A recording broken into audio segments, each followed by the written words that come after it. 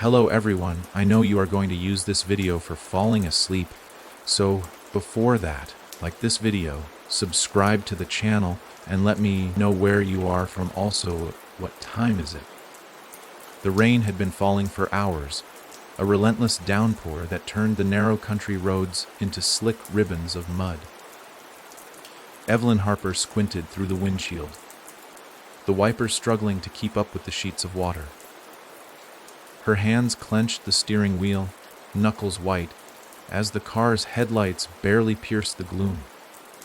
She hadn't planned to drive through a storm, but the letter had arrived that morning, its contents urgent and unsettling. A single sheet of aged paper, the handwriting elegant yet hurried. Evelyn, come to Black Hollow. Your inheritance awaits. But be warned, some doors should remain closed. No signature, no return address.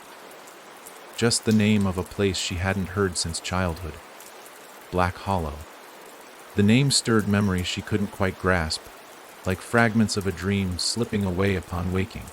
The GPS had been useless, the signal lost miles back. She relied on the crumpled map she found in the glove compartment, tracing the faded lines with a trembling finger. Now, as the car crested a hill, she saw it, a sprawling Victorian mansion, its silhouette stark against the stormy sky. Evelyn parked the car and stepped out, the wind tugging at her coat. The house loomed before her, windows like dark eyes watching her approach. She hesitated at the wrought iron gate, its hinges groaning as she pushed it open. The path was overgrown, weeds clawing at her ankles as she made her way to the front door. She raised her hand to knock, but the door creaked open before she could touch it.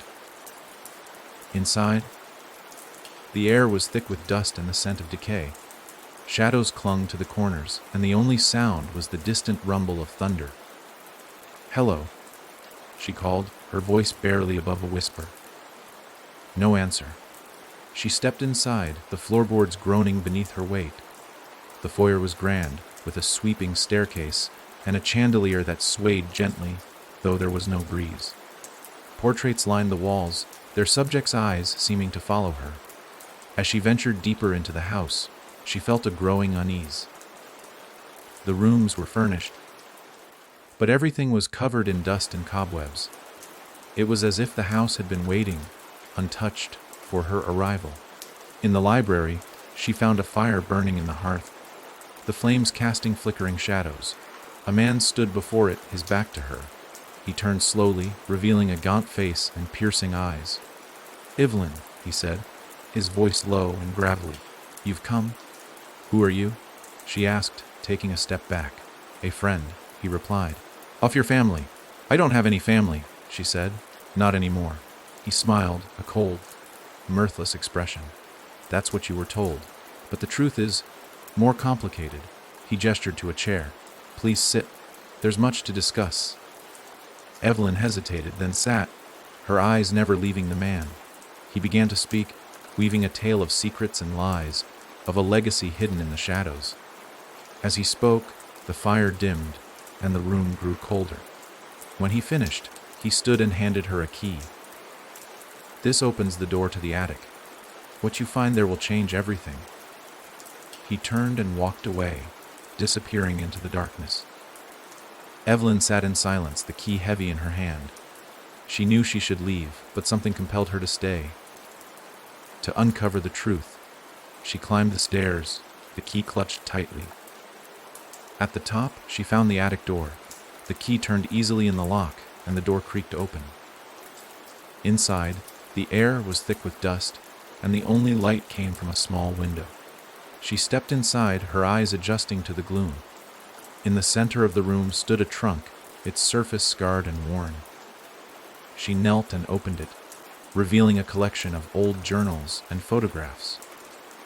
As she sifted through the contents, she found a photograph of a woman who looked exactly like her. On the back, a name was written: Lillian Harper, her grandmother. Evelyn's heart pounded as she read the journals, each entry revealing more about her family's dark past. A history of secrets, of forbidden rituals, and of a curse that had haunted them for generations. Suddenly, the attic door slammed shut, and the room grew colder. Whispers filled the air, voices speaking in a language she didn't understand. The shadows seemed to move, coalescing into shapes that loomed over her. She tried to scream, but no sound came. The darkness closed in, and she felt herself falling into the abyss. The cold in the attic wasn't just temperature, it was presence. Evelyn clutched the journal to her chest, her breath shallow. The shadows no longer danced along the walls. They watched, frozen, expectant. She didn't know how long she'd been crouched near the open trunk, her knees stiff and her fingers numb.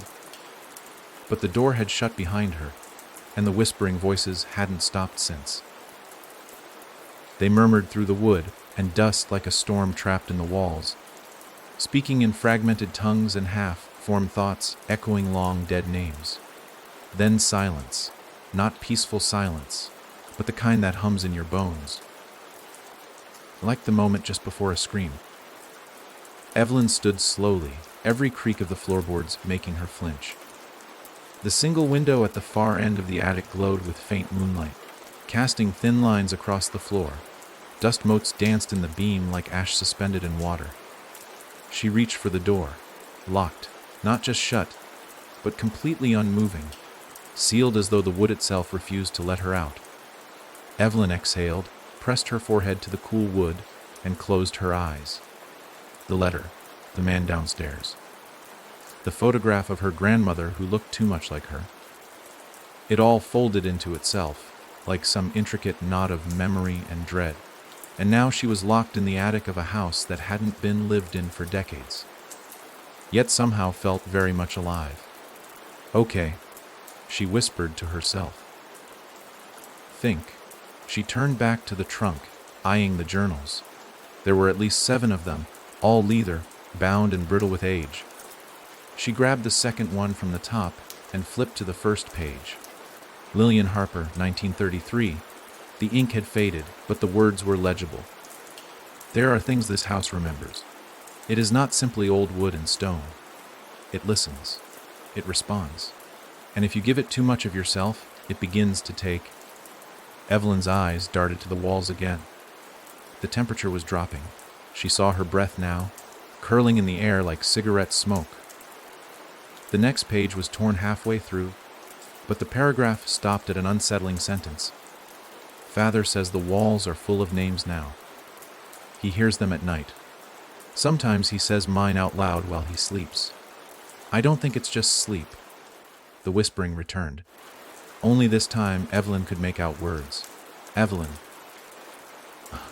Daughter? Return. She dropped the journal. Her hands trembled. The voices weren't behind the walls anymore. They were coming from beneath the floorboards, curling up from the cracks like smoke from an invisible fire. She stumbled backward, her heel catching on the edge of the trunk. As she fell, her shoulder slammed against the floor, and a hollow thud echoed beneath her. Not wood on wood, wood on empty. Evelyn rolled to her knees, pressing her ear to the floor. Nothing. Then, 3 sharp knocks. From beneath, she scrambled back. No, this isn't real, she muttered. But when she looked up, there was something scrawled on the far wall in what looked like soot or ash. Harpr, more names were appearing, one by one, as if being written by an unseen hand. Each new name crawled across the wall with a scratchy hiss, like a dry marker dragged across glass. Elaha Harpr, well Liam Rpr har ahar opapa Harpr lion Harpar. Then a final one, darker than the others, almost burned into the wall itself. Eveln Harpar. Her legs buckled. No, I'm not part of this, she whispered. The floor beneath her shuddered. A sound, not quite a groan, not quite a breath, moved through the attic like something massive shifting in its sleep, and then the door creaked open. Evelyn didn't wait. She ran. Down the narrow attic stairs, nearly tripping, the journal still clutched in one hand. The air downstairs was warmer, but not comfortingly so. It felt wrong, like something had just left the room, but might return at any second. The fire in the library had burned out. No sign of the man from before. No sound at all. Even the thunder outside had stopped, leaving a silence that rang in her ears. She turned to the grand staircase leading to the front door, but something new caught her eye. A large oil painting that hadn't been there before. It hung above the fireplace, and it was of her.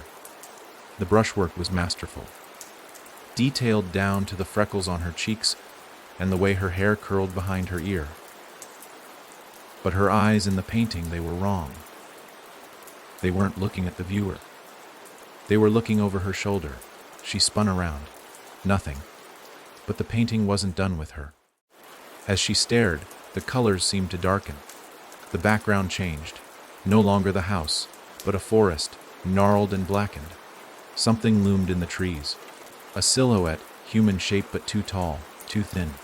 Its limbs twisted upward like branches, and it had no face, just a hollow where one should be. Then she saw the word again. Hollow, painted faintly in the lower corner, almost invisible. She backed away, bumping into a side table and knocking over a dusty vase. The crash echoed through the room, and somewhere upstairs, a door slammed shut, then footsteps. Slow, measured, coming from the second floor. Evelyn ducked into a nearby room, the dining room, with a long table still set for dinner that never happened. Candles melted down to nubs, plates with faded patterns. A silver fork, tarnished nearly black. She crouched behind the table, her breath coming in shallow bursts. The footsteps reached the stairs. She closed her eyes. One step, another, then another, closer. A voice floated down from the landing. Male, calm, as if speaking to an old friend. You opened the attic. Evelyn held her breath. Did you see them? He asked, still not in view. They show themselves to the bloodline. They always do. She wanted to scream, to demand answers, but she couldn't move. The man's voice was different now. Warmer, more curious than threatening. You must have seen the names. Silence. They come to you. They always do. And once you hear them, once you speak them, the pause felt like a knife's edge. They don't go away. A creak from the top of the stairs. The whispering returned. Faint but growing louder, more urgent. This time, it wasn't from the attic. It was in the walls. All around her. She sprang to her feet and bolted toward the back of the house. Through the kitchen, and into a narrow hallway lined with cabinets. The whispers chased her, crawling along the ceiling and floor, murmuring just loud enough to drown out her thoughts. At the end of the hall, a door. Locked. She yanked at it, her palms sweaty on the knob. The voices rose, and then the lock clicked. The door opened, stairs again, but these went down. Into the cellar. The air changed the moment she stepped onto the first step. It was heavy, like walking underwater.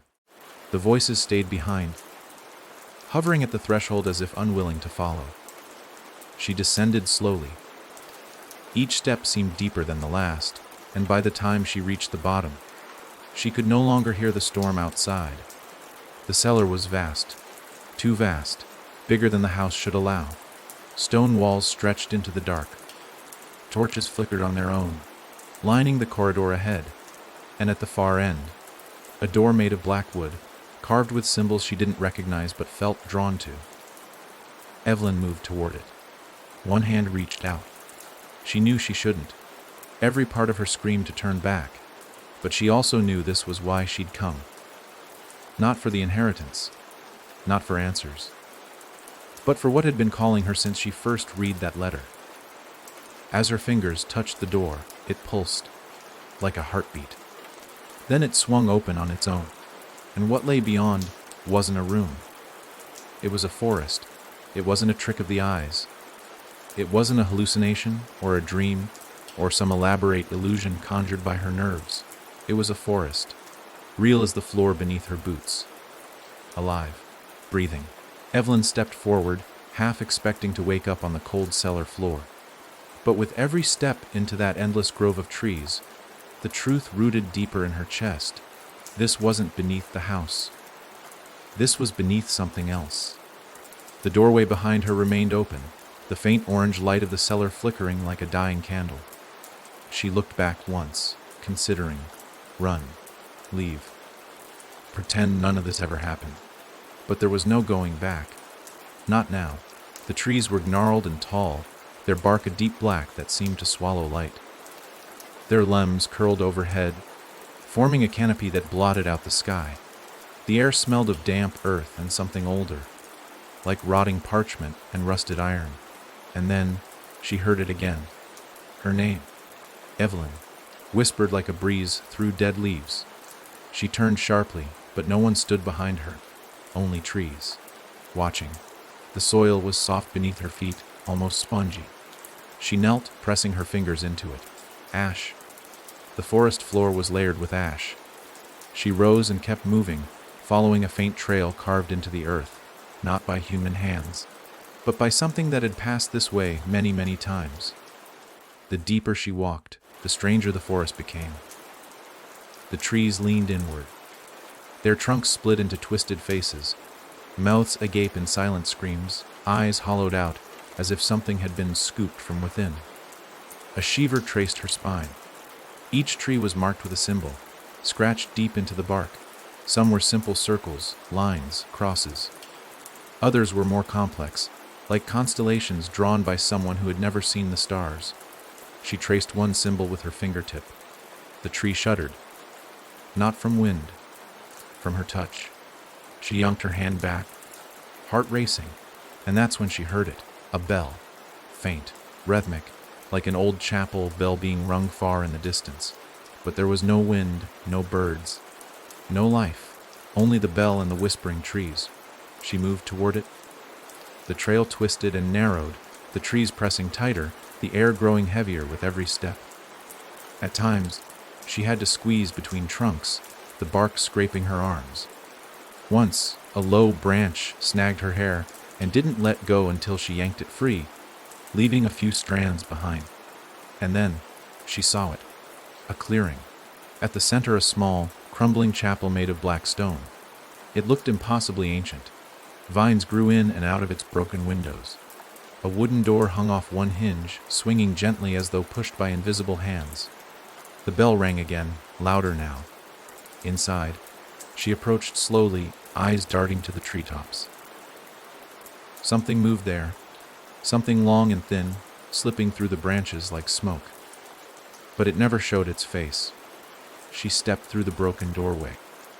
The chapel's interior was dust, choked and dim. Rows of decaying pews faced a stone altar. Behind it, a cracked mural stretched across the far wall. Most of it had peeled away, but what remained was haunting. A forest, this forest, sprawled across the wall. But in the mural, the tree's blood. Thick black lines oozed from their trunks, pooling around the feet of dozens of faceless figures kneeling in worship. At the center, towering above them, stood a shape. Evelyn's breath caught. She'd seen it before.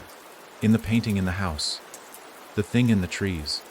A tall, thin figure, its head a hollow void, antlers like twisted roots sprouting from its skull. Its arms hung low, nearly reaching the ground, each finger impossibly long. Beneath the figure were words, carved, not painted. New KNL Bifo ar ter halobed ki hydra. The bell rang once more. This time, inside the chapel. Evelyn spun.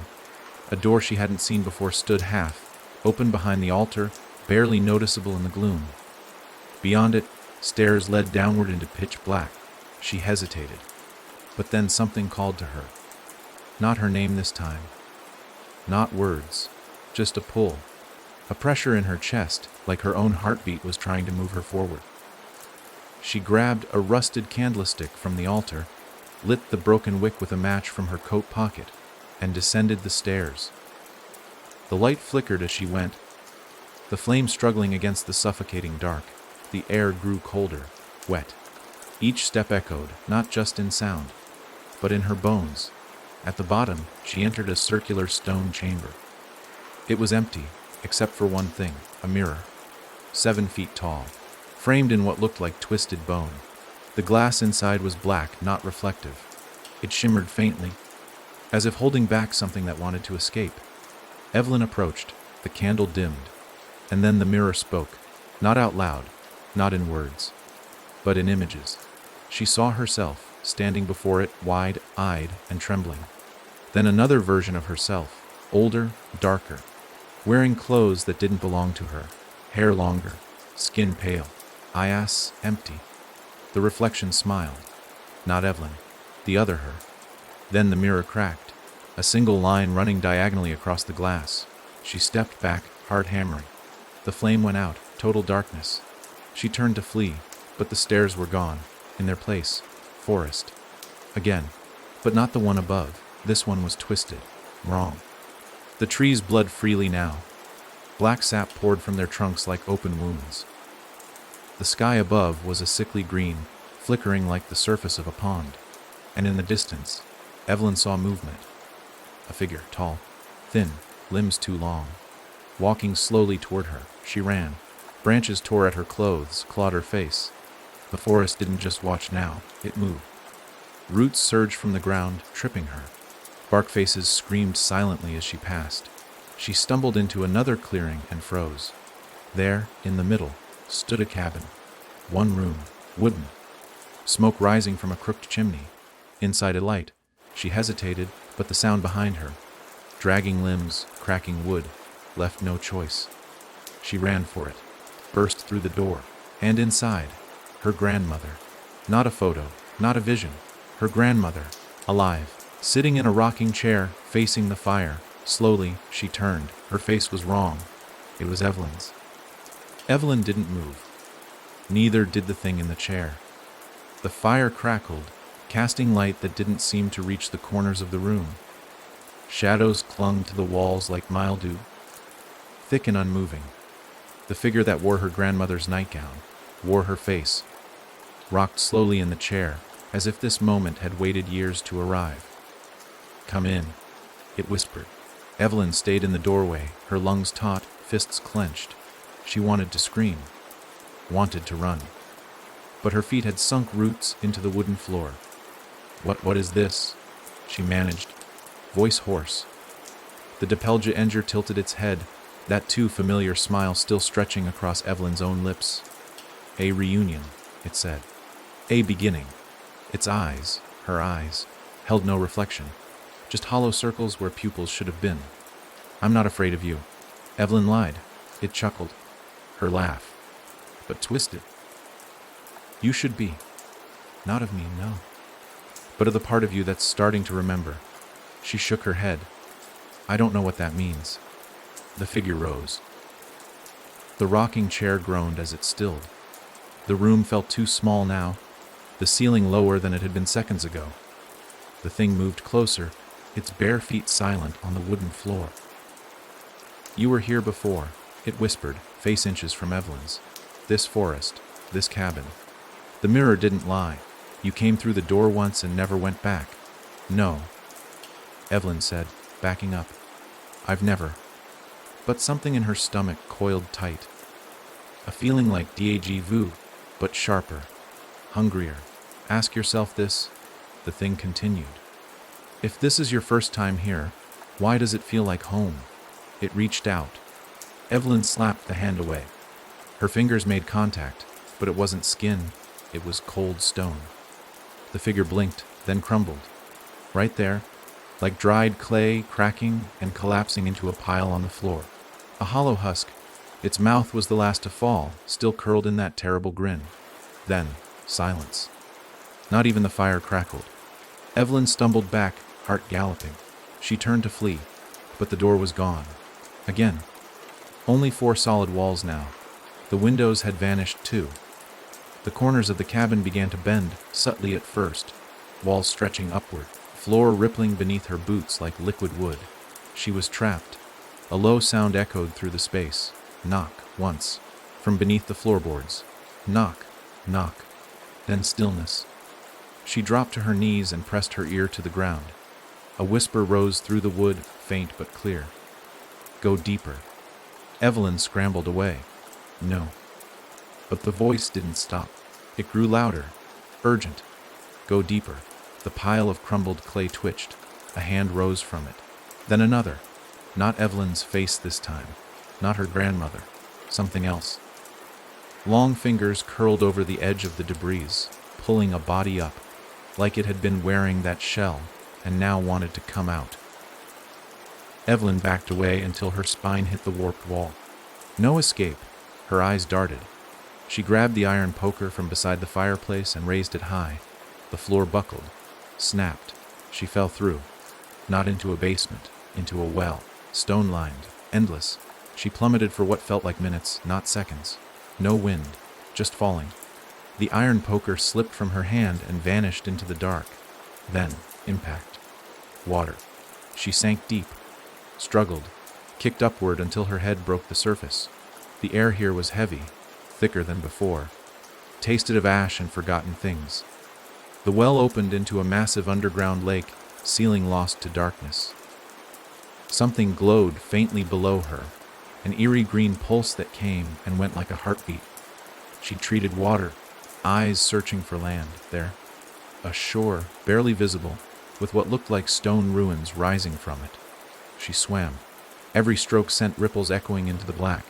Halfway across, something brushed her leg. She froze, waited, nothing. Then, again. Closer, she thrashed forward. Another brush, higher, a grip. She screamed, flailing wildly, and broke through the shallows, crawling onto the shore with lungs burning and limbs aching. Behind her, the water went still. She didn't look back. The ruins were ancient, half-buried monoliths carved with symbols matching those she'd seen on the trees above. A circle split down the middle, a spiral enclosed in a square, all of them humming faintly. In the center of the stone platform, surrounded by jagged pillars, stood a door. Not just any door. The cellar door, the one from her house. Standing free in the center of the underground ruins, frame and all, like it had grown out of the stone. Her heart seized. She approached, fingers trembling as they reached for the knob. Voices rose, hundreds, thousands, all whispering the same thing. Welcome back. The knob turned by itself, the door creaked open, and Evelyn stared into her bedroom. As it had been 10 years ago, posters on the walls, books stacked on the desk, her favorite blanket folded neatly at the foot of the bed. She stepped through, and time stopped. The world froze in a single blink. The air didn't move. Dust hung still in golden rays of light. The door slammed shut behind her, but the sound never came. Evelyn turned slowly. Everything here was exact. The details, the imperfections. Even the burn mark on her old rug from the time she knocked over a candle as a kid. She walked to the dresser and opened a drawer. Clothes from her childhood. She opened a book, her handwriting inside. Doodles. Notes a small. E-Fless. Heart she'd carved into the inside cover when she had her first crush. It was real. But how? She moved to the window. Outside wasn't her neighborhood. It was the forest. Twisting trees. Faces in bark. A mirror nailed to one of the trunks. And in the distance, that figure. Moving. Always closer. She turned back toward the bed. And there, she was sleeping in it. A younger version of herself. Breathing softly. Eyes closed. Lips slightly parted in sleep. Then, the girl opened her eyes. And screamed. The scream pierced the frozen air, shattering the illusion like glass struck with a hammer. Evelyn stumbled back, heart slamming against her ribs as the girl, herself unmistakably 10 years old, scrambled to the far corner of the bed, clutching the blanket like a shield. "Don't hurt me," the girl cried. I'm not." Evelyn's voice cracked. "I'm not here to hurt you. But how do you convince your past self you aren't a monster when you look like a stranger who just stepped out of the forest?" "I don't believe you," the girl shouted. Her eyes darted around the room. Every shadow, every movement. But what made Evelyn freeze wasn't the panic. It was the recognition buried underneath it. The girl knew her. Not as a stranger. As something worse. "You came back," the girl whispered, curling tighter under the blanket. "You said you wouldn't. You promised." Evelyn's spine locked. What did I promise? The girl didn't answer. She just pointed to the corner of the room, to the closet. Evelyn turned. The door to the closet was closed. The same closet she used to hide in when the nightmares came. The same closet where she once swore she saw a second version of herself, staring back in silence, not moving an inch. The air shifted. Low, rhythmic thuds came from behind the door, like footsteps pacing, back and forth. Evelyn stepped closer. "No," the girl whispered. "Don't open it." Evelyn hesitated. Her fingers hovered just inches from the handle. "I have to," she said softly.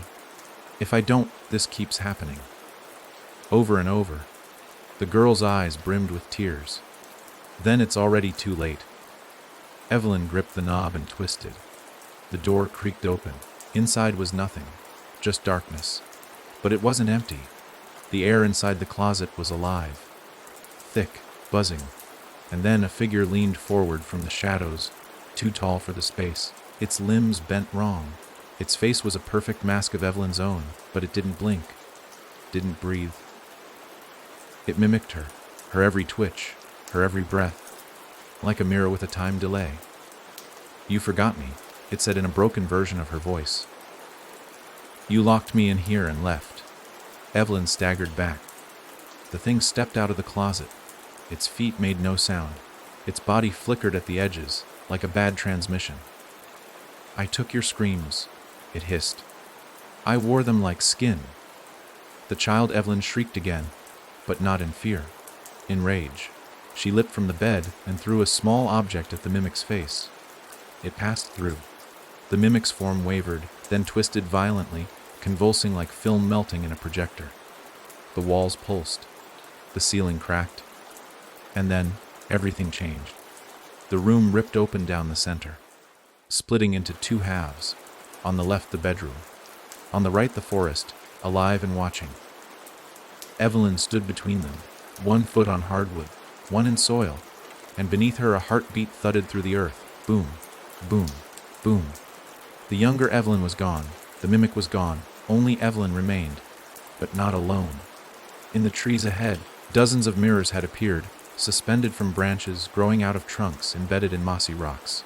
Each showed a different version of her, sleeping, screaming, running, laughing, dying. She turned slowly, seeing her reflection fractured in a dozen twisted ways. One mirror showed her with hollow eyes and a bleeding mouth. Another with black veins crawling up her neck. Another with no face at all. And then one mirror rippled, changed. Not a reflection, but a window. She stepped closer. Inside it, she saw a man, tall, thin, dressed in dark, ragged clothes.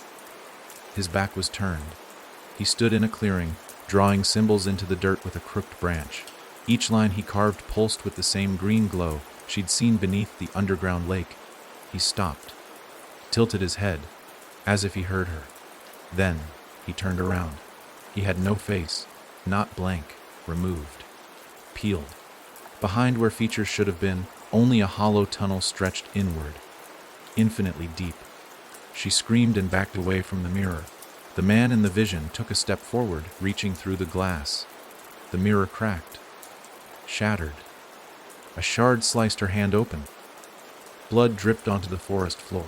It hissed as it hit the dirt. The trees leaned in. The forest wanted it. Her blood, her pain. The earth below trembled again, then split, a narrow fissure open, forming a path straight into the ground like a stairway carved by old gods. And Evelyn, bleeding, breathless, afraid, knew what she had to do. The only way out was down. The wound on Evelyn's palm throbbed in sync with the earth's pulse. Each drop of blood fed the soil, darkening it, awakening something deep below. The fissure gaped like a mouth, jagged and damp, its stone lips twitching in anticipation. It wasn't a natural formation. It had purpose, design. She could feel it, like a whisper beneath her skin. She took one last look at the forest. Behind her, the trees stood still, silent and watching, like witnesses to a funeral no one dared attend. And then she stepped down. The air grew cold instantly, swallowing the heat from her skin. Each stone stair was slick, wet with moss or something worse. The walls were uneven, pulsating softly, like the inside of a throat. Her footsteps echoed upward, swallowed into silence just a few paces above her. She was being forgotten by the world with each step, buried before death. After the 10th step, she could no longer see the sky. After the 50th, the only light came from the walls, veins of glowing green trailing alongside her like bioluminescent roots. After the 100th, she heard them. Whispers. Hundreds of voices, indistinct yet intimate. They didn't speak to her. They spoke about her. She always knew. She never belonged. She shouldn't have come back. She broke the pact. The air grew tighter. Breathing became labor. But she couldn't stop. Something behind her, unseen, unfelt, but known, was following and gaining. The tunnel walls began to widen into a chamber. Evelyn stepped onto a stone platform that jutted out into an underground cathedral of sorts. A cavern so massive she couldn't see the end. It pulsed with ancient breath, the air stale and damp.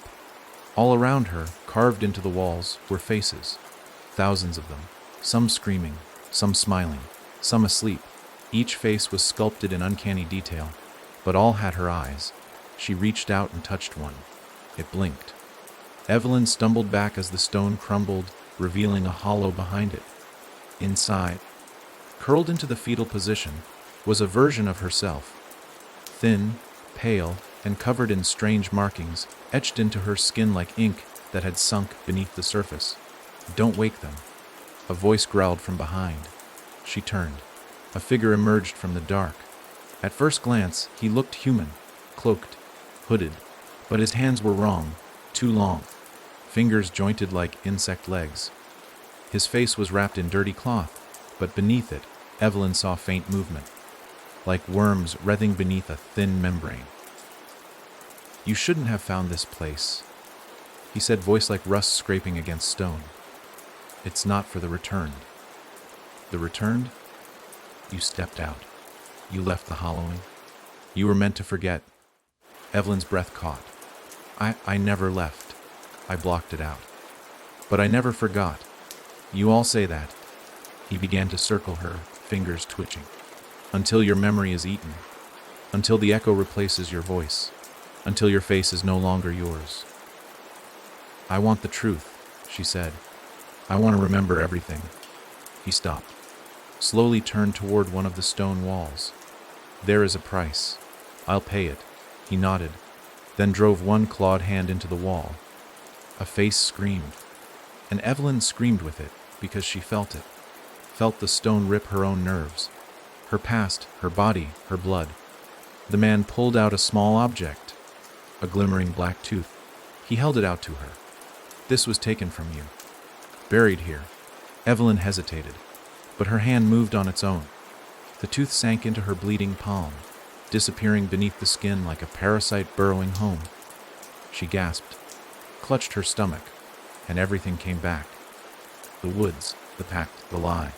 She had led someone here, years ago, not alone, a boy. His name came back like a slap. Liam, the boy with the lantern.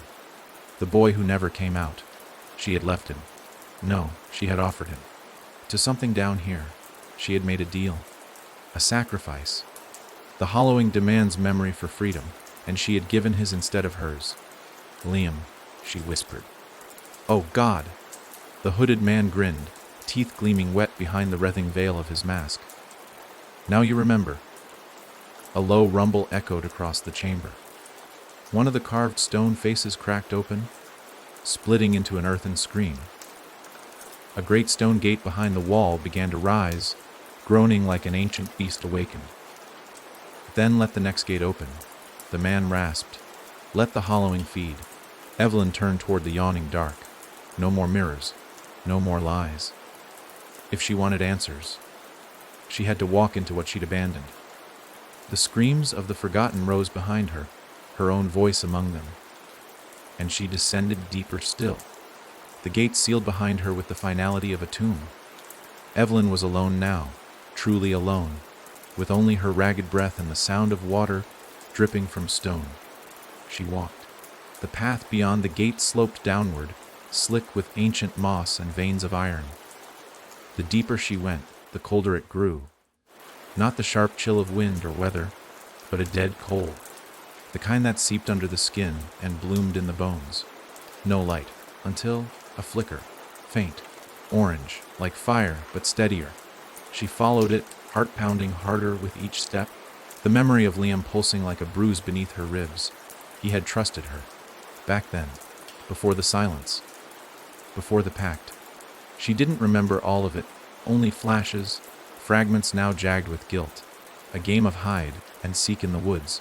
A wrong turn. A scream muffled too fast. Her hand on his shoulder, whispering, "It's okay. Just walk with me." And then, nothing, until now. The tunnel widened again, revealing a narrow stone bridge arsing across a bottomless chasm. At the other end, half buried in shadows, stood the lantern, rusty, flickering, but unmistakable. It hung from a crooked wooden post, swinging slightly. Though there was no wind, Evelyn stepped forward. Each pace made the bridge groan. Her foot hit a slick patch. She nearly slipped, but caught herself, hands brushing against the stone railing that pulsed under her skin like an old scar. When she reached the lantern, she didn't touch it. She stared at it. The light inside was unnatural. It didn't burn. It swirled, as if smoke had learned to glow. Shadows danced in its core like shapes trying to crawl out. Then she saw it. A face reflected in the lantern glass. Not hers. A boy's, eyes hollow, skin pale, hair wet. "Liam," she whispered. The glass cracked slightly in response. Behind the lantern, a door emerged from the rock face. Old, iron, bound, with carvings along its edges. Not words, teeth. Human, animal, impossible to tell. They jutted from the wood like trophies. Evelyn stepped toward it, and the lantern brightened behind her. The door didn't open on its own. It waited. She reached out, placed her fingers against the wood, and screamed. Pain exploded through her hand. Something had bitten her. She looked down. The door. The carvings. They weren't carvings. They were mouths. Tiny mouths, puckered and gnashing, feeding on the heat of her skin. She yanked her hand back, blood smearing across the ancient timber. The door drank it, swallowed her offering, and slowly creaked open. Behind it, blackness deeper than anything she'd known, and footsteps, soft, bare, wet. Evelyn took one step back. Too late, the boy emerged. But it wasn't him, not really. It wore Liam's shape, his small frame, his wide eyes, even the hoodie he'd been wearing the day he vanished. But the colors were wrong. Drained, like someone had drawn him from memory. Then soaked him in grave water. He stared at her with a smile too calm for the pit around them. "Hi, Evelyn," he said. She trembled. "Lim, you came back." "I didn't mean to. I forgot what happened. I didn't know. You left me." His voice wasn't angry. That made it worse. I was scared. They made me choose. I was a kid. You gave me to them." A pause. "I remember everything now. Do you?" Her knees buckled slightly, but she stood her ground. "I'm trying to fix it. There's no fixing this." Behind Liam, others began to appear.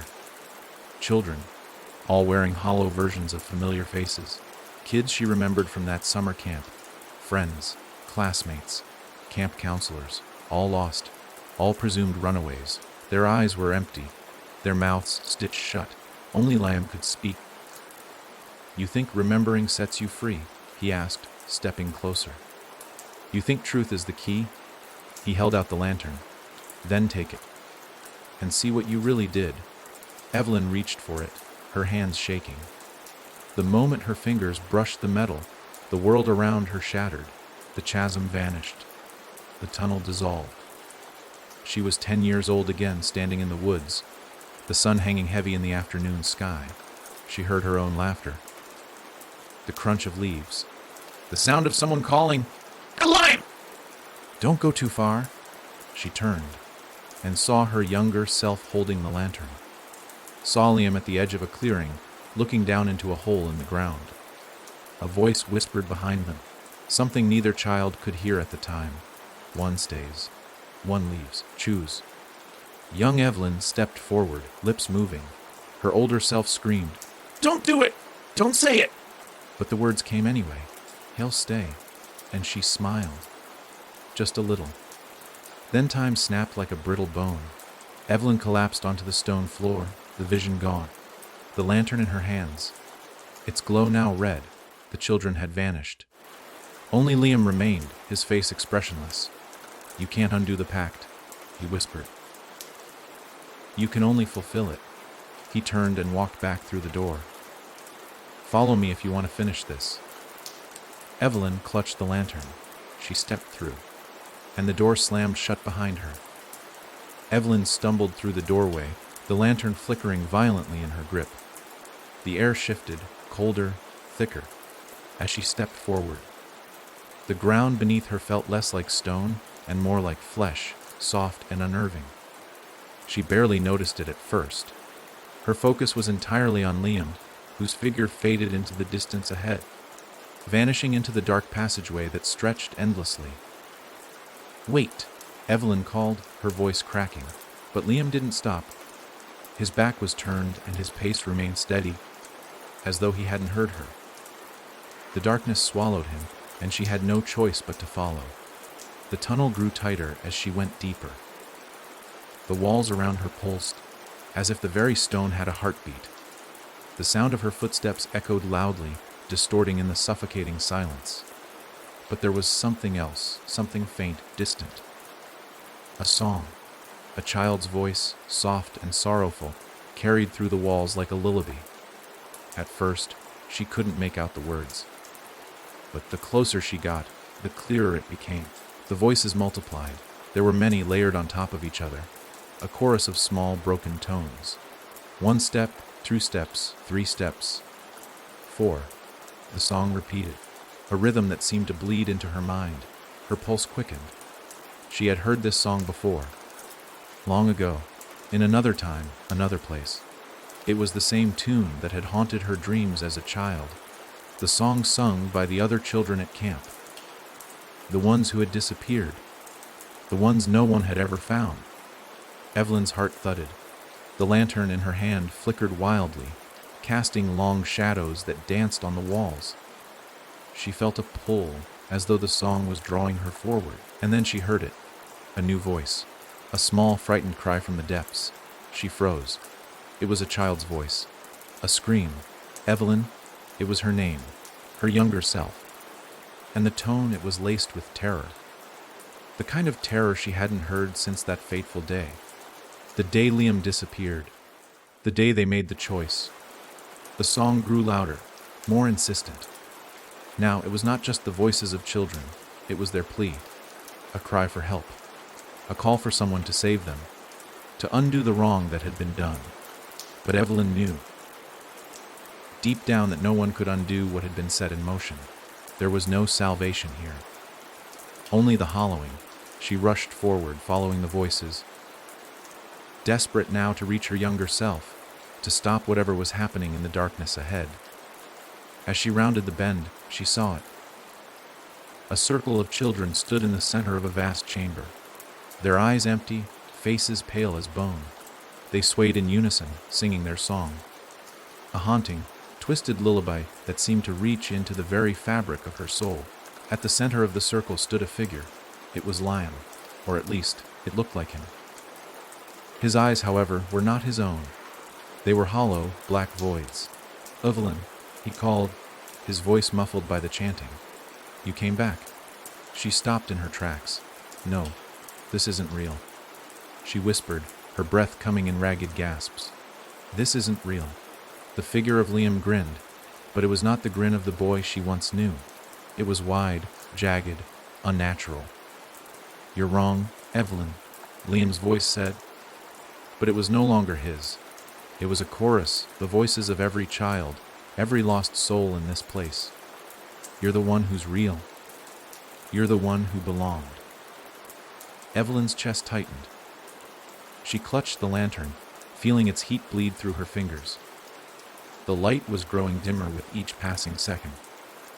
The flickering dance of the flame replaced by a faint, sickly glow. The children around her continued their chant, but their faces twisted now, each one mouthing the words in silent agony. their lips not quite matching the song. Their bodies swayed like marionettes, strung together by an invisible force. Evelyn's eyes darted around the room, and that's when she saw it. In the far corner, barely visible in the shadows, was a door, tall, iron-bound, and covered in the same jagged carvings she had seen earlier. But there was something else, something even more disturbing. A figure stood before the door, a tall, shadowed figure that Evelyn recognized instantly. It was him, the one who had made the pact, the one who had waited. The keeper. His eyes, too, were voids, black, endless, and all-consuming. He held the lantern in one hand, the same one that Evelyn now clutched in her own. It wasn't just a lantern anymore, it was a key to unlock the hollowing. And as she stared into the keeper's empty gaze, she felt the weight of everything she had ever done settle upon her. She had chosen, and now the time had come to fulfill that choice. Leave them be, Evelyn whispered, tears welling in her eyes.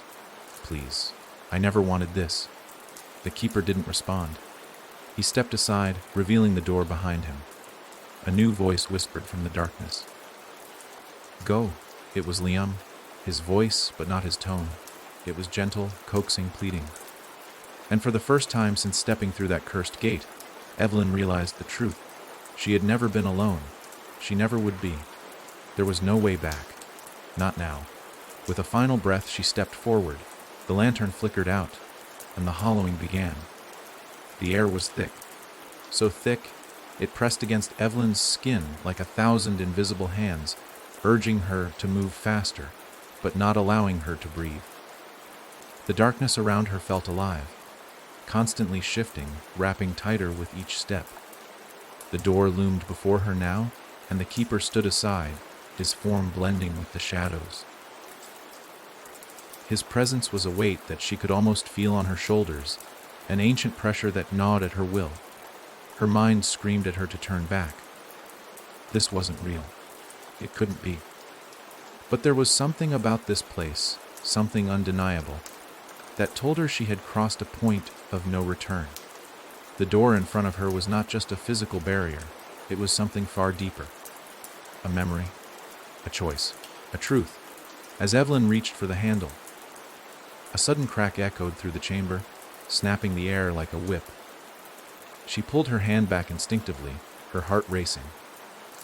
The sound wasn't just from the door, but from everywhere, coming from the walls, the ceiling, the floor. The very fabric of the place seemed to be fracturing, unraveling in slow motion. Leave it be, a voice croaked from behind her. Evelyn spun, her pulse spiking. Liam, his voice, no longer distant, was now right at her side. But when she turned, he wasn't there. Only the darkness met her eyes, and she felt a chill creep down her spine. The children's song had faded, replaced by a new sound. The whispering. It started low at first, but quickly grew louder, overwhelming her senses. The whispers were all around her, seeping into her thoughts, each voice distinct, but indistinguishable from the others. They spoke of things she couldn't quite understand, promises and warnings mixed with fragments of forgotten memories. Faces flashed in her mind, some familiar, some twisted with time, others so alien they didn't belong. You never escaped. A flash of her younger self, running through the woods, crying for help. But no one answered. The faces of the children she had known, lost to the hollowing. She tried to shut the images out, but they pressed in, suffocating her, relentless. Leave it alone, the voice repeated, more insistent, Liam's voice. Evelyn gripped the lantern tighter, its flickering flame casting shadows that seemed to move on their own, stretching and shrinking as if alive. The door. It was still in front of her. She took a deep breath, her eyes narrowing as she looked at the door. It was no longer just a portal to the unknown. It was a reflection of herself, of everything she had done, her guilt, her decisions, the lives she had shaped and destroyed. The keeper's figure seemed to fade deeper into the shadows. He wasn't waiting for her to choose. He was waiting for her to remember. Evelyn's fingers grazed the cold metal of the door handle once more. Her breath hitched. For a moment, the whispers ceased. The room fell deathly silent. It was then that she realized what it was. The door wasn't just an entrance. It was a mirror, a reflection of her past, a reflection of the hollowing itself. Without thinking, she turned the handle. The door screeched, and with that sound, the whispers returned, louder this time, drowning out everything else. They weren't just whispers anymore.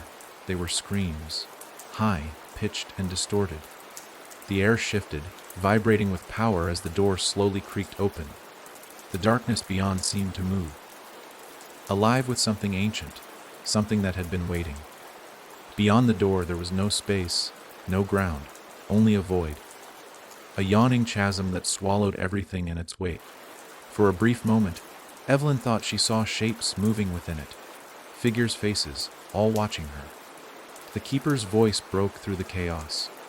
"You cannot run from this. You never could. You are here now." Evelyn's heartbeat quickened, her body paralyzed by the weight of his words. And then, like a snap, the world around her seemed to dissolve.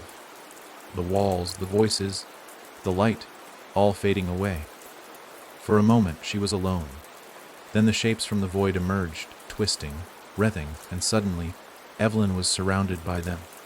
She felt her breath catch in her throat, her body unable to move, to scream. Each figure she saw felt like a part of herself. Twisted versions of her past, of choices long buried, of things she could never undo. And then, through the crowd of distorted faces, she saw it. The young girl, the one from the camp. Her face was pale, drained of life, eyes wide with terror as she reached out to Evelyn. "Save me," the girl whispered, her voice like the cracking of glass. Evelyn felt the pull. Her name, her face, it was all real. She was the key to the hollowing, the one who had opened the door, and the one who could close it. But not without sacrifice. She reached out, but as her fingers grazed the girl's, the world collapsed. The light of the lantern went out, and everything faded. When Evelyn's eyes fluttered open, she felt as though she had been submerged underwater. Disoriented, choking on the remnants of a dream she couldn't quite remember. The air around her was thick, heavier than before, suffocating in its stillness. Her vision blurred, the world shifting between shadow and light. But as the haze began to clear, she realized that she was no longer standing in the chamber with the door. Instead, she was lying on cold, damp ground, the scent of decay and rot filling her nostrils.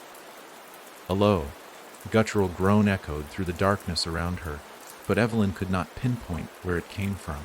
She tried to push herself up, but her limbs felt like lead, slow, unwilling to respond. Her head throbbed, each pulse an agonizing reminder of the nightmare that had nearly swallowed her whole. The hollowing. It wasn't just a place. It was a force, a presence that existed far beyond the physical realm, waiting to take what it was owed. Her breath came in short, shallow gasps, the weight of what she had seen and felt pressing down on her chest like a 1,000-pound stone. Her thoughts scattered, but one thing remained certain. She had made a choice, and that choice had set something in motion. A voice echoed, this time far more distinct. "You shouldn't have opened the door." Evelyn froze. The words weren't hers. They were someone else's. A shadow moved in front of her, rising from the darkened floor like a wisp of smoke, only to solidify into a figure. The keeper. His features were indistinct, as though he were made from the darkness itself, his form ever shifting. "You are not supposed to be here." His voice was like gravel scraping against stone. But then again, none of us were ever meant to be here. Evelyn blinked, her mind struggling to piece together the fragments of reality. She wanted to ask about the girl, about the choice she had made, but the words wouldn't come. Her mouth felt dry, her body shaking uncontrollably. "You," she coughed, her throat aching. "What was that? What did I see?" The keeper moved closer, his presence overwhelming. He crouched down, his face just inches from hers, and for a moment, Evelyn thought she saw something resembling sorrow in his eyes, an emotion so rare in this forsaken place that it made her shiver. "You saw them," he said, his voice softer now, almost regretful. "The echoes of what has been lost, what was never meant to be forgotten." Evelyn's chest tightened. She had seen them, the figures in the void, the twisted faces, and the girl. The girl's eyes, she could never forget them. Save me. But the voice felt so far away now, lost in the endless chasm that had swallowed it whole. "What do you mean? Who were they?" Evelyn's words felt foreign, her own voice sounding strange in her ears. "They were you," the keeper said quietly, as though he were speaking to himself. "A part of you that you've abandoned. A part of all of us who have come before you." He leaned in closer, his cold breath against her skin. "They are the echoes of those who failed, who became a part of the hollowing." Evelyn's heart began to race. Failed. A part of the hollowing. She had felt the weight of their eyes on her. Those lost souls, their faces distorted, twisted by time and regret. But the girl was different. She was the only one who had reached out to her, who had spoken directly to her. The keeper's eyes darkened, his face becoming less solid, less real. "You think you can stop it?" His laugh was a soft rasp, like dry leaves skittering across stone. "You cannot." Evelyn's hand instinctively reached for the lantern at her side, but it was gone. In its place, the cold, oppressive darkness seemed to swallow everything. There was no light, no path forward. The keeper straightened, his figure expanding, looming over her. "You were foolish to think you could escape. The hollowing is not something you can outrun. It is not something you can fix. But there must be a way." Evelyn whispered, a hint of desperation in her voice. "There has to be something I can do. I saw the girl. I saw her in the void. She needs me." The keeper tilted his head, almost as if contemplating her words. "She was never yours to save," he said finally, his voice tinged with bitterness. "She is already part of it. Just as you will be." Evelyn's breath caught in her throat. "No. Yes," the keeper whispered, his words heavy with finality. "You cannot change what has already been done. The hollowing takes, and it never gives back." Evelyn's mind screamed, but her body refused to obey. The weight of his words crushed her spirit, but something inside of her refused to let go. She had to try. She couldn't give up. "I'll find a way." The keeper's smile was almost imperceptible, but she saw it. A flash of something sinister behind his eyes. "You can try. But you cannot stop the hollowing." With a slow, deliberate motion, he turned and began to fade back into the darkness, his figure disappearing until all that remained was the cold, suffocating void. Evelyn was alone once more. The void had swallowed her. That's all Evelyn could think of as she stood in the suffocating silence. Her body, cold and motionless, felt as if it were suspended in time, her mind desperately clawing at the edges of reason. The keeper's words echoed relentlessly in her mind, wrapping around her like a vice, squeezing the air from her lungs. "You cannot stop the hollowing." She had always thought that if she could just find the right path, just solve the puzzle, the nightmare would end. But there were no answers here. No easy escape. She didn't know what it meant to be a part of the hollowing. She didn't know if she ever would. But one thing was certain, she had been marked. A chill wind blew across the desolate landscape, though there was no sky above her, no stars, no moon. Just a suffocating blackness that seemed to stretch endlessly in every direction. There was no sound here, except for the whispers. Quiet, barely audible, but growing louder by the second. Evelyn closed her eyes, trying to block out the noise, but it was futile. The whispers crawled under her skin, seeping into her thoughts, infecting her mind. Words. Her name. Soft. Melodic at first, then darker, more insistent. Evelyn, Evelyn, Evelyn. She shook her head, as if trying to dislodge the sound from her brain, but the more she tried to escape it, the clearer the voices became. Their tones were strange, unfamiliar, some voices filled with sorrow, others with rage. The ground beneath her feet shifted, causing her to stumble. She looked down, eyes wide in disbelief. The once solid earth now rippled like water, as if the very fabric of reality was breaking apart. The world around her wasn't just dark, it was alive. The hollowing wasn't a place. It was a living, breathing entity. It was shifting. The whispers grew louder, turning into distinct words, sharp and frantic. They're coming. They're all coming. Evelyn spun around, trying to locate the source of the voices, but there was nothing to see, only the void stretching endlessly in every direction. A cold sweat broke out on her skin, her heart hammering in her chest. Ooh. The answer came, but it wasn't spoken aloud. It came from within her own mind. A vision, a fleeting image that struck her like lightning, a dark figure, standing on the edge of a cliff, overlooking a vast, dark expanse. It was tall, cloaked in shadows, with eyes that burned like embers. The figure's face was obscured, but Evelyn felt a deep, primal fear stir inside her at the mere sight of it. They. The figure raised a hand, pointing at her, and the vision shattered. The ground beneath her feet trembled violently, causing her to stagger. She looked around desperately. Was this part of the dream? Was she still dreaming? But no, the pain was real. The fear was real. And the hollowing, the entity that had haunted her every step, wasn't going away. It was growing stronger, more insistent. Evelyn dropped to her knees, clutching her head, fighting the growing terror. She couldn't stay here. She couldn't let it take her. Her eyes snapped open, and for a split second, she thought she saw something in the distance. A faint light, flickering like a distant star. It was almost too far to reach. Too fragile to trust, but it was something. It was hope. She pushed herself to her feet, every movement feeling like it was tearing her apart, but she forced herself to take a step toward the light. And then another, and another. But with each step she took, the ground shifted beneath her, contorting, warping like some grotesque mirage. The whispers grew louder, more frantic, until she could no longer distinguish the sound from the air around her. It became a part of her, a living, breathing thing within her chest. The door. Find the door. The voice came again, but it wasn't from the shifting ground. It wasn't from the whispers. It was her voice.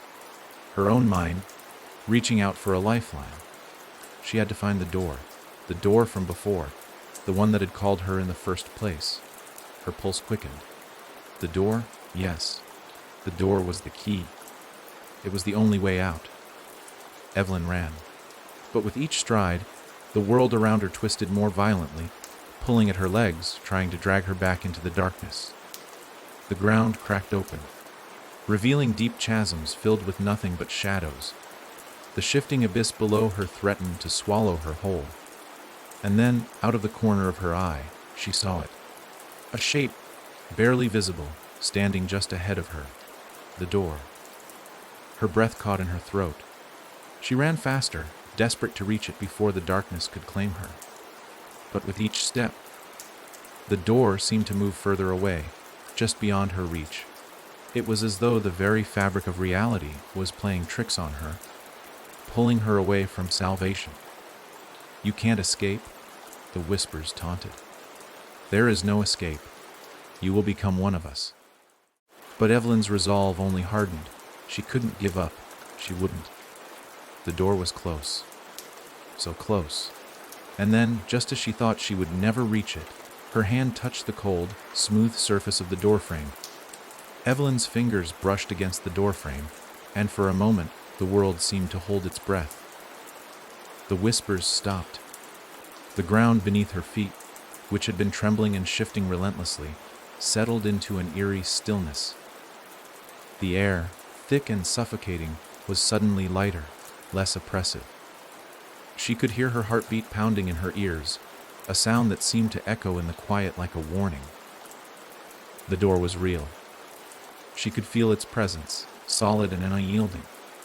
She wasn't sure how she knew it, but Evelyn understood that this door, the one she had been chasing through the endless blackness, was the threshold between the hollowing and something else, something beyond.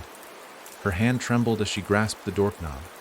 It felt cold, almost too cold to touch, but she forced herself to turn it. The door creaked open, a groaning sound that sent a shiver down her spine.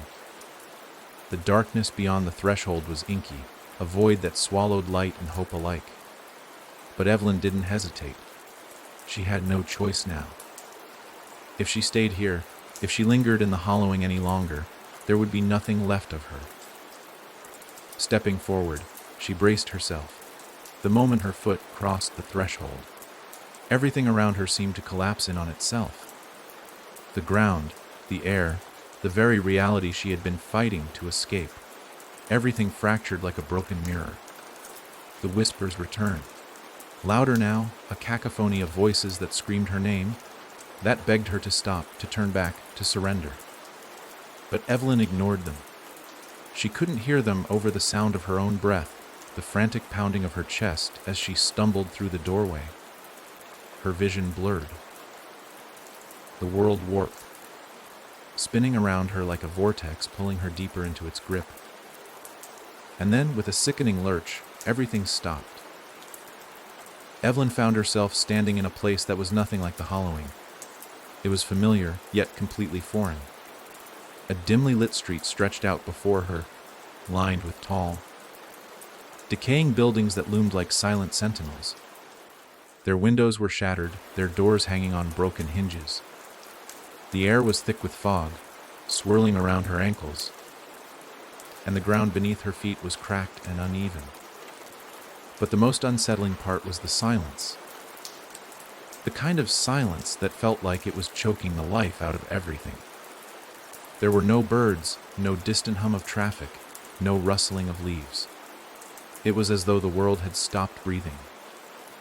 Evelyn's heart raced as she took in her surroundings.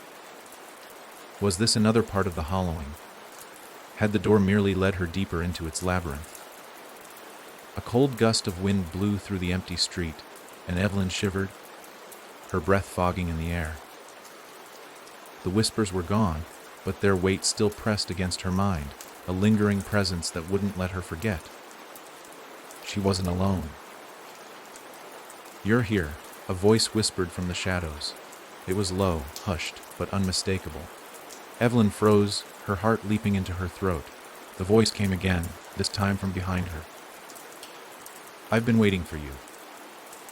Evelyn spun around, but there was nothing there. Just the empty street, the crumbling buildings, the thick fog that seemed to swallow everything in sight. Her breath came faster now, the hairs on the back of her neck standing on end. "Who's there?" she called, her voice trembling in the heavy silence. The fog shifted, curling and twisting as if it had a life of its own. And then, out of the mist, a figure emerged. Tall, cloaked in darkness, the figure's face was obscured. But Evelyn could feel its presence, powerful, suffocating, like the weight of the world pressing down on her chest. Her instincts screamed at her to run, to flee, but she was rooted to the spot, paralyzed by a force she didn't understand. "You shouldn't have come," the figure said, its voice like the rustling of dead leaves. "But now that you're here, you will see what you've awoken." Evelyn tried to speak, to ask what it meant, but no words came out. The figure stepped forward, its presence overwhelming. The fog thickened around it, clinging to the figure like a shroud. "You're in the veil now, Evelyn." The figure continued. "The space between worlds, between time. This is where the hollowing begins." Evelyn's mind raced. The veil. The hollowing had a beginning. She had thought it was an endless expanse, a place where time had no meaning. But this was different. "The hollowing begins here?" The figure repeated, its voice like a cold whisper against her skin. "But you will not survive the journey. No one does." The price of crossing the threshold is always the same.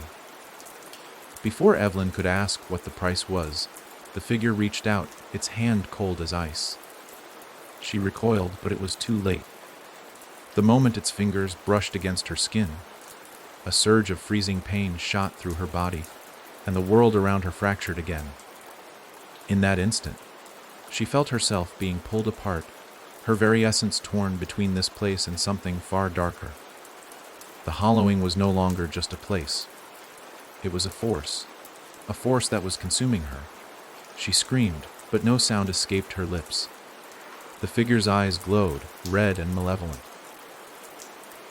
There is no escaping the hollowing. Evelyn's scream was swallowed by the darkness. It was as if her very voice had been stolen by the fog that surrounded her, consumed by the crushing weight of the figure's touch. The freezing pain continued to gnaw at her, like icy tendrils creeping through her veins, threading deep into her bones. Her body was no longer hers to control. She was a marionette, bound by invisible strings, pulled by something ancient, something hungry. In the moment that the figure's fingers had grazed her skin, everything had shifted. The world around her twisted, splintering into jagged fragments of reality. It felt as though the ground beneath her feet no longer existed, that she was suspended in an infinite abyss. For an instant, there was only the blackness, an oppressive void that threatened to swallow her whole. Evelyn fought to stay conscious, to remain tethered to something real, but the force pressing against her was unbearable. The whispers came back, louder now, like a chorus of ghosts clawing at the edges of her mind, dragging her deeper into their labyrinth of madness. She closed her eyes, unable to bear the sight of the figure any longer. But in the darkness behind her eyelids, images flashed, distorted, broken images of people she had known, faces blurred by time. Each one twisted into something grotesque. They reached out to her, their mouths opening in silent screams, their eyes hollow, pleading for her to join them. The figure's voice cut through the nightmare, slicing into the dissonance that filled her thoughts. "You think you've escaped?" it asked, its tone cold, mocking. "You think this is over? This is only the beginning." Evelyn opened her eyes again, and the world around her had changed. She was no longer standing in the fog-choked street. Instead, she found herself in a place that seemed to defy all logic, a warped version of the hollowing, something beyond even that. A vast, endless void stretched out before her, filled with swirling shadows and shifting forms, their movements erratic and impossible to track. The ground beneath her was cracked, as if it had once been whole, but had shattered under the pressure of some unseen force. Strange symbols glowed faintly across the surface, shifting and twisting in patterns she couldn't decipher. Each step she took seemed to distort the reality around her, as if her very presence was warping the world. The air was thick with the scent of decay and rot, like something ancient and forgotten was decaying just beyond her reach. And then she saw it. A doorway, standing alone in the center of the void. It was like the one she had crossed before, but this time there was no handle, no means of entry. It was sealed tight, an impenetrable barrier that seemed to pulse with a faint, sickly light. Evelyn stepped toward it, driven by an instinct she couldn't explain. Every step was a struggle, as though the air itself was growing heavier, dragging her down. She reached out, her hand trembling as she touched the surface of the door.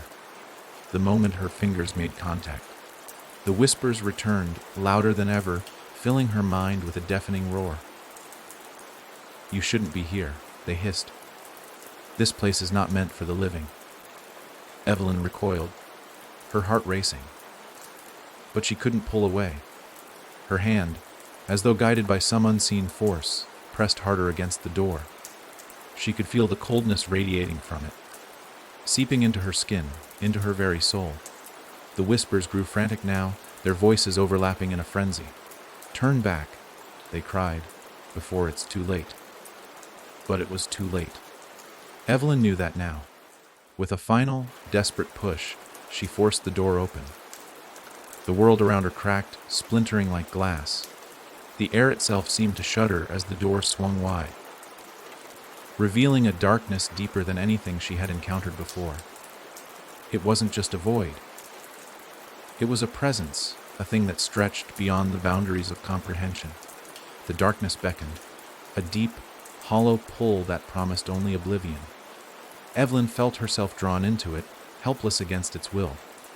She wanted to scream, but the words wouldn't come. She wanted to run to escape, but her body was no longer hers to command. And then, she stepped through. The moment she crossed the threshold, everything collapsed.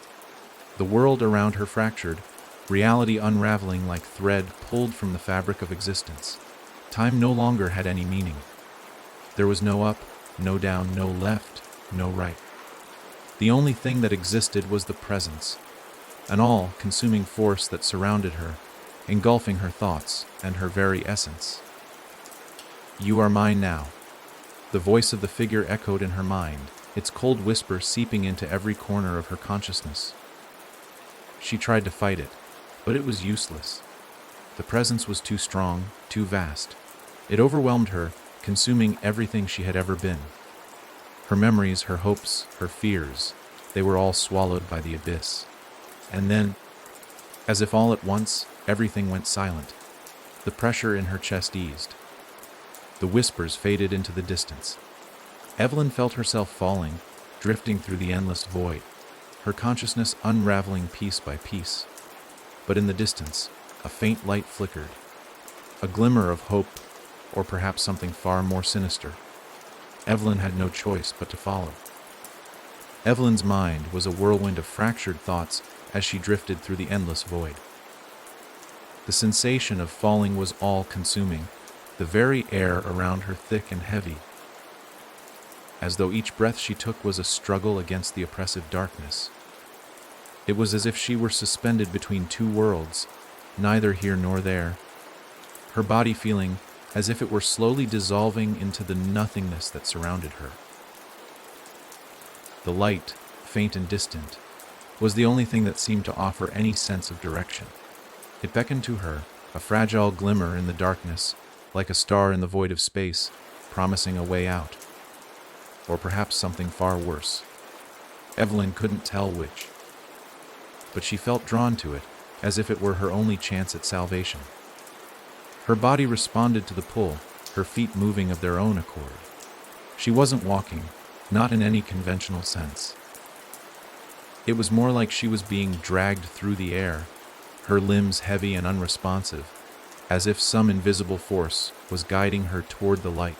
The whispers that had once filled her mind began to fade into the distance, replaced by an eerie silence. It was an unnatural quiet, the kind that felt like it was pressing in on her from all sides, suffocating her, urging her to hurry. She didn't know how much time had passed, or even if time existed here, but she couldn't shake the feeling that something was coming. Something far more terrible than anything she had yet encountered. As she drew closer to the light, the air began to change. It was warmer now, a subtle shift, but unmistakable. The suffocating chill that had once clung to her was receding, replaced by a strange, almost soothing warmth. It felt almost comforting, as though the light itself was alive, pulsating with an energy she couldn't comprehend. She reached out instinctively, her fingers brushing against the soft glow that seemed to wrap around her like a blanket. But the moment her skin touched the light, everything stopped. The void around her, once infinite and sprawling, suddenly compressed. The world snapped back into focus, and Evelyn found herself standing in a place that felt both familiar and alien at the same time. She was in a room, though it wasn't quite a room at all. It was as though she were standing inside some kind of warped, distorted space, a place that didn't follow the rules of the physical world. The walls around her shimmered, bending and twisting, as if they were made of liquid, the surface rippling with each movement she made.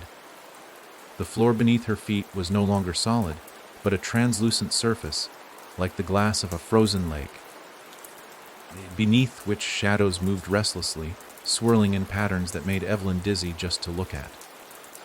And in the center of the room, standing motionless and still, was the figure. It wasn't like before. It was larger now, more imposing, its form shrouded in shadow. The outline of its body rippled like the walls, as though it were made of the same shifting, liquid, like substance. But its presence, even though it was hidden in darkness, was suffocating. She could feel its eyes on her, watching her every move, tracking her every breath. "You should not have come here." The figure spoke, its voice no longer the cold whisper it had been, but deep and guttural, vibrating through the air itself. Evelyn tried to speak, to demand answers, but the words wouldn't come. She couldn't force them past the knot of fear that had formed in her throat. She wanted to run, to escape, but she was rooted to the spot, her body betraying her. The figure took a slow step forward, and with each movement, the air seemed to grow colder, thicker. The shadows around it swirled more violently, reaching toward her as if trying to pull her in. "This is your fate," it intoned, its voice more like a growl now. "There is no escape. You will join us, just like all the others." Evelyn's heart pounded in her chest, her vision blurring as the shadows seemed to close in around her. The figure was right there now, towering over her. Its form so close that she could feel the chill emanating from it, cold enough to freeze her very soul. "You are already part of it," the figure whispered, and this time, the words penetrated deep into her mind, into her very core. "There is no way back." But as the figure reached out to her, its hand made contact with the air, and suddenly, it was as though everything around her shattered. The room, the light, the figure. They all disintegrated in an instant, melting away like mist under the sun. Evelyn felt herself falling once more, but this time, there was no sense of direction, no light to guide her. She was lost in the darkness, the coldness returning with a vengeance. But then, from the depths of the void, she heard it. A voice. A familiar voice. Evelyn. It wasn't the figure. It wasn't the whispers. It was her mother's voice. Evelyn's heart skipped a beat. She recognized the tone, the warmth, the love that had always been present in her mother's voice. It was the one sound that had never been corrupted by the darkness, the one thing that could reach through the shadows and give her hope. "Evelyn, you have to wake up." Evelyn tried to scream, to reach out for the voice, but it was fading. The darkness was swallowing it whole. She tried to focus, to pull herself toward the sound, but it was slipping further away, vanishing as quickly as it had come. The coldness pressed in around her again, and the whispers returned, louder this time, drowning out everything else. "You can't escape," they taunted, their voices mocking. "You belong to the hollowing now." But in the distance, the voice of her mother still echoed, faint but persistent. "Wake up." Evelyn's pulse raced, her body trembling in the cold, unseen grip of the shadows. The warmth of her mother's voice, though faint, was still there, lingering in the dark abyss, a beacon that refused to die. She could barely comprehend what was happening to her. She had fallen, yes, but there was something more. A shift. The sensation of being torn in two, caught between this fractured reality and something else entirely. Her mind screamed for clarity, but the pressure of the darkness around her was suffocating. She had to wake up. She had to escape. But how? The very notion of freedom felt distant now. Like a dream slipping through her fingers, always just out of reach. She had no idea how long she had been lost in this place. Time had lost all meaning here.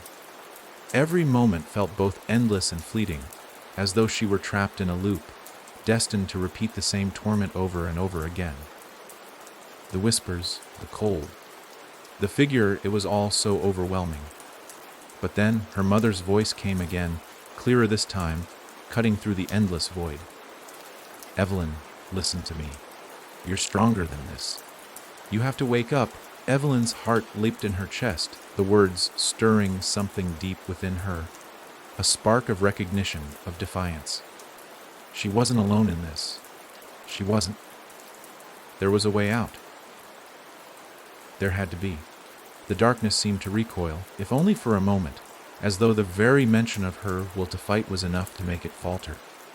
For the first time since she had entered this place, Evelyn felt something like hope, fragile, but real. With every ounce of strength she could summon, she pushed against the suffocating pull of the shadows, her limbs shaking with the effort. She reached out into the blackness, stretching her hand toward the distant echo of her mother's voice. "I'm coming, Mom. Just hold on." The air shifted again. This time, there was no cold, only a pressure, like the sensation of being submerged underwater. But there was something else too, something new. A soft, persistent hum vibrating through the air.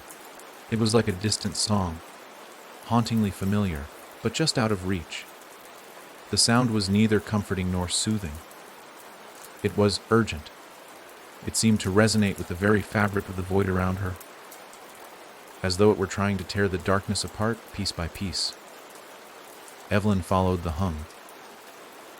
Each step she took felt like a leap, as though she were walking on the edge of something fragile. Her vision was still blurred, but she could see movement in the distance.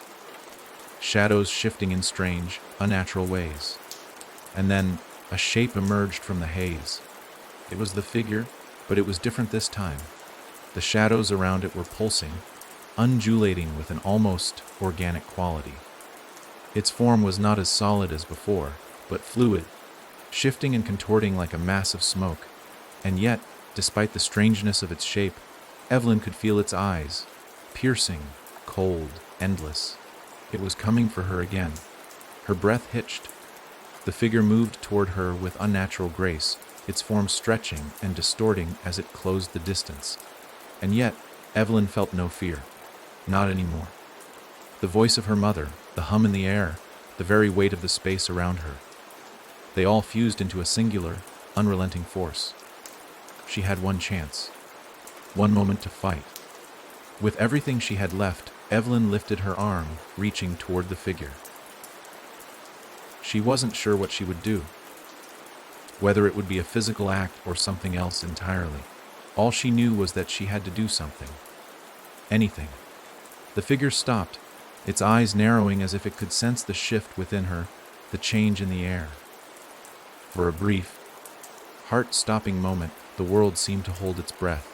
Then, Evelyn's voice broke the silence. "I refuse." The words were simple, but they held the weight of everything she had been through, the fear, the despair, the hopelessness. She refused to succumb to it. To the darkness.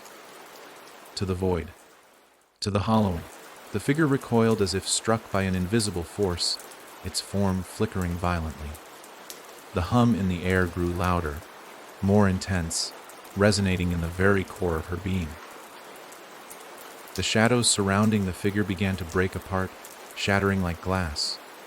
Evelyn stepped forward, her body moving with a newfound determination. She could feel the energy of the place, twisting, distorting, but she no longer feared it. She was no longer a victim of it.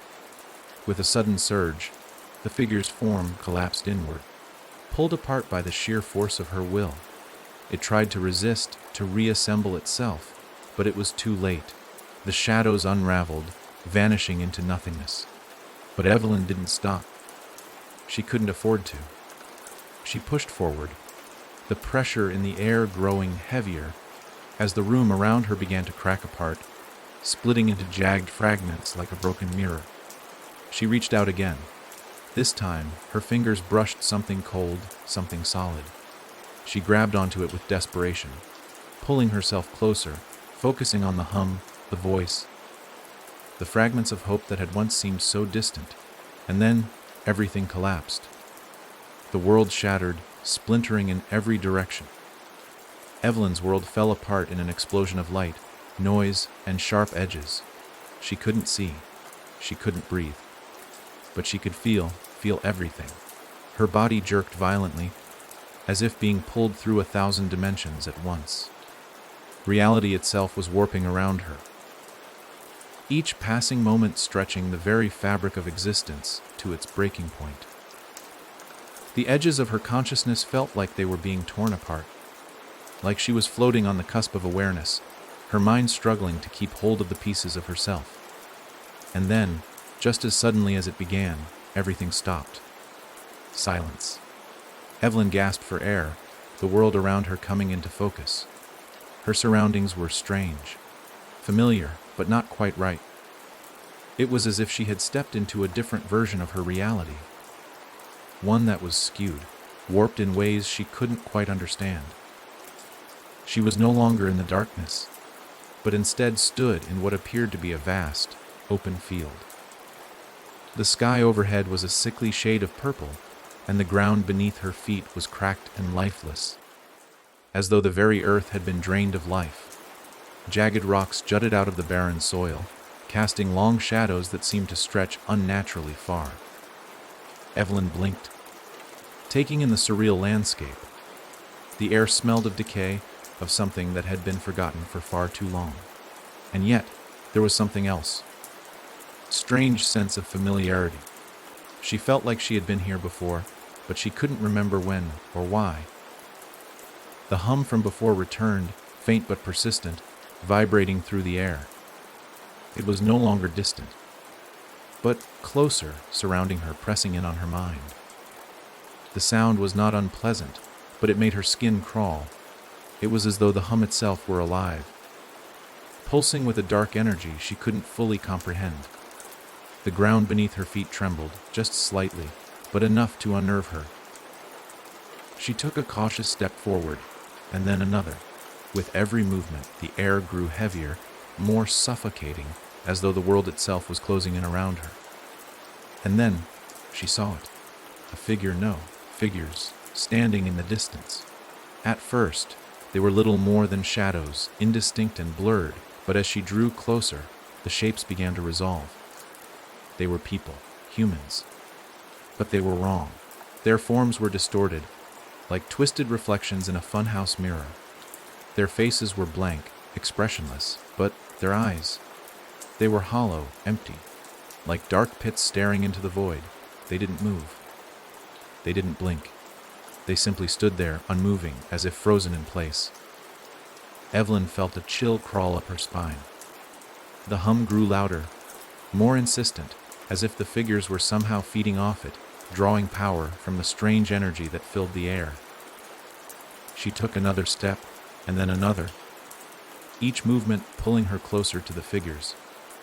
As she approached, she could feel their presence, heavy, oppressive, like an invisible weight pressing down on her chest. She could hear them now, or rather, she could hear something.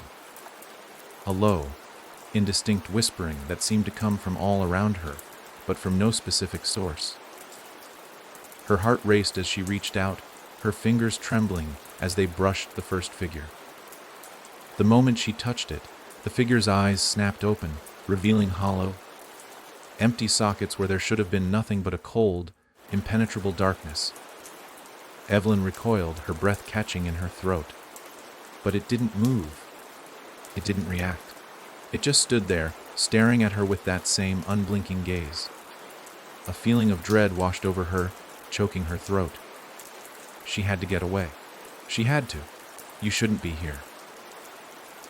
The voice came from behind her, low and soft, like a whisper on the wind. It wasn't her mother's voice, but it was familiar, unsettlingly so. Evelyn spun around, heart racing, but there was no one there. The voice continued, though lingering in the air like smoke. You've already crossed the line. There's no going back now. Her blood ran cold as the words sank in. She didn't know who, what, was speaking, but the implication was clear. She had done something. Something that could not be undone. Evelyn's mind raced. She needed answers. She needed to understand what was happening to her.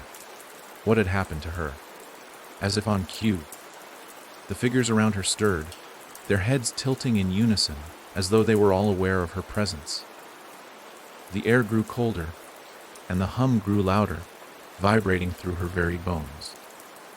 The shadows seemed to reach out toward her, as if pulling her into their embrace. The figure closest to her stepped forward, its distorted body bending unnaturally as it approached. It reached out, its fingers long and skeletal, and Evelyn stepped back, fear flooding her chest. But then, as its hand touched her arm, something strange happened. The world around her flickered. For a moment, she saw the familiar, comforting image of her home. Her mother's face, her father's voice, the warmth of the sun on a peaceful afternoon. But the vision was fleeting. It faded, replaced again by the twisted figures in the dark, oppressive landscape. Evelyn gasped, clutching her head as the images crashed together, overwhelming her mind. "No, stop! I don't understand." Her voice shattered the silence, but the figures remained silent, their hollow eyes watching her, waiting for something. The hum grew louder, more insistent. And in the distance, just beyond the figures, she saw something moving. Something large. Something alive. Evelyn stood frozen, her body trembling. As she watched the shape move slowly toward her, the hum in the air intensified, vibrating through her very core, and the twisted figures around her stirred, their hollow eyes following the movement in the distance. It was large, far too large for anything that should have existed in this warped, distorted reality. The ground trembled beneath Evelyn's feet as it drew closer, the shadows that clung to its form seeming to grow and stretch with each passing second. It was like something alive, but not alive in any way she could comprehend. It was a thing of darkness, of shadows and whispers, a being that shouldn't belong in the realm of the living. As it neared, the air grew thicker, pressing against her chest as though the very atmosphere was trying to suffocate her. Her breath came in ragged gasps, but she couldn't move.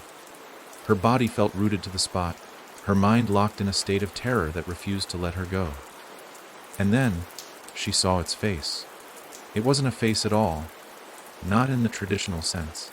It was a smooth, featureless surface, pale and unnaturally still, save for the shifting shadows that danced across it like living creatures. But there was something in those shadows, something that looked back at her. A presence, an awareness. The thing was watching her. Evelyn's heart pounded in her chest as the figure stopped just a few feet away. It loomed over her, towering like a nightmare made flesh, its form warping and bending with the reality around it.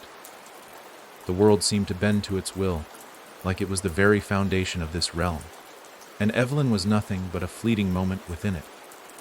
She wanted to scream, to run, but the words caught in her throat, and her legs refused to obey her.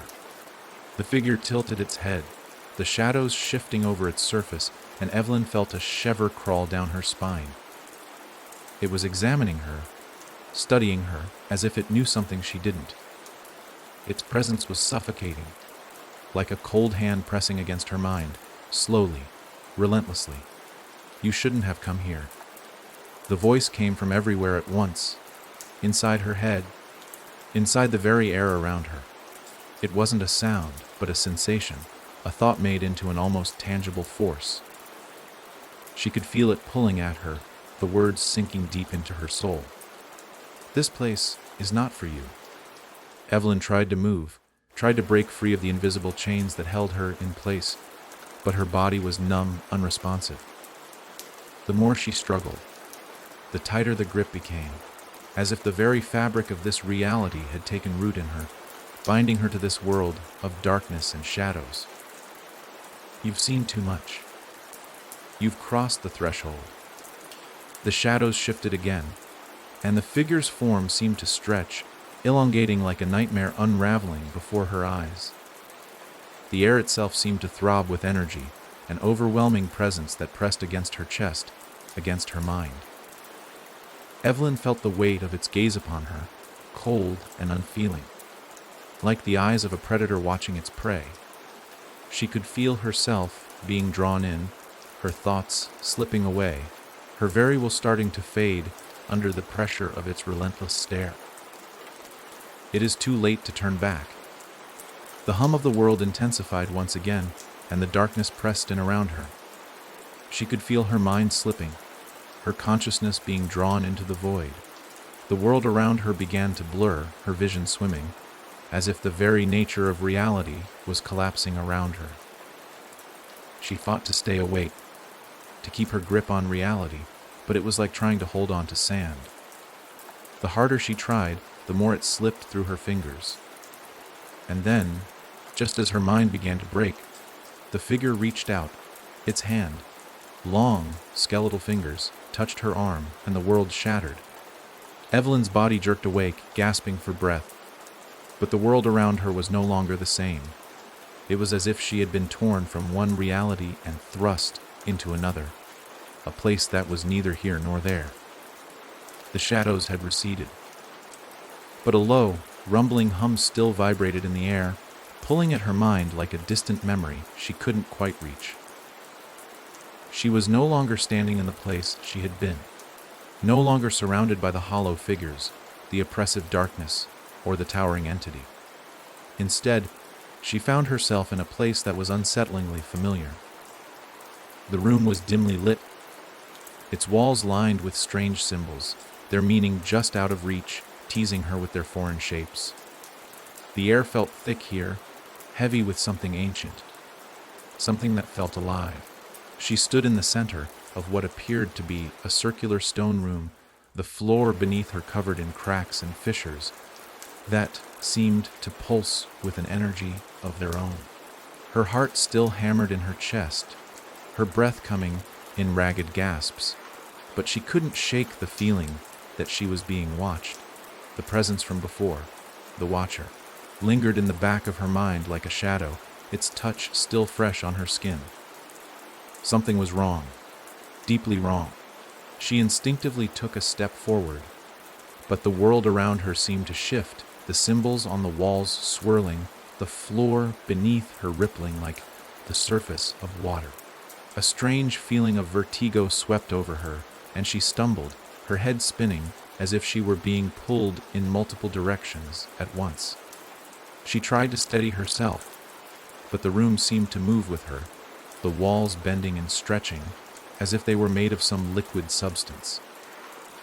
In the center of the room, a blackened stone pedestal stood, its surface cracked and weathered, as though it had been here for centuries. Upon it lay something small and unremarkable, a shard of glass, its edges jagged, glinting in the dim light. Without thinking, Evelyn reached out for the shard. Her fingers brushed against it, and the moment she touched it, the world around her fractured. Reality splintered, breaking into countless shards like glass falling to the ground. She was no longer in the circular room. She was falling through the blackness, through a sea of fractured memories and forgotten thoughts. Voices echoed around her, disembodied and distant, whispering her name, calling her. Evelyn. She tried to scream, to cry out, but no sound came. Her body was weightless, floating in the vast emptiness. The only thing that anchored her was the shard in her hand, its jagged surface pressing against her palm, as though it were tethering her to something, to someone. The voices grew louder, more insistent. You shouldn't have touched it. You're too deep now. You can't escape. And then, in the distance, she saw it, a figure, a shape standing in the endless void, watching her with eyes that were not eyes, but pools of darkness that seemed to swallow all light. The Watcher. It was closer now, its presence filling the void like a crushing weight. Evelyn could feel its gaze on her, the oppressive pressure of its attention forcing her to her knees, though there was no ground beneath her. The voice, the familiar voice from before, resonated in her mind again. You've crossed the line. You've become a part of it now. The figure stepped forward, its form shifting and flickering, like the last remnants of a dream. Its features twisted and morphed, always changing, never settling on one form. But there was something in its presence that Evelyn recognized. It wasn't just a watcher. It was her, or rather, a version of her, a shadow of herself. reflected in the fractured shards of her own mind. It was the hollowing, the thing that had been chasing her since the moment she stepped foot into that cursed place.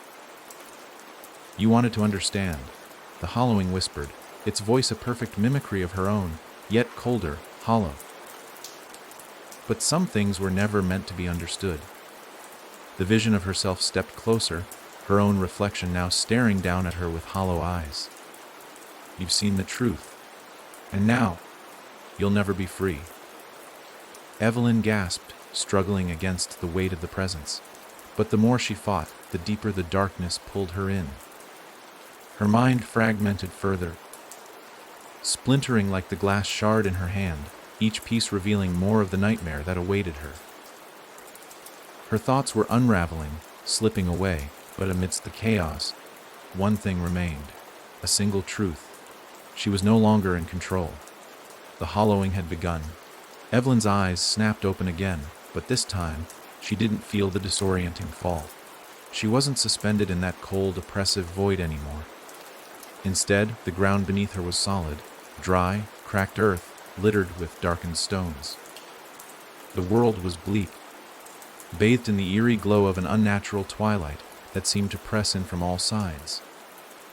For a long moment, she just lay there, her hands scraping against the dirt as she pushed herself to her feet. Her body felt heavy, sluggish, like she was carrying the weight of an entire world on her shoulders. The moment she stood, she knew something was different. It wasn't just the landscape that had changed. It was the very air around her, thick with a strange, almost tangible energy. There was no sound, no wind, no birds, no life of any kind. Just the silence, the kind that was deafening. And then, in that silence, she heard it again, the whispering. Distant, faint, but unmistakable. "Come closer, we are waiting." Her heart skipped a beat, and she took a step forward, instinctively following the faint echo. She didn't know why she moved. Something was pulling her, as if the whispers were tied to her very soul, urging her onward, compelling her to keep walking despite every instinct screaming for her to turn around, to run.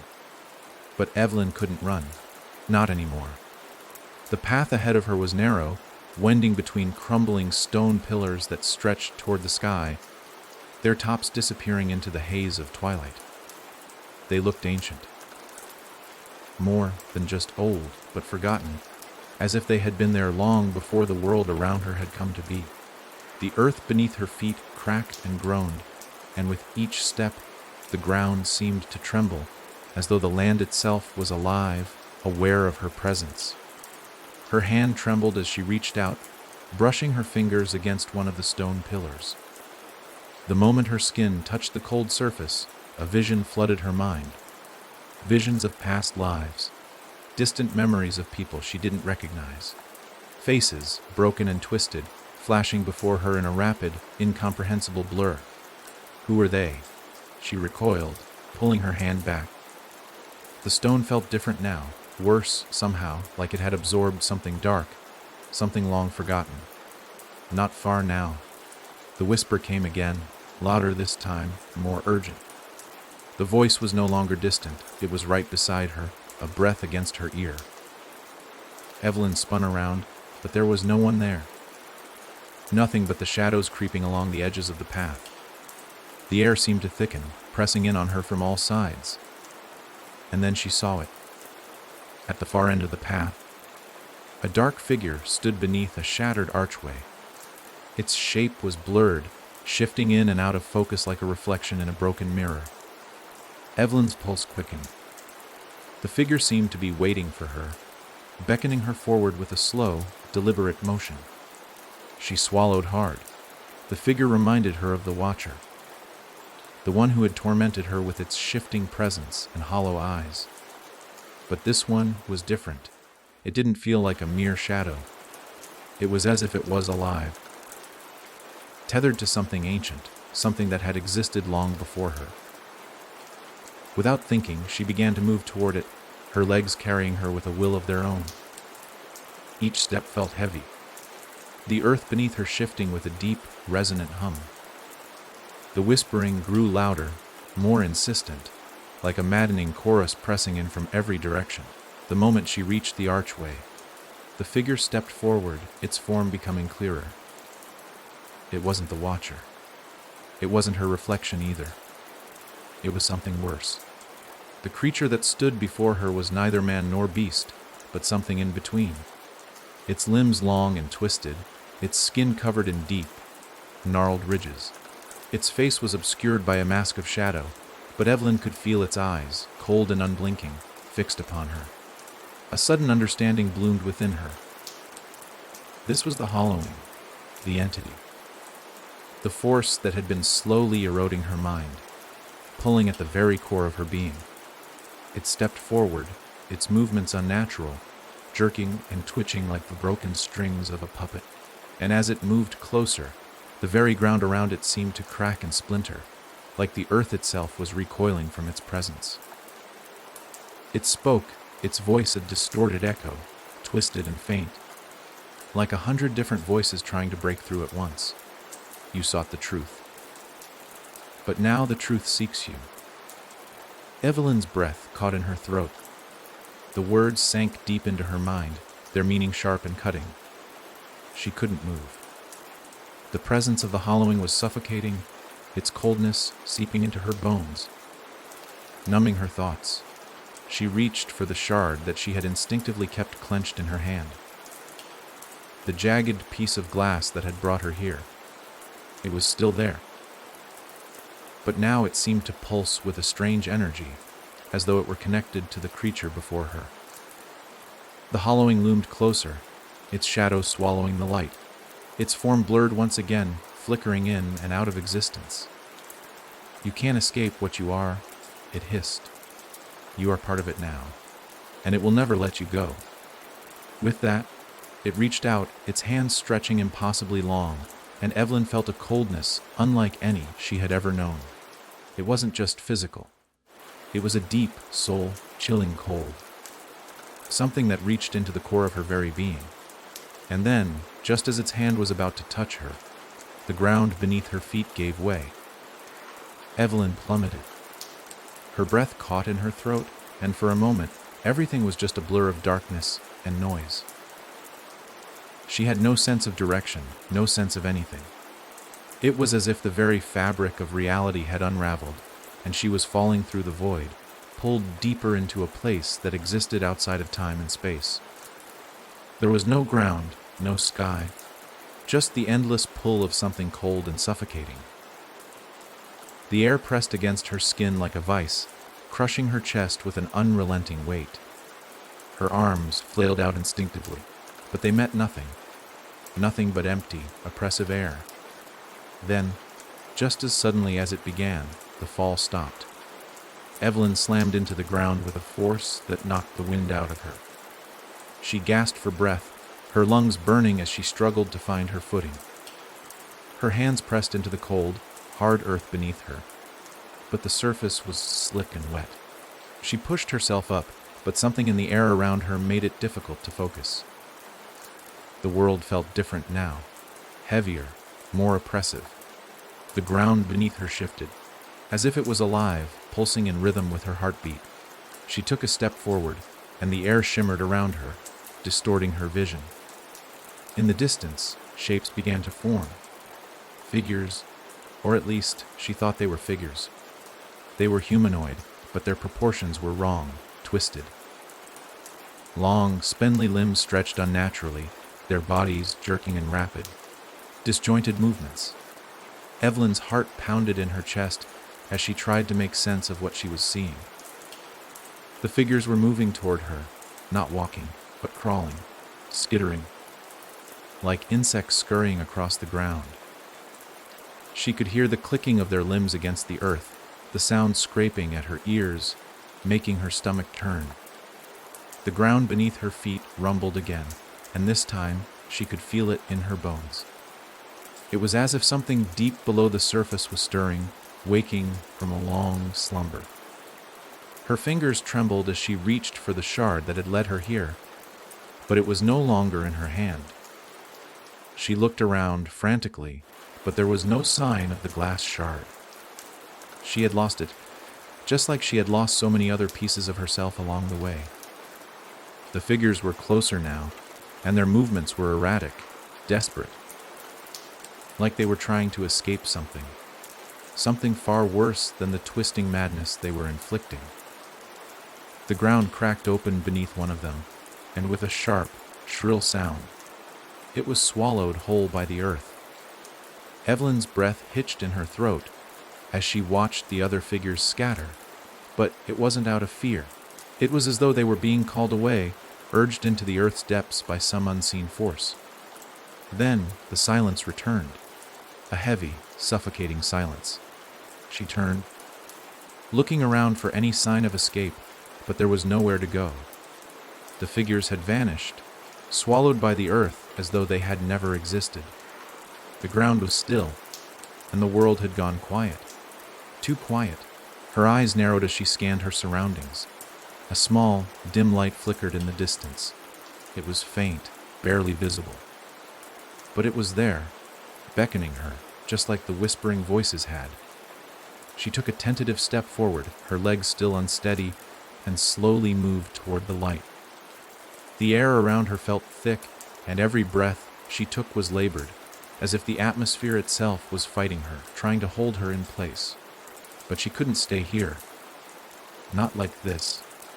The light grew brighter the closer she got, its flicker steady, almost like a beacon in the darkness.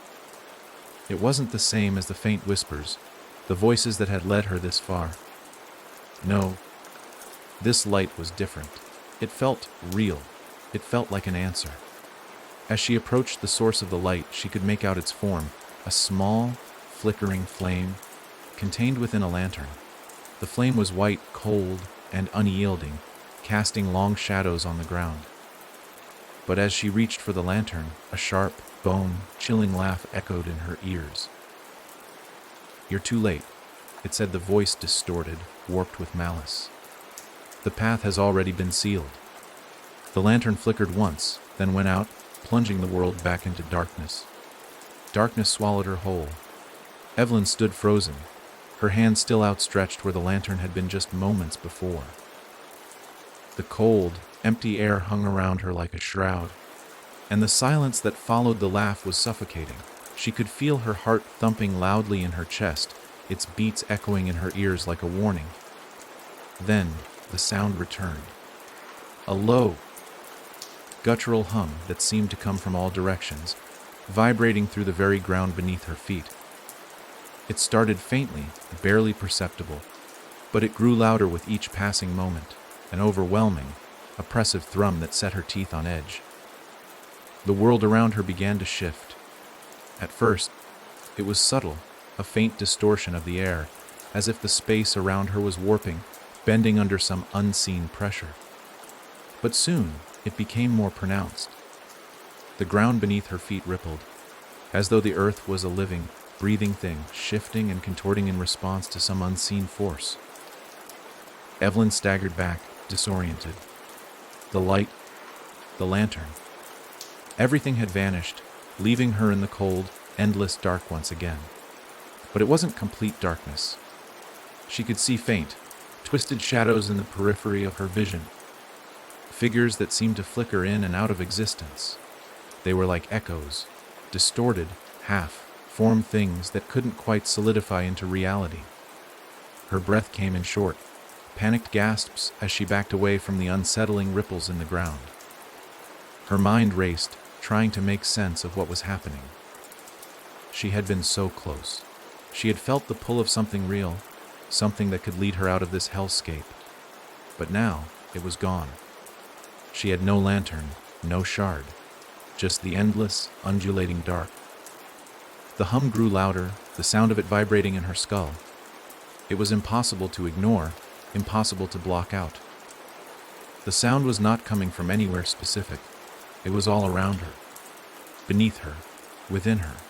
It was as though the very fabric of this place was alive with it, and the deeper she stood in the shifting, warping darkness, the louder it became. And then she heard something else. A whisper. It was faint at first, just a fleeting sound, like the rustling of leaves in the wind.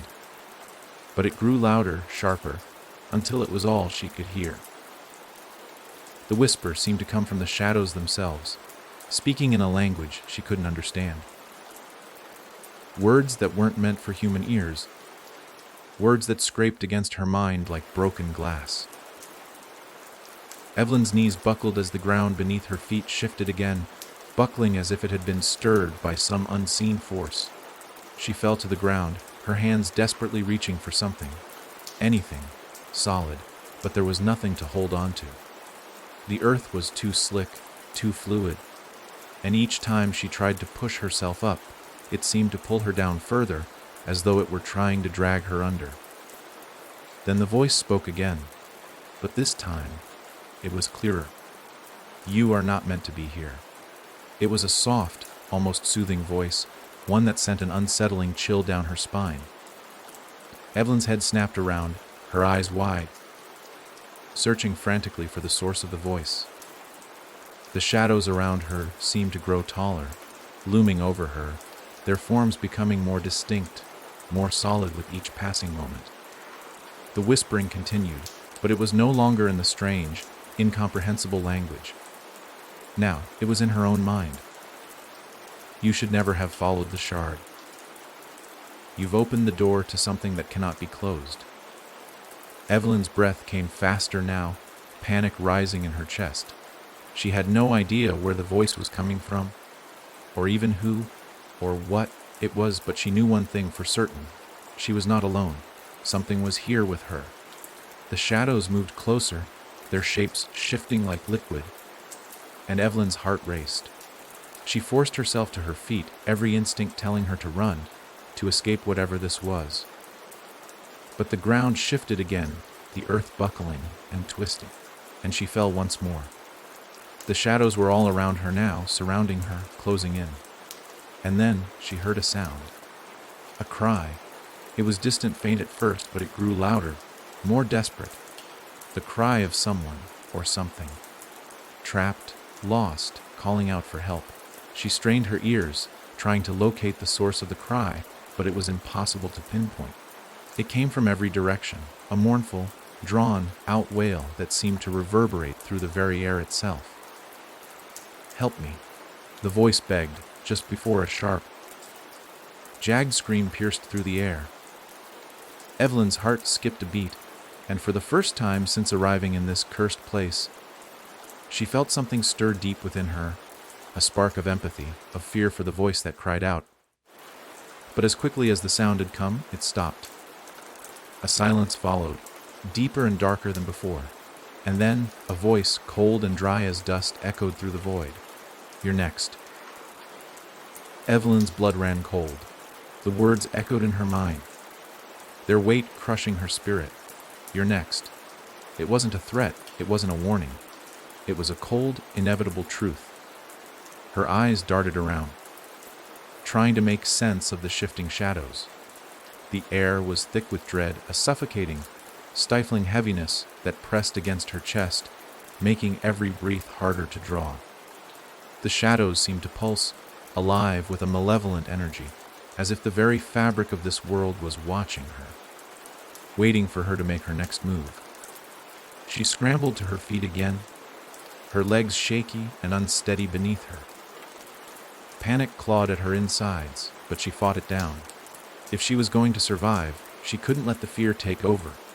She needed to find a way out. She had to. The ground beneath her feet trembled, and she felt a sudden shift. A pull in the air that made her stomach lurch. It was as though the very world was tilting, changing its shape, drawing her toward something unknown. There was a sound, a soft, almost imperceptible noise, like the rustling of leaves. But it was no longer just the shadows surrounding her. The sound seemed to be coming from a direction ahead of her. A faint, distant whisper, a voice calling to her. Evelyn froze. Her pulse quickened as she strained to listen, her breath shallow. "Help me?" The voice was faint, weak like a wisp of smoke caught on the wind. But it was there, undeniable. Her feet moved before she could fully process what she was doing. Without thinking, she began to walk in the direction of the voice, drawn by the sound as if some unseen force had hooked her with an invisible string. Her heart raced in her chest, and her mind screamed for her to stop, to turn back, but the pull was too strong. As she walked deeper into the shifting darkness, the shadows seemed to draw back, almost as if they were clearing a path for her. The ground beneath her feet shifted again, but this time, it didn't feel like it was threatening to collapse. It was as though the earth itself was guiding her forward, urging her toward something. She tried to focus on the voice, listening for any clue, any hint of what was ahead. "Help me." It was closer now, much clearer. It sounded like a child. Her heart clenched. She had to help. She couldn't leave them behind. But as she continued forward, the air grew colder, the shadows darker. She could no longer see the flickers in the corners of her vision. Everything was simply an inky black void, and the only thing that existed in the world was that voice, growing louder with each step. Then, the voice changed. "You're too late." The words pierced her like a dagger, and she stopped dead in her tracks. Her stomach lurched, nausea swirling through her at the sound. There was a sudden, sharp crack, like thunder, and the ground beneath her feet trembled violently. She staggered back, her head spinning, the air thick with a sharp, metallic scent. The voicey, it wasn't a child anymore. It was something darker. "You should never have followed. There is no escape." Evelyn's heart pounded against her ribcage. The voice was not the voice of someone trapped, someone in need of help. It was something else, something ancient, something far older than anything she had ever imagined. The shadows around her began to twitch, to pulse, as though reacting to the voice. The air grew dense, the very atmosphere pressing in on her, making it hard to breathe. Her hands trembled at her sides, but she clenched them into fists, forcing herself to remain calm. The voice continued, each word sending a wave of dread through her. "The hollowing is coming. It will claim you. It will claim everyone." The ground beneath her feet shifted again, this time violently, as though the earth itself were breaking apart. She stumbled, barely catching herself before falling. And then, just as quickly as the tremors began, they stopped. In the sudden silence, Evelyn's breath was the only sound she could hear, shaky, ragged, desperate. Then, ahead of her, the shadows parted. She couldn't believe her eyes. A path, a narrow, wending path cut through the blackness. It wasn't like the rest of the void around her, which seemed endless and oppressive. This path seemed almost normal, as though it had always been there, just waiting for her to find it. But there was something wrong with it. The air around it seemed to ripple, distorting and twisting, as though the path was caught between worlds. Evelyn hesitated. The voice still echoed in her mind. "You're too late. You cannot stop it." But there was no other choice. She couldn't stay here, lost in the ever-shifting dark, with the relentless pull of the hollowing closing in. Taking a deep breath, Evelyn stepped forward. The path felt solid beneath her feet, its edges glowing faintly with a pale, sickly light. As she walked, the air around her seemed to grow heavier, thick with the scent of decay. It was like walking through a forgotten world, a place untouched by time, where everything was suspended in a state of limbo. Each step she took seemed to draw her deeper into the dark, deeper into something unknown. The voice came again, this time louder, sharper. "It's already begun. You're already lost." But Evelyn didn't stop. She had no other choice but to continue forward. The path, though twisted and uncertain, was the only hope she had left.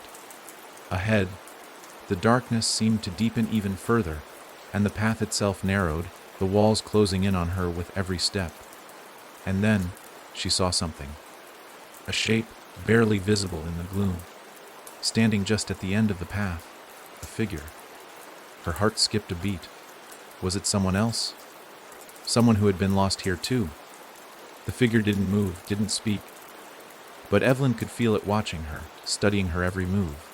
She wasn't sure how she knew, but she felt it. A deep, unsettling sense of being observed, being judged. The figure raised its hand, pointing to something ahead. A light. A small, flickering light. It was faint, but it was there, ahead of her in the distance. Evelyn took a shaky step forward, then another, her eyes never leaving the light. The hollowing was waiting, but she wasn't going to stop. Not yet. Evelyn's heart raced as she approached the flickering light. Every instinct told her to be cautious, to turn back, but she couldn't. She couldn't stop. Not now. The voice from the shadows still echoed in her ears, warning her that she was too late, that she was already lost. But there was no way she was going to give in to that. There was still a chance, wasn't there? The path grew narrower the closer she got to the light. The air seemed to thicken around her, and the silence was suffocating. The sounds of her footsteps were swallowed by the oppressive darkness. The only sound now the rapid beat of her own pulse. The light ahead grew stronger, flickering like a distant star on the edge of a storm. It was a warm, golden glow, contrasting sharply with the dark emptiness surrounding her. It beckoned to her, promising safety, but Evelyn knew better than to trust anything in this place. Everything here had a price. Yet, the closer she got to the light, the more she could feel it pulling her in, drawing her toward it like a moth to a flame. Her mind screamed for her to stop, to be careful. But her feet carried her forward. The figure that had pointed toward the light was gone, leaving behind nothing but an emptiness where it once stood. She was alone again. The air around her shimmered as she reached the end of the path. And then, suddenly, she was standing before it. The light. But it wasn't what she expected.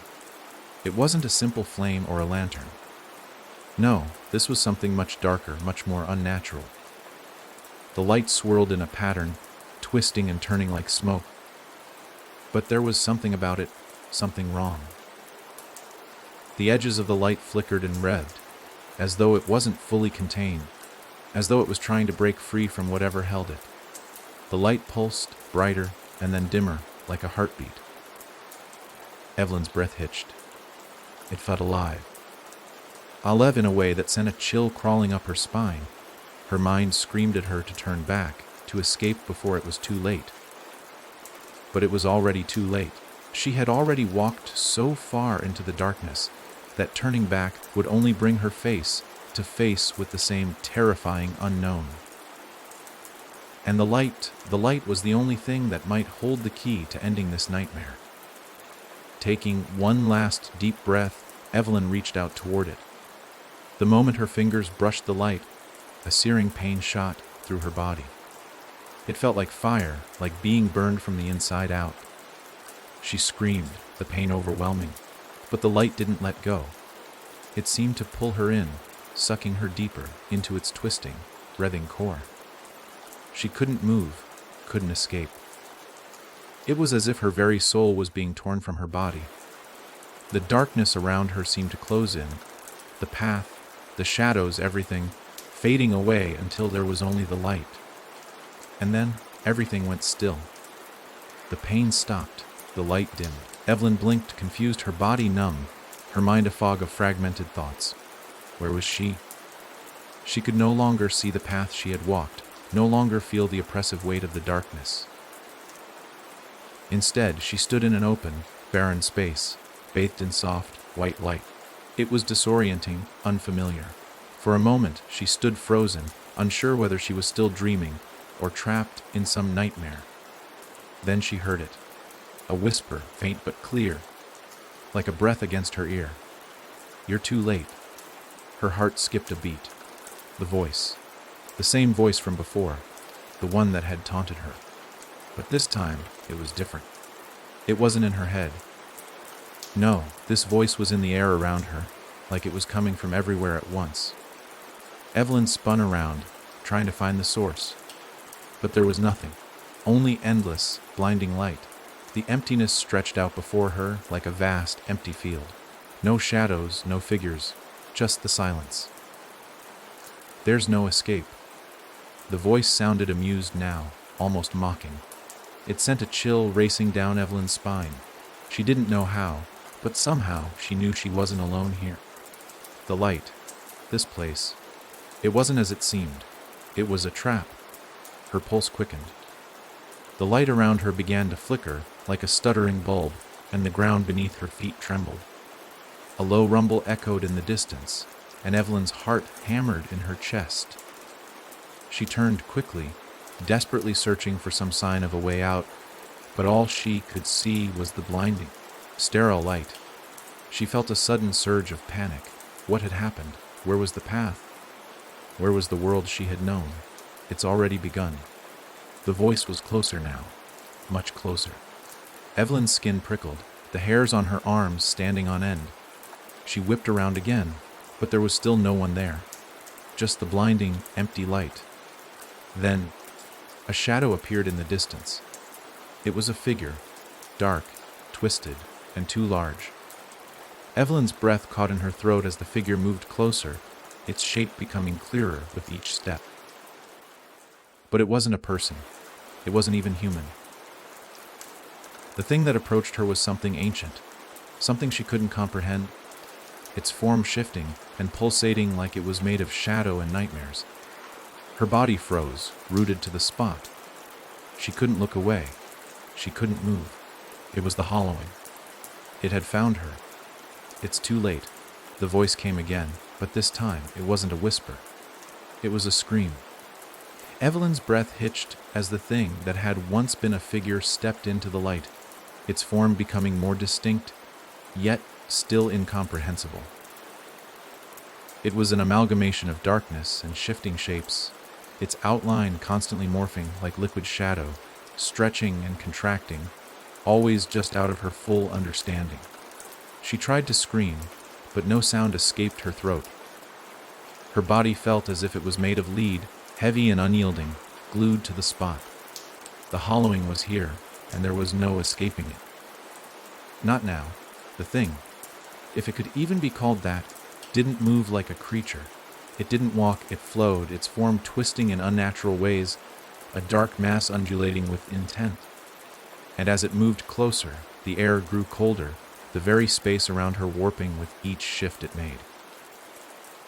Evelyn felt an intense pressure building around her chest, as though something was trying to force its way into her lungs, suffocating her.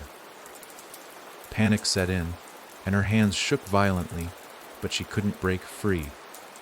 She couldn't even look away. And then the voice that had haunted her every step. You should have stayed away. It was louder now, clearer, no longer a whisper, but a deep, guttural growl that resonated in her bones. The words were not just spoken. They were felt, as though they came from deep within her very soul. The hollowing was speaking through the darkness, and Evelyn knew it was no longer just a shadow. It was a presence. It was something older than time, something that had existed long before this world had ever been created.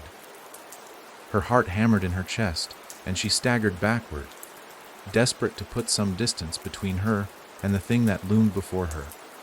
But the light, whatever this place was, kept her trapped. The ground beneath her feet began to tremble, and the figure grew larger, its dark form engulfing the space. Evelyn's chest tightened. It was almost as if the figure was absorbing everything, devouring the very air, the very light itself. Her vision blurred, and she felt the edges of her reality begin to fray. The hollowing wasn't just after her body, it was after her essence, her very being. She felt it deep within her, clawing at the parts of her that made her her. Evelyn's head spun. Was this what it had been trying to warn her about? Had she already been lost? A cold gust of air brushed against her skin, and for a moment she could have sworn she felt something behind her. She twisted around, but there was nothing. Still, she couldn't shake the feeling that the hollowing wasn't alone. Then she heard it, a sound that made her blood run cold.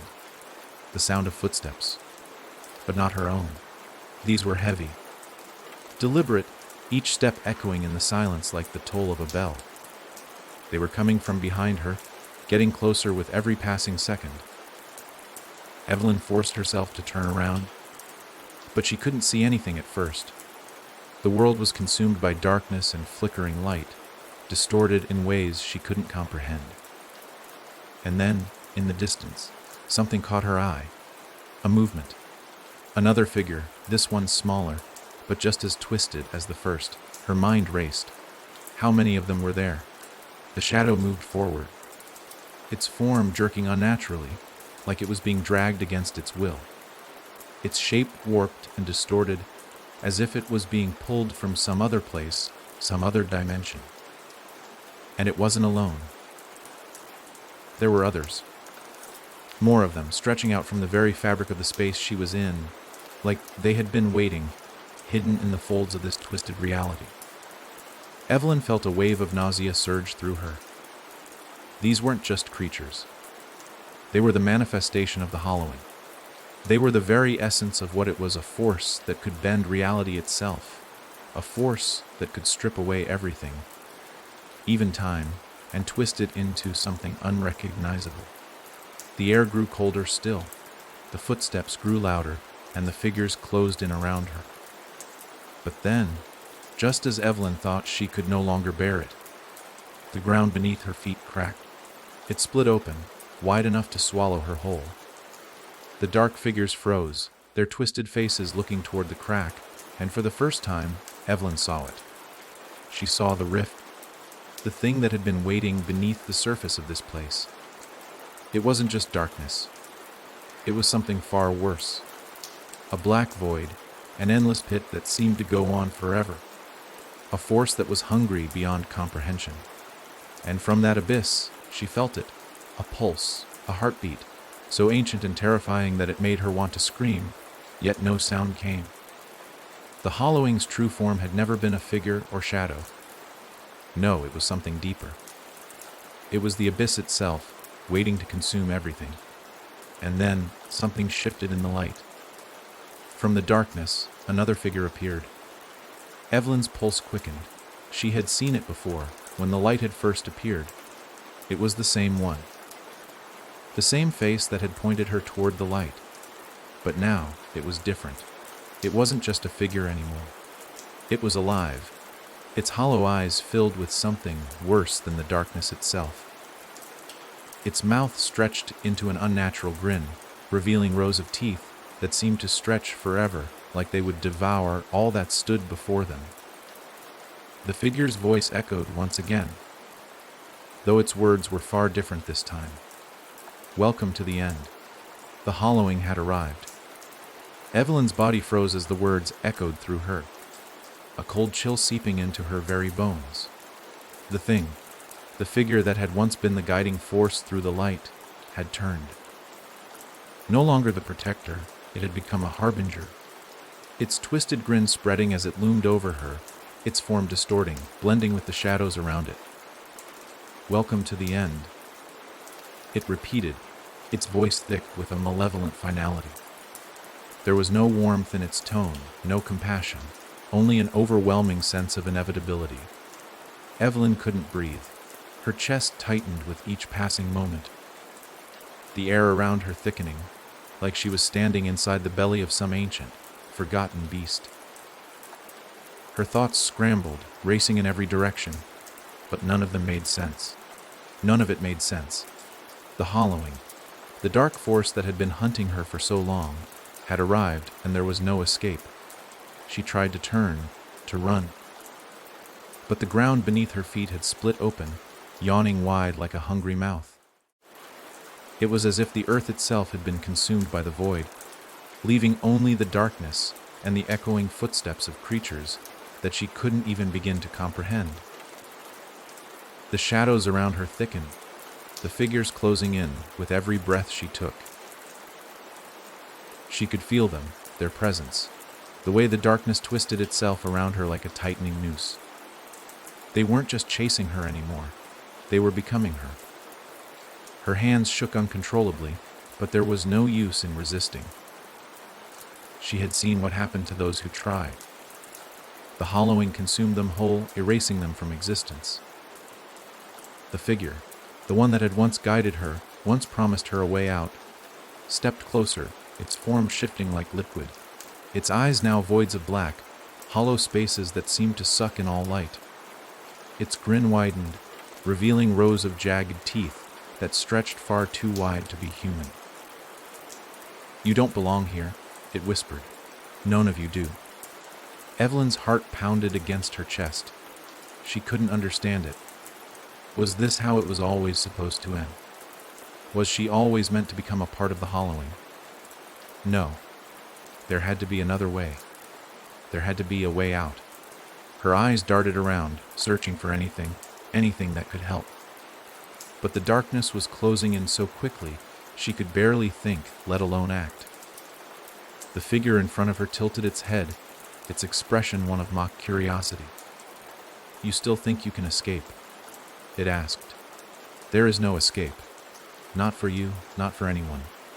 Evelyn's knees buckled beneath her, and she collapsed to the ground, the cold earth biting into her skin. Her mind screamed at her to move, to do something, but her body refused to obey. "Why?" she whispered. "Why me? Why any of this?" The figure's laugh was low, rumbling, like the sound of a distant thunderstorm. It crouched down in front of her, its face inches from hers. "Because you were foolish enough to open your eyes," it said. "You were foolish enough to walk into the light." Evelyn shuddered as the truth of its words sank in. She had always been drawn to the light, to the promise of something better, something safer. But the light had never been what it seemed. It was never meant to protect her. It was always the hollowing's trap, its lure. The hollowing was not an enemy. It was not a force to be fought. It was an inevitability. "Please," Evelyn begged, her voice shaking. "Please don't." The figure stood, its form towering above her once more. It reached down, its long, slender fingers wrapping around her arm, pulling her to her feet. She couldn't resist. The force of its touch was too powerful, too cold, like an iron grip, dragging her toward the rift that now widened behind it. "Do you understand now?" the figure asked, its voice like a low growl. "There is no fight left in you. There is no hope." Evelyn felt the crushing weight of those words. She had fought so hard. She had endured so much. And yet, here she was, standing on the precipice of oblivion, facing the end of everything. The rift pulsed, a dark energy swirling within its depths, beckoning her. She could hear the faint whispers of those who had come before, those who had been consumed by the hollowing. Their voices melded together into a chorus of despair, a warning of the fate that awaited her. Her body trembled, and for the first time, she realized just how small she was in the face of this unimaginable force. The hollowing was not just the darkness. It was everything. The void, the nothingness. It was the end of all things. And it was now reaching out for her, dragging her toward the abyss. "You will be nothing," the figure whispered. "Just like the rest of them." Evelyn's mind screamed in defiance, but her body betrayed her. She felt the pull, the overwhelming force of the rift drawing her in, inch by inch. There was no escape. And then, as the darkness closed in around her, something in Evelyn's mind clicked. A memory, a flash of light, the light from the beginning, the one that had called her. She had followed it once before. The light. There had to be something more. There had to be a way out.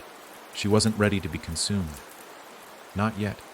"No," she shouted, her voice finally breaking free. The rift faltered.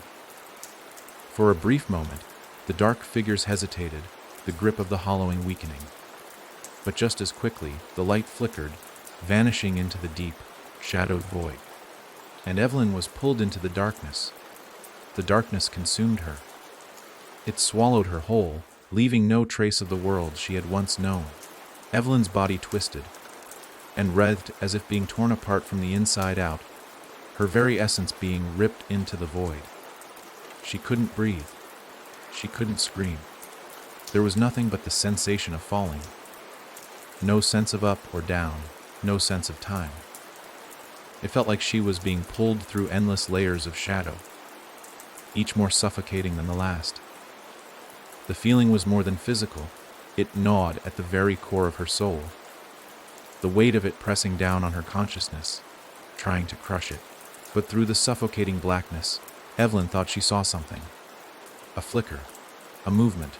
Her eyes snapped open, but there was no light. Only a whisper. It was the same voice she had heard before, but now it was different. Hollowed out, like an echo in a cavernous tomb. "Do you feel it now?" the voice asked. "The hollowing. It's in you." Evelyn's heart raced. She could hear the words, but they didn't make sense. How could she still be hearing anything? How could anything still be real? She tried to scream, to fight the overwhelming grip of the darkness, but it was as if her voice had been swallowed by the very void itself.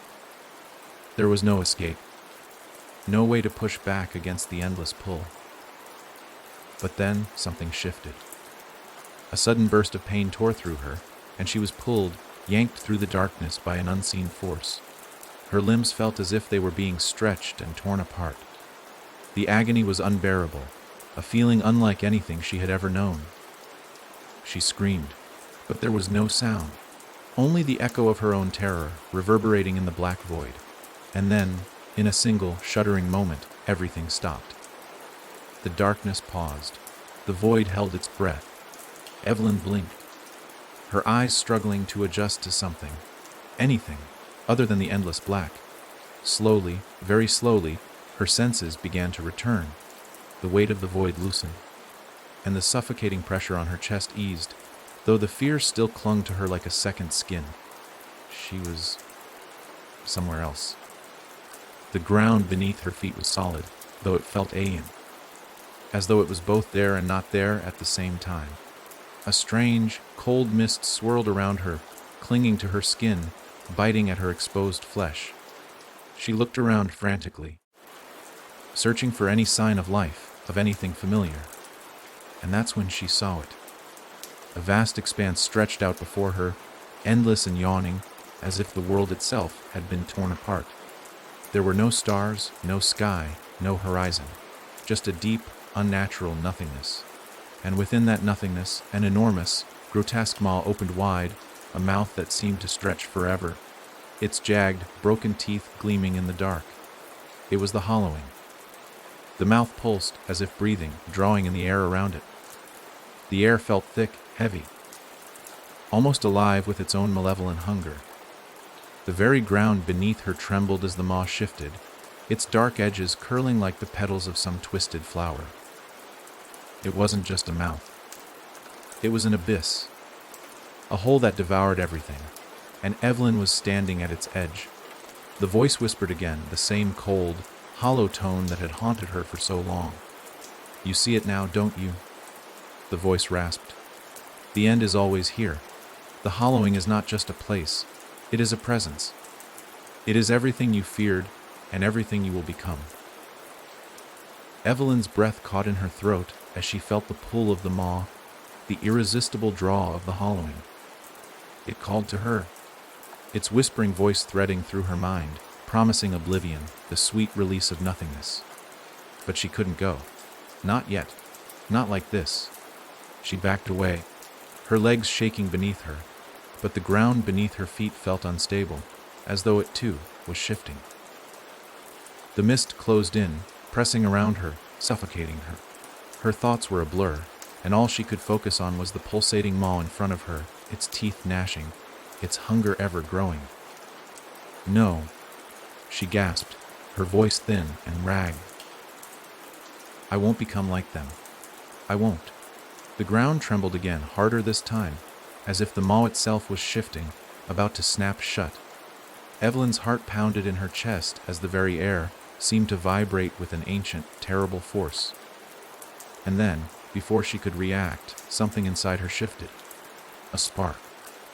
A flash of clarity amidst the overwhelming darkness. The maw's grip faltered, just for a moment. Evelyn didn't waste a second. With every ounce of strength left in her, she turned and ran. She didn't know where she was running to. There was nothing but darkness, after all. But the only thing that mattered was getting away. The ground beneath her feet cracked and shifted as she moved, as though the very world was trying to hold her in place. The maw loomed behind her, and she could hear its terrible breath, the grinding of its teeth, its hunger growing louder with each passing second. But Evelyn didn't stop. She couldn't.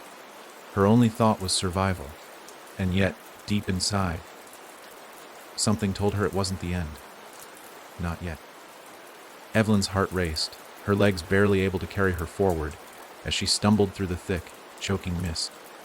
Every step felt like a battle against gravity, as if the very air itself was fighting to pull her back toward the ravenous maw behind her. The ground shifted beneath her feet, cracking and groaning like a living thing.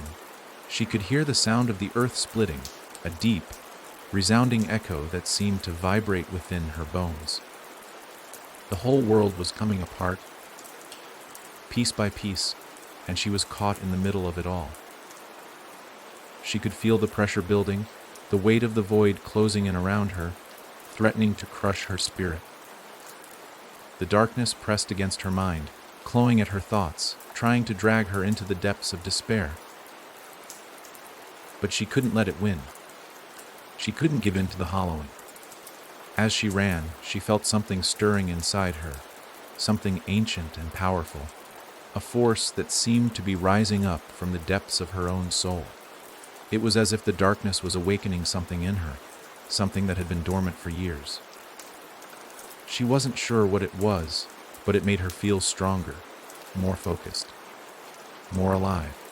She pushed on, her breath ragged, her mind a whirlwind of fear and determination. The maw was still behind her, its hunger growing louder, its presence almost tangible, like an oppressive weight bearing down on her chest. But she refused to look back. She had to keep moving forward.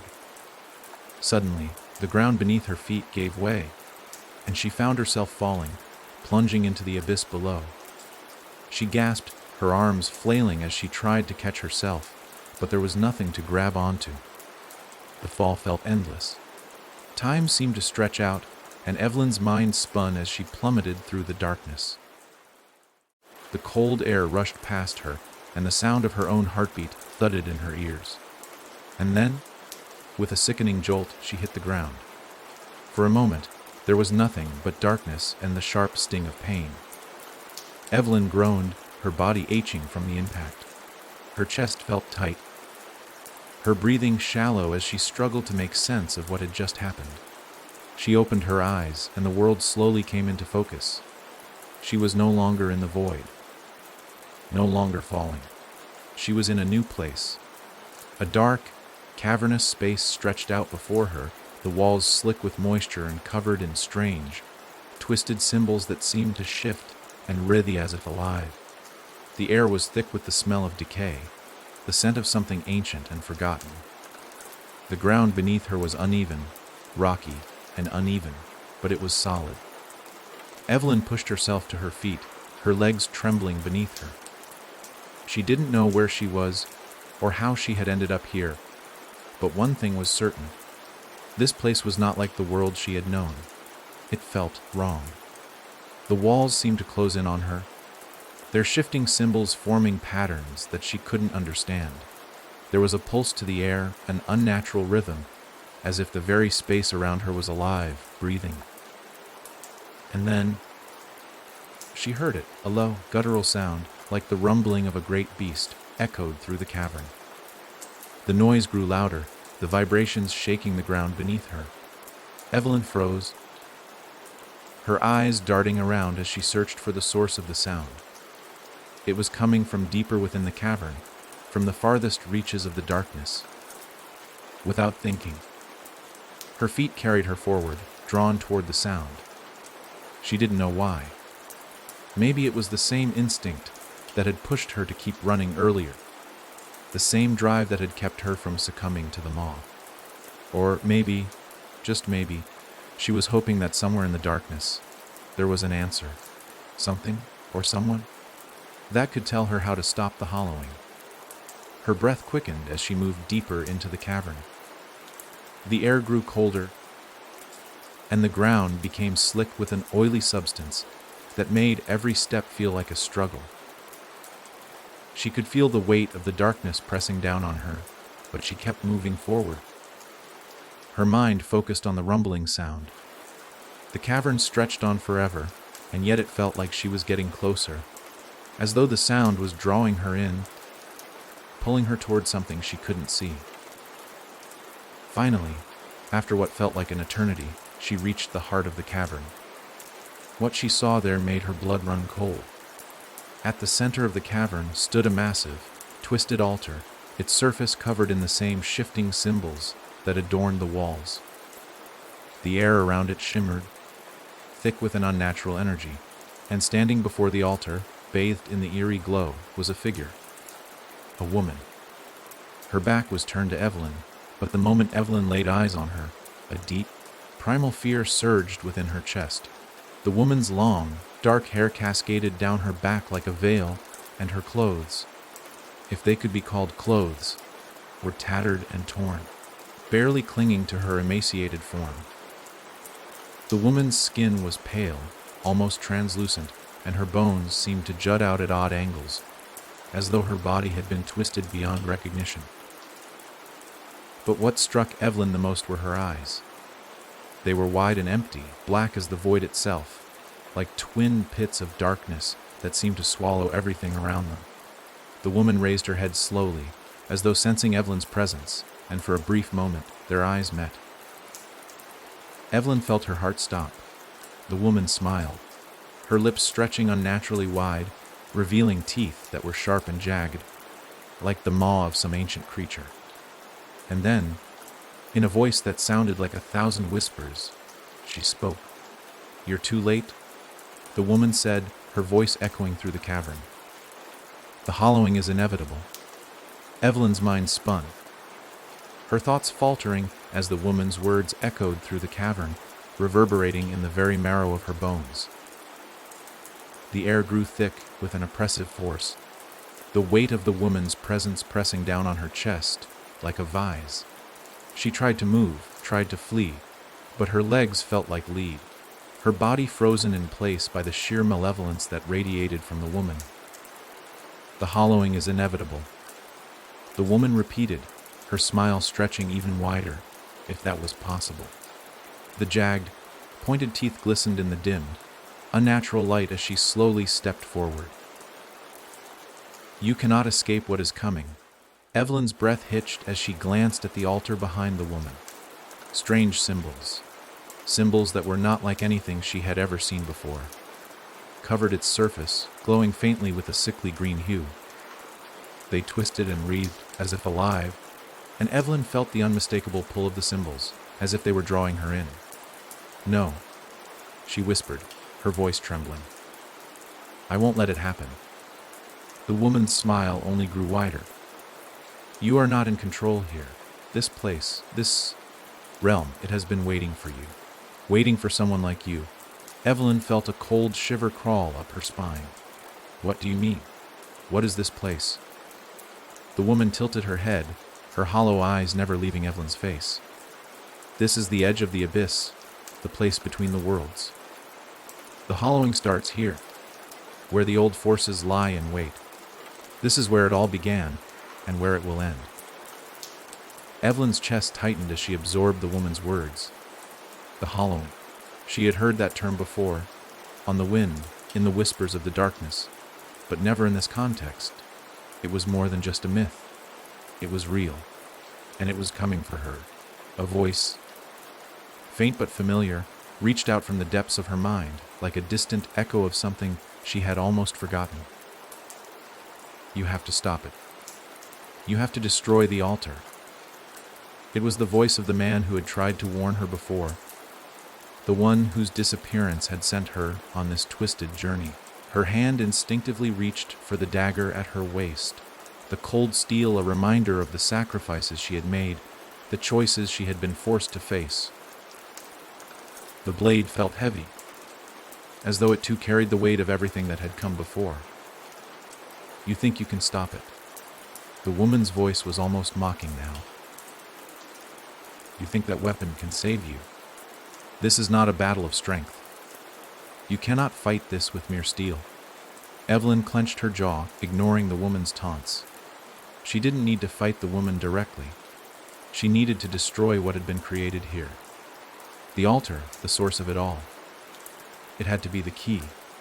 She stepped forward. Her feet sliding across the slick, oily stone, the cavern floor groaning beneath her. Every instinct screamed for her to run, to turn and flee from the horror in front of her. But Evelyn had come too far. She had faced too many horrors to turn back now. The woman followed her every move with those cold, dead eyes, her smile never fading. But Evelyn didn't stop. She had no choice. As she reached the altar, the symbols began to glow brighter, pulsing with an unnatural rhythm. The air crackled with energy, and Evelyn could feel the pulse in her chest, mirroring the rhythm of the altar. It was alive, its dark power seeping into her, filling her with a sense of cold dread. Her hand shook as she raised the dagger, the blade trembling with the force of the power swirling around her. She could hear the woman's voice again, sharp and insistent, like 1,000 whispers in the dark. Do you think you can erase this? Do you think you can undo what has already been set in motion? Evelyn's mind reeled. Can I? She didn't have the answer. But one thing was clear, she had to try.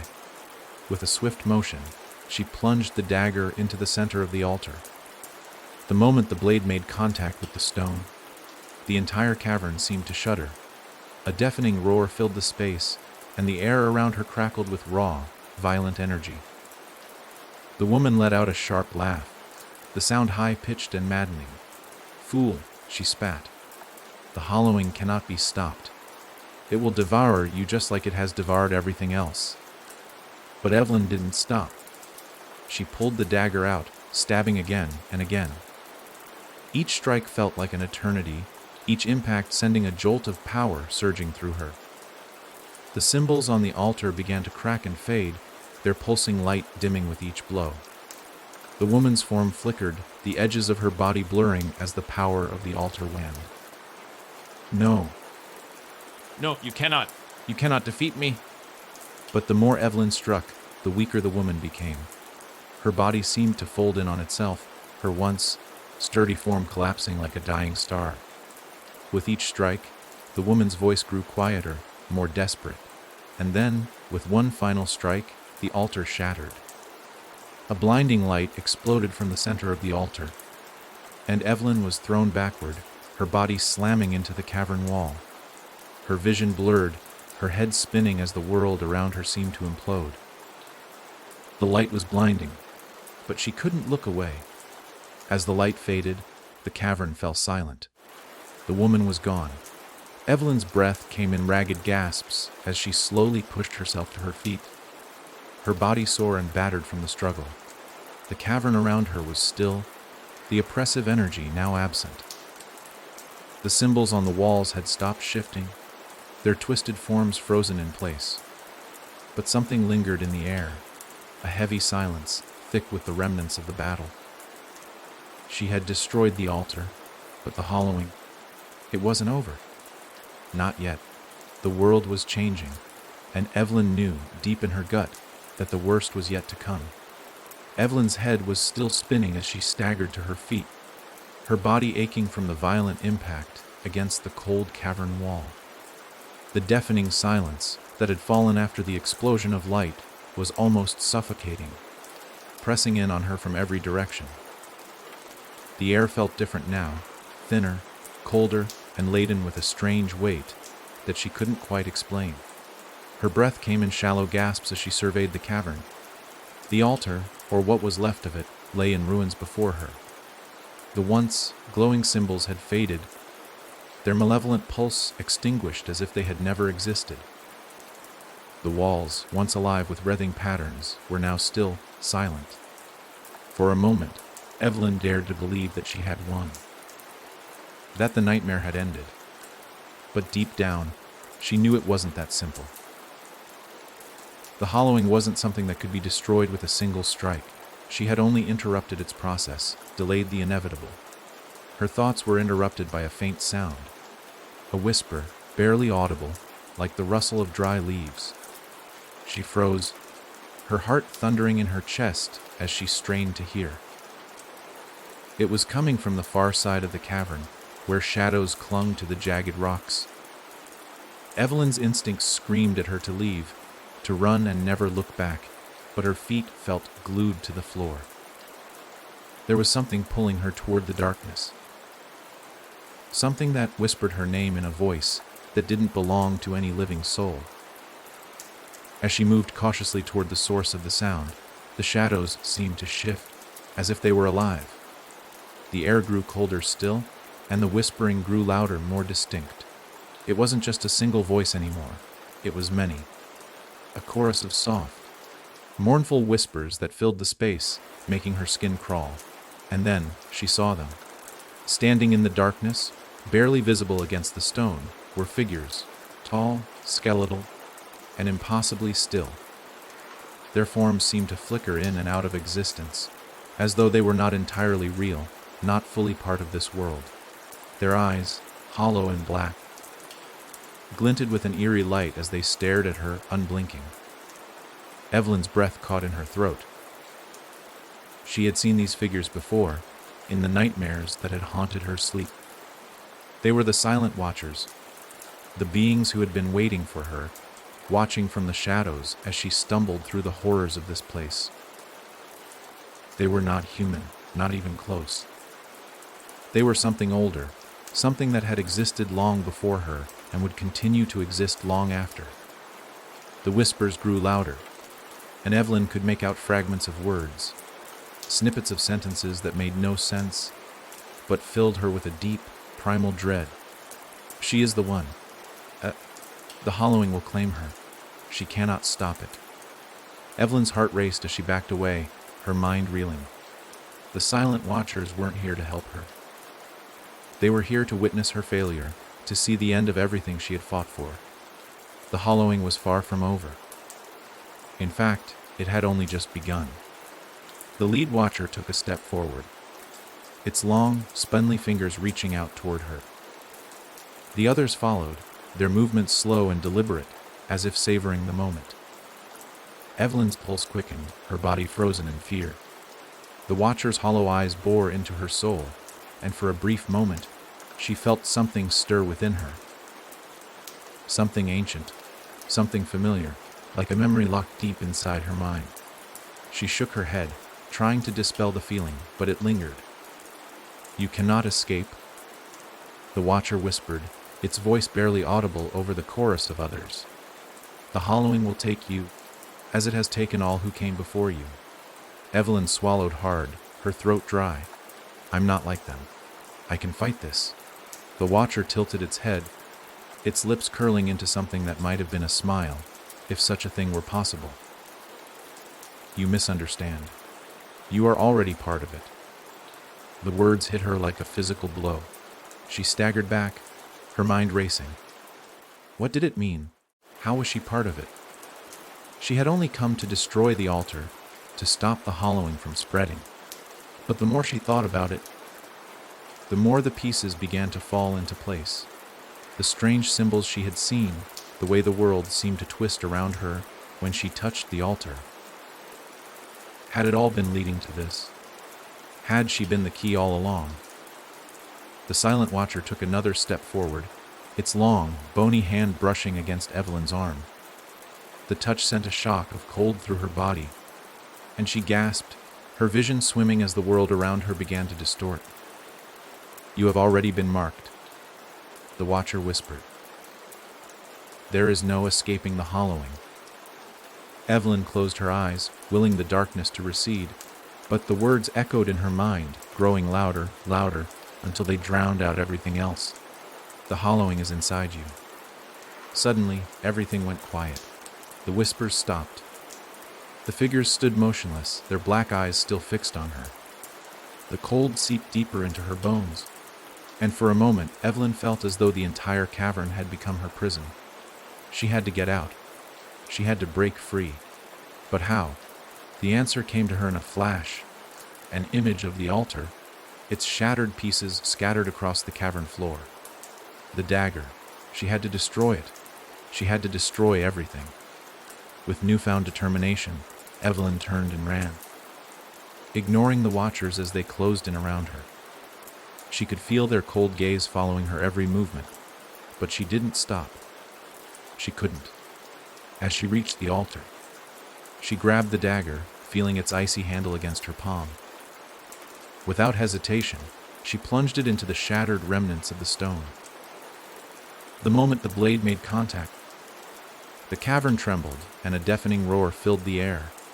The hollowing wasn't over yet, but Evelyn wasn't going to let it claim her. Not now. Not ever. As the days passed, the campsite had become a place of silence.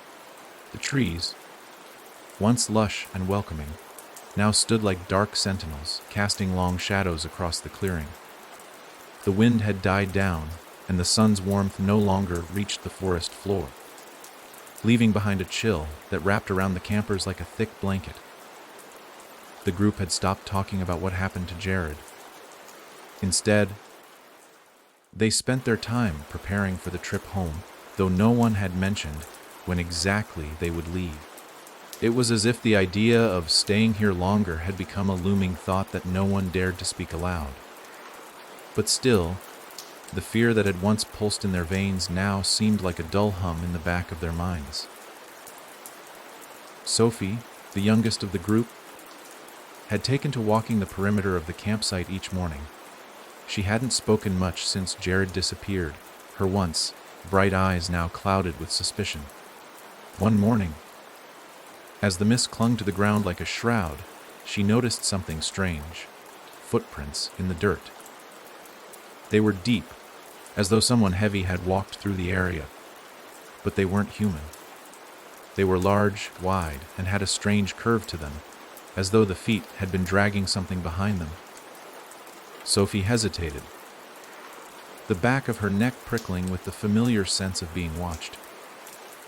She quickly turned and returned to the camp, but she couldn't shake the feeling that someone was still out there, just beyond the trees. That night, the group gathered around the fire, their faces pale in the flickering light. It was strange, but they all felt it. The air had become thick, oppressive, as if the forest itself was pressing down on them. Ethan, once the leader of their small group, sat silently, his eyes darting from shadow to shadow. "Something's wrong," he said finally, breaking the silence. His voice was low, almost to himself. "We should leave. Now." It was a statement they all knew was true, though no one was willing to say it aloud. They had all noticed it, the unnatural stillness in the air, the way the trees seemed to close in on them, the way the forest watched, but something held them there, something unspoken. "We can't just leave," Emily muttered, gripping the edge of her jacket nervously. "What if we're being watched? What if we're meant to stay?" Her words were met with uneasy silence, and everyone turned to look at her, her voice laced with fear. But it was then that Sophie, who had been unusually quiet, spoke up again, her voice trembling. "I found something," she said, her eyes wide and filled with dread. Footprints. But they weren't human. They were something else. Something big. The fire crackled in the tense silence, each member of the group staring into the flames as if they could somehow reveal the truth. After a long pause, it was Ethan who broke the silence once more. "We have to leave," he said, a firm edge to his voice. "We don't know what's out there, but it's not worth staying. We don't even know if Jared's gone for good. We're just putting ourselves at risk." But even as he spoke, the wind picked up once more, swirling around them in a sudden gust. And as they looked into the darkness, something stirred. From the shadows came a low, eerie howl, a sound unlike any animal they had ever heard. It was a guttural, bone-chilling cry that echoed through the trees, sending shivers down their spines. In that instant, they knew they weren't alone. The howl echoed again, louder this time, sending a rush of cold terror through the group. For a moment, they all just stood frozen, staring into the dark, their breath visible in the chill of the night air. It was as if the forest itself had come alive, watching them, waiting for them to make their move. Sophie gripped the edge of the fire pit, her knuckles white. What was that?" she whispered, though she knew the answer as much as the others did. It wasn't an animal. No, this was something far more sinister. Emily swallowed hard, her voice shaking. "It doesn't matter. We need to get out of here now. It's not safe anymore." Ethan was the first to react, his eyes darting to the darkened tree line. His body was tense, every muscle coiled as if he were about to spring into action. "Grab your things," he said quickly, his voice barely audible over the rising wind. "We leave now. If we stay, we won't make it." The group scrambled, grabbing whatever they could from their tents. Their movements were frantic, driven by a primal fear that had taken over. The fire crackled and spat as they hurriedly packed their bags and secured their gear. But in the back of their minds, they knew it wasn't just the wind howling. Something was out there, something that wanted them to stay, and would make them pay if they didn't. Just as they were about to make their move, the ground beneath them seemed to tremble. A faint vibration ran through the earth, like the distant rumble of thunder, but far more unnatural. The hair on the back of their necks stood on end as they heard the unmistakable sound of footsteps.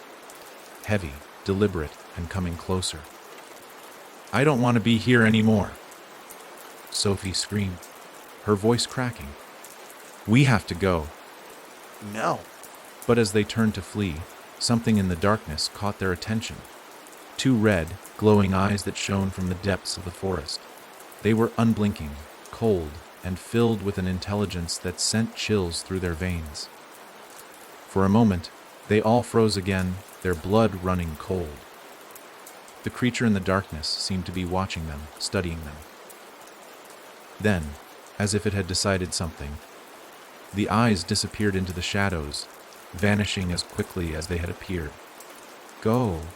Ethan shouted, and without hesitation, the group bolted into the night, their hearts pounding in their chests as they sprinted through the trees. They didn't look back, not once. As they pushed forward, their feet pounding against the earth, desperate to escape whatever hunted them. But the forest was vast. The trees, thick and towering, seemed to stretch endlessly in every direction. The path they had once followed now seemed foreign to them, twisting and turning in ways they didn't remember. It felt like the forest itself was alive, shifting around them, making it impossible to find their way. Which way? Emily gasped, her breath coming in ragged gasps. "Where do we go?" I don't know," Ethan replied, his voice strained with panic. "Just keep running. We can't stop." But even as they ran, they couldn't shake the feeling that they weren't alone. Something was following them, moving just behind them in the shadows. The sound of footsteps, heavy and relentless, grew louder with every passing second. It was as if the thing in the dark was closing in on them, stalking them, waiting for the right moment to strike. Suddenly, there was a scream, high, pitched, and full of terror. It wasn't Sophie, or Emily, or Ethan. It came from somewhere deep in the forest. A voice desperate and filled with pure dread echoed through the trees. The scream was cut off abruptly, leaving behind only silence. For a moment, no one spoke. They kept running, but now the fear in their hearts was stronger than ever. The scream had sounded too familiar. It was Jared's voice.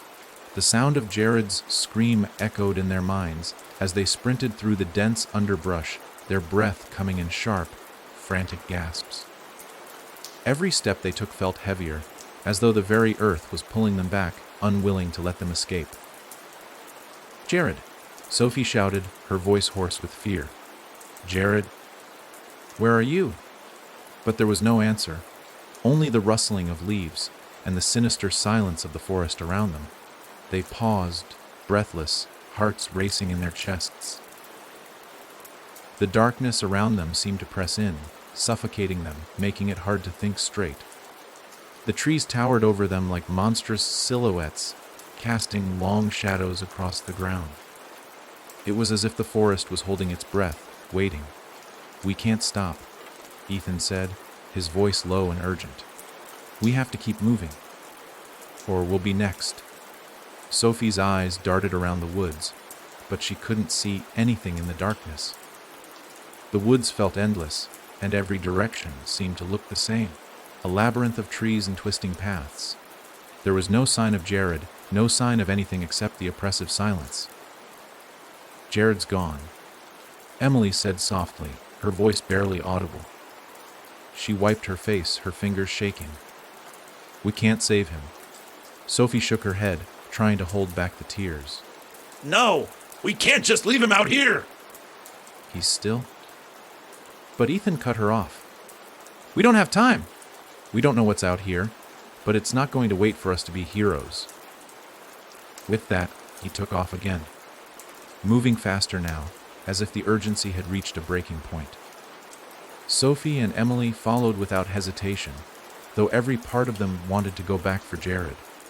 Their minds raced, each of them trying to make sense of what was happening, but the terror was too thick to think straight.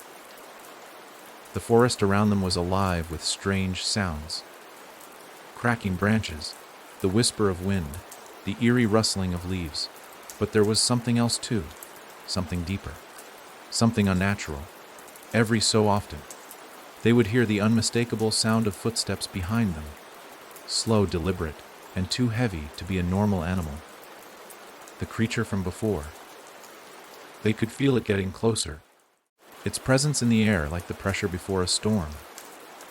"We need to split up," Ethan said suddenly, his voice firm. "It's our best chance. If we stay together, it'll catch us all." Sophie and Emily exchanged a look, torn. Splitting up meant abandoning each other, but staying together meant they'd all be dead.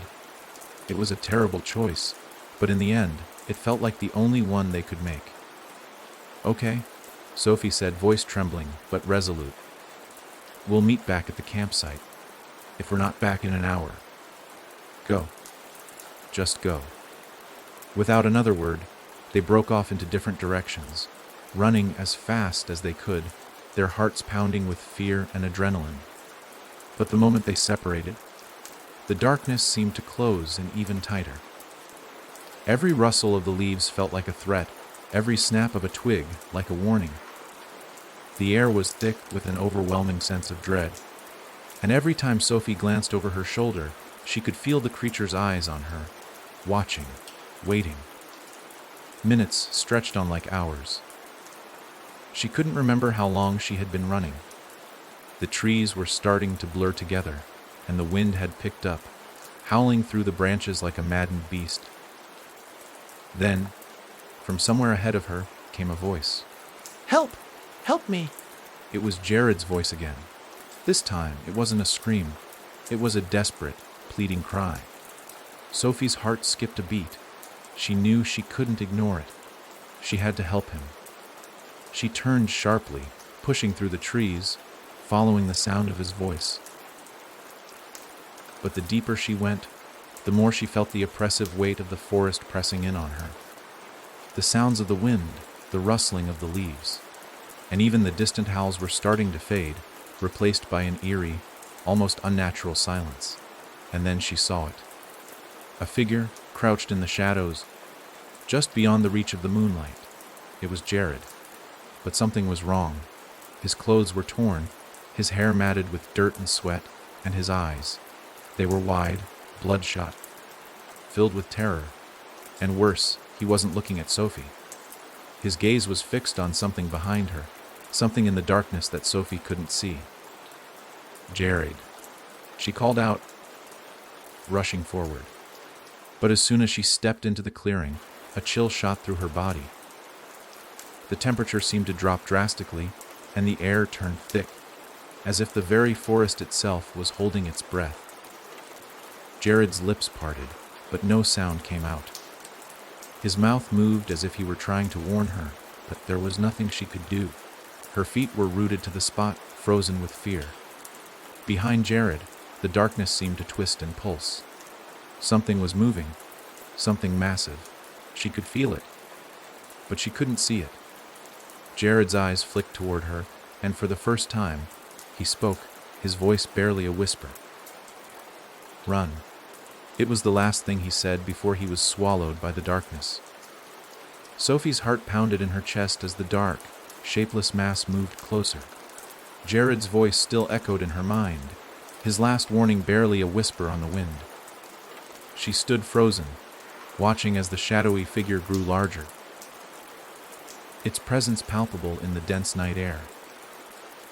The creature wasn't just a presence, it was a force, a thing that seemed to consume the light around it, sucking the very life out of the woods.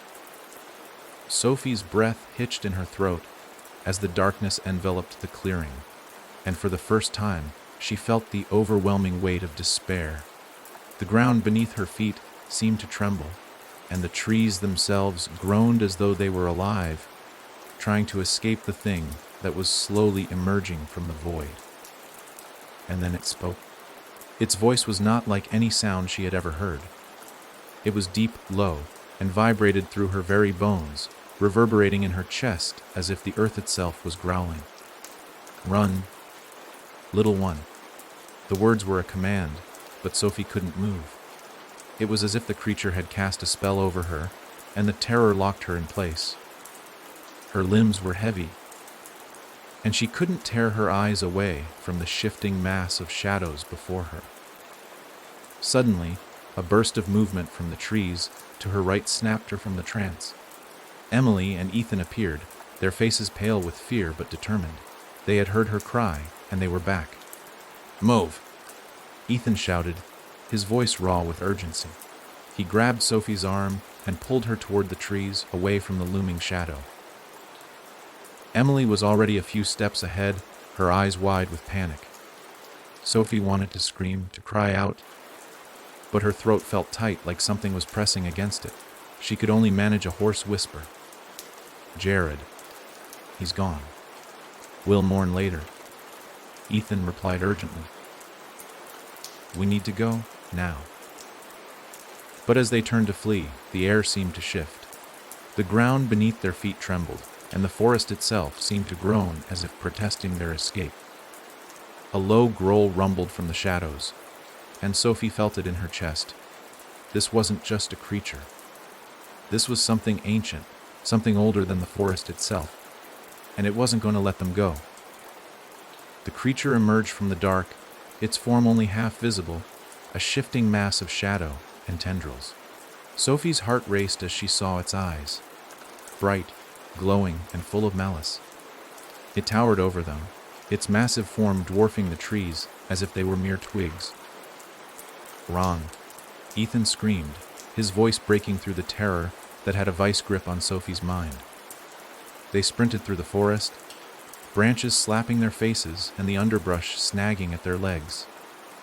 Behind them, the creature moved with inhuman speed, its tendrils whipping through the air, snapping like vines. Sophie could hear it getting closer, closer than she had ever feared. "We can't outrun it," Emily gasped, her voice filled with desperation.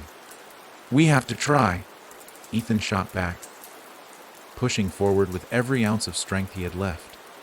Sophie's mind raced. She couldn't shake the image of Jared disappearing into the darkness. The guilt gnawed at her, but there was no time to mourn. They had to survive. Suddenly, the ground beneath their feet shifted violently, and Sophie stumbled, falling to her knees. Her breath was ragged, and the world seemed to spin around her. She looked up, and through the blur of fear, she saw the creature's tendrils reaching toward them, moving with unnatural precision. "Help!" Sophie screamed, but her voice was drowned out by the roar of the wind and the deep, guttural growl of the creature. In the blink of an eye, the tendrils wrapped around Emily's legs, pulling her toward the creature. Emily screamed as she was yanked from the ground, her body thrashing in the air. "No!" Ethan cried, reaching out to her, but it was too late. Emily vanished into the darkness, her screams fading into the distance. Sophie's heart stopped. She couldn't breathe. She had just watched her friend disappear, lost to the creature that seemed to consume everything in its path. But there was no time to mourn.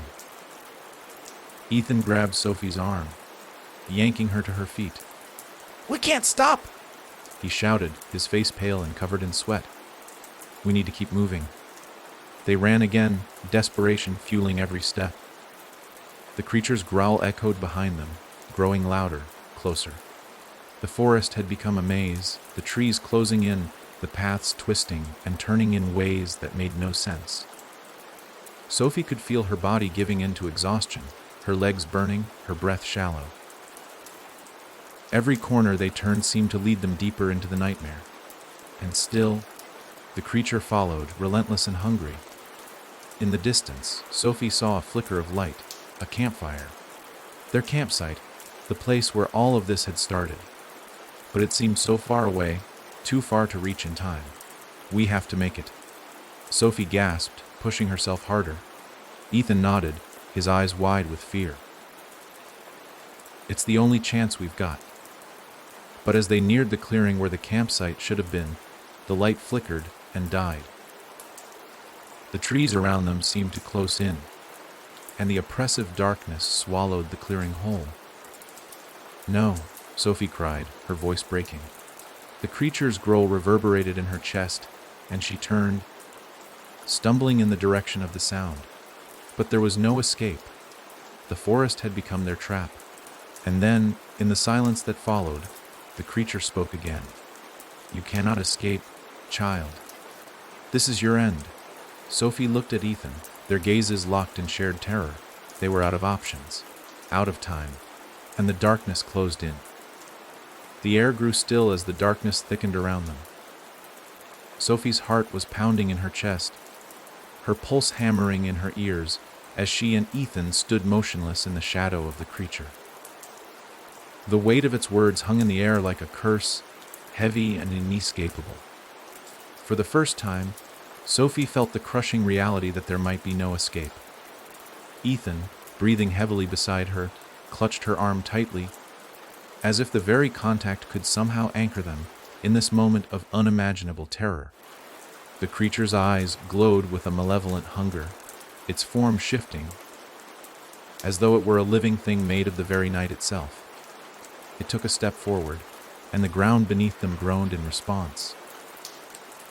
The trees around them began to sway, their branches twisting in unnatural directions, as if the forest itself was being bent to the will of the monster. The once familiar woods had become a place of nightmares, and there was no path back to safety. Ethan turned to Sophie, his voice desperate, trembling. We can't fight it. We can't outrun it. But maybe there's something we missed. Something we can do to stop it. Sophie, too terrified to think clearly, could barely process his words. Her thoughts were muddled by fear, but there was a flicker of hope in his voice that reached through the panic. Could there really be something? Some way to stop this? Before she could speak, the creature's growl deepened into a resonating sound that vibrated through their bones. It was as though the very earth itself was warning them to surrender. Sophie clenched her fists, trying to focus. What if it's tied to this place? She whispered, her voice trembling. What if the curse? What if it's been here for centuries? Ethan's eyes widened as the idea took root. That's it. The forest, the darkness. This is where it lies, isn't it? The curse. Maybe the key is in the heart of the woods. It's not about running. It's about confronting it. Sophie's mind raced as she glanced back at the creature, whose eyes glinted with cruel satisfaction. There was no time to second-guess themselves. They had to act now. With a swift nod, they turned in unison, moving through the shadow-laden forest. The creature didn't follow immediately. Instead, it let them run, as if savoring the moment. Its eyes never left them, its presence still looming, pressing down on them like a weight they couldn't shake. They moved through the woods, each step harder than the last as the forest seemed to grow more hostile.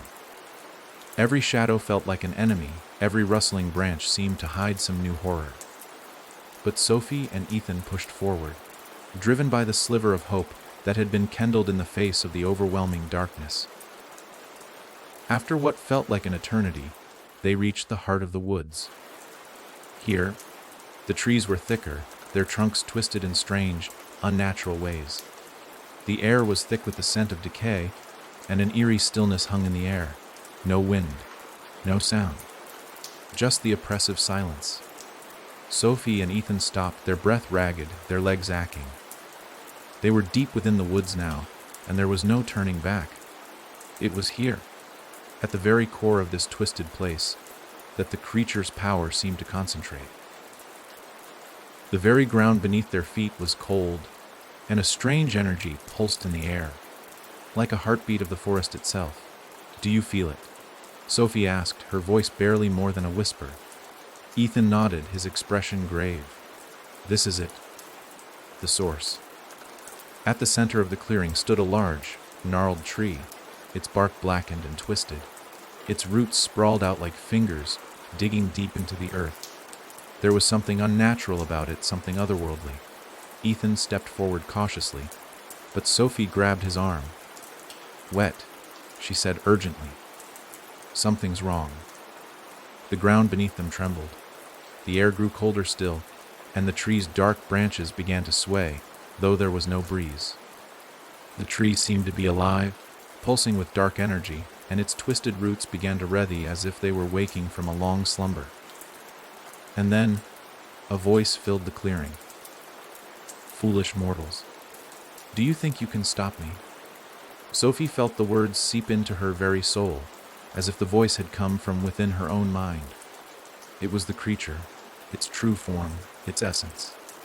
The tree wasn't just a part of the forest, it was its anchor, its heart. The creature was the forest, and the forest was the creature. Sophie and Ethan froze, the weight of the truth pressing down on them. There was no fighting it. There was no running. The only choice left was to destroy the very thing that had created this nightmare. The creature's laughter echoed through the forest, a cold, haunting sound. "You think you can destroy me? I am the forest. I am the darkness. And you are nothing." Sophie, her heart racing, felt a surge of determination.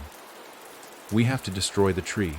It's the only way," she said, her voice shaking but steady with resolve.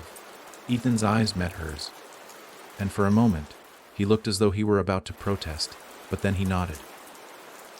"You're right. We have no other choice." They moved toward the tree, their bodies trembling as the ground seemed to push against them, as if the very earth itself were trying to stop them. The roots of the tree stretched out like dark, clawed fingers, and the tree itself loomed overhead, casting a shadow that seemed to swallow the light. Sophie and Ethan drew close, their hands shaking as they searched for a way to destroy the dark heart of the forest. Suddenly, Sophie saw a small, glowing stone embedded in the tree's bark. It was faint, almost hidden beneath the twisted roots, but it pulsed with an otherworldly light. "The stone!" Sophie exclaimed, her heart leaping in her chest. "It's the key." Ethan's face hardened with resolve. "Let's end this." Together, they reached for the stone. The instant their fingers touched it, a surge of energy pulsed through them, and the world around them seemed to twist. The tree groaned, its bark cracking as the roots recoiled. The creature's voice, full of rage and fear, echoed through the forest. "No, you cannot." But it was too late. The stone in their hands exploded with blinding light, and the ground beneath them gave way.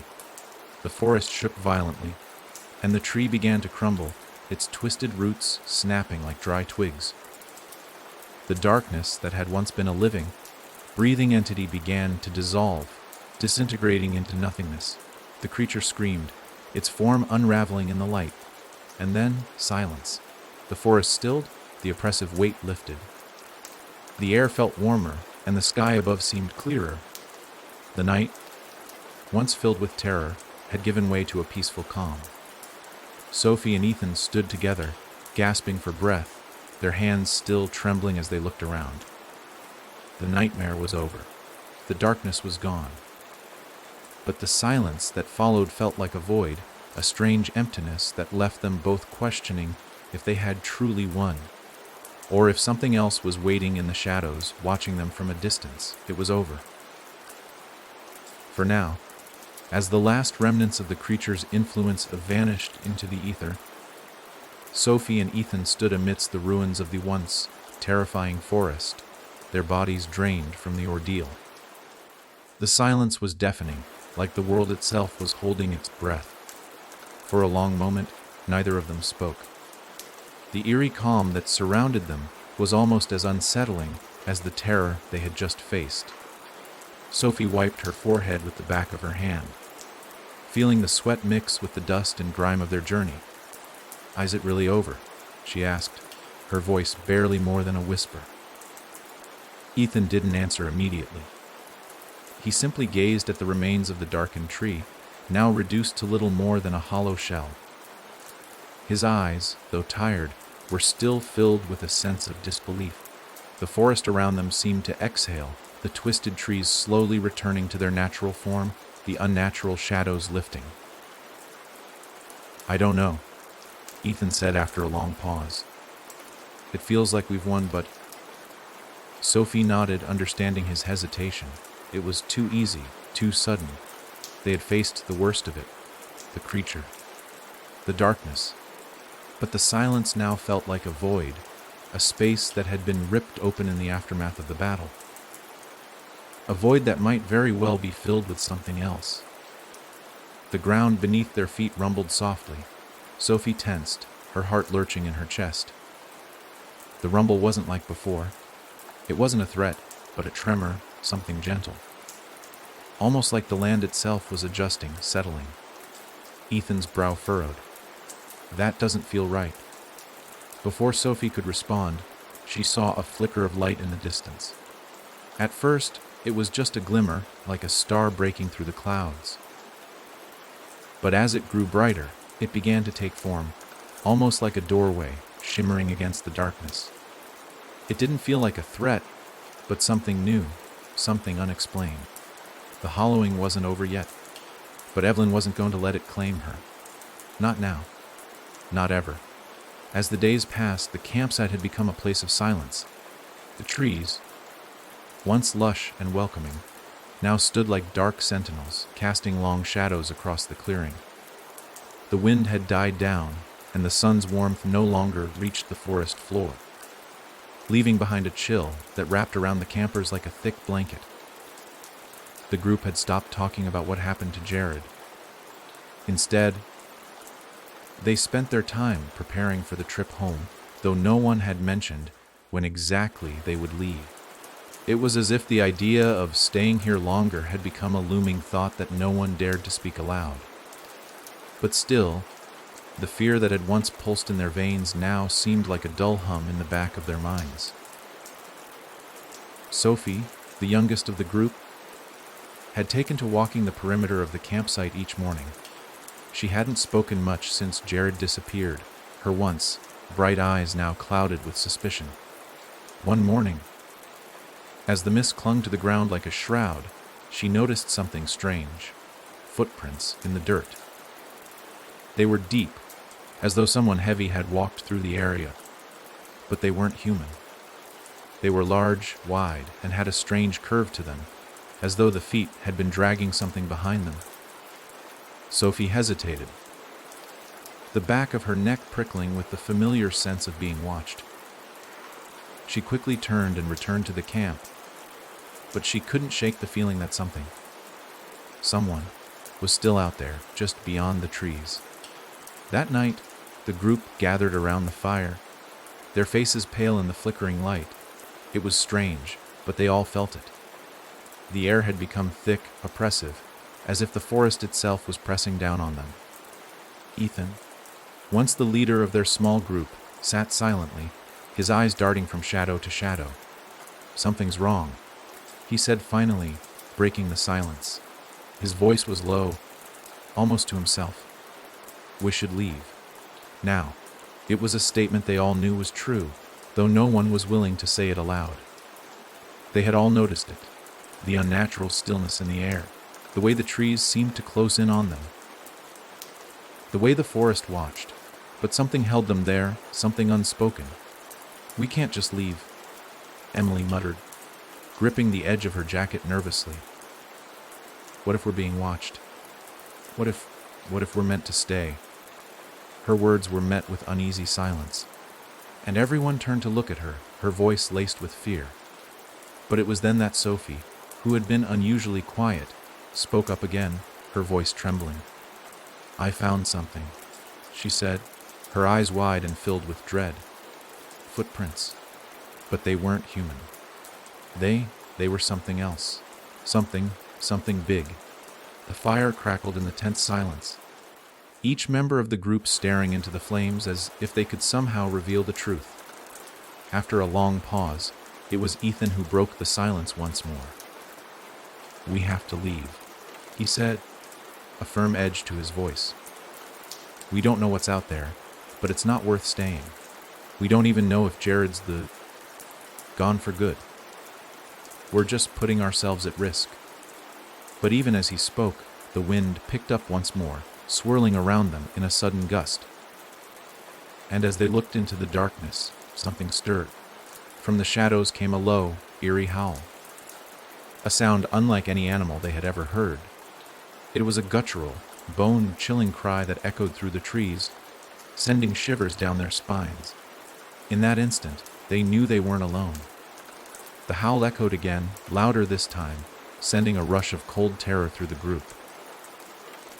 For a moment, they all just stood frozen, staring into the dark, their breath visible in the chill of the night air. It was as if the forest itself had come alive, watching them, waiting for them to make their move.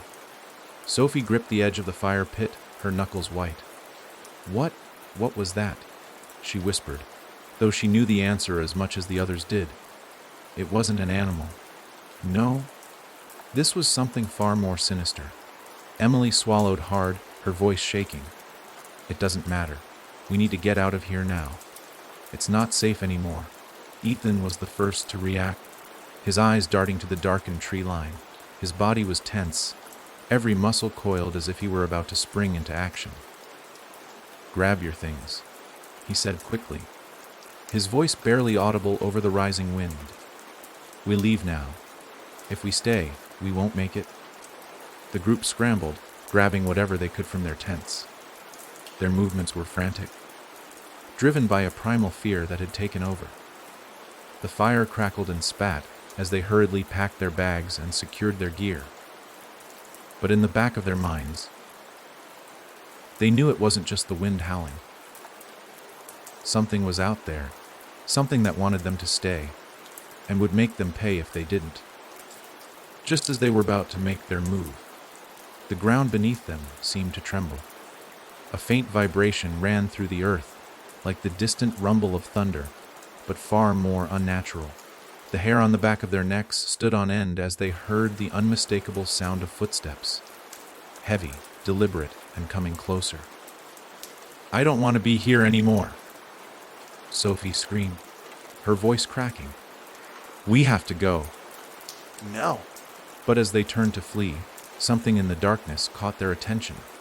Two red, glowing eyes that shone from the depths of the forest. They were unblinking, cold, and filled with an intelligence that sent chills through their veins. For a moment, they all froze again, their blood running cold. The creature in the darkness seemed to be watching them, studying them. Then, as if it had decided something, the eyes disappeared into the shadows, vanishing as quickly as they had appeared. "Go!" Ethan shouted, and without hesitation, the group bolted into the night, their hearts pounding in their chests as they sprinted through the trees. They didn't look back, not once.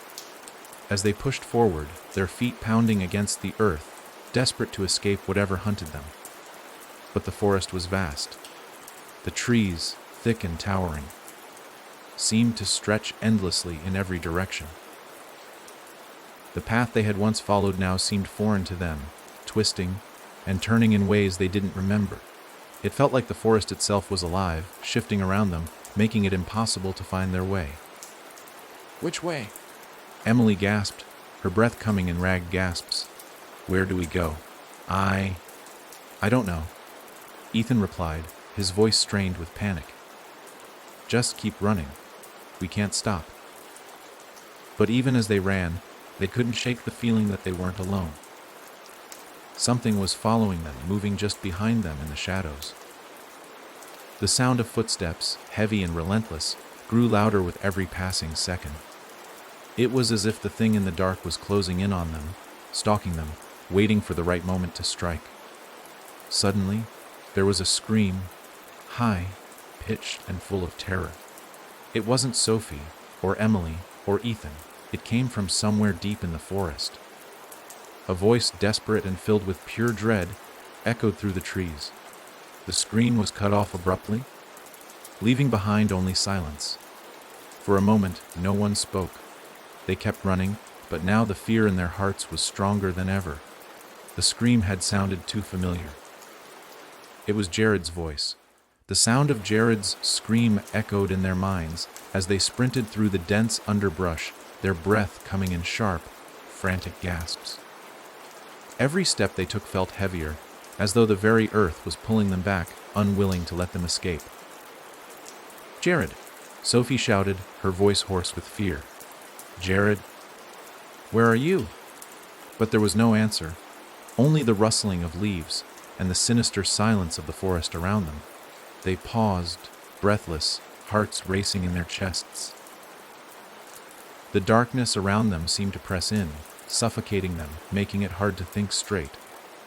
The trees towered over them like monstrous silhouettes, casting long shadows across the ground. It was as if the forest was holding its breath, waiting.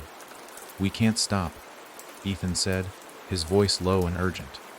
We have to keep moving, or we'll be next. Sophie's eyes darted around the woods, but she couldn't see anything in the darkness. The woods felt endless, and every direction seemed to look the same, a labyrinth of trees and twisting paths. There was no sign of Jared, no sign of anything except the oppressive silence. Jared's gone, Emily said softly, her voice barely audible. She wiped her face, her fingers shaking. We can't save him. Sophie shook her head, trying to hold back the tears. No! We can't just leave him out here! He's still? But Ethan cut her off. We don't have time. We don't know what's out here, but it's not going to wait for us to be heroes. With that, he took off again, moving faster now, as if the urgency had reached a breaking point. Sophie and Emily followed without hesitation, though every part of them wanted to go back for Jared. Their minds raced, each of them trying to make sense of what was happening, but the terror was too thick to think straight.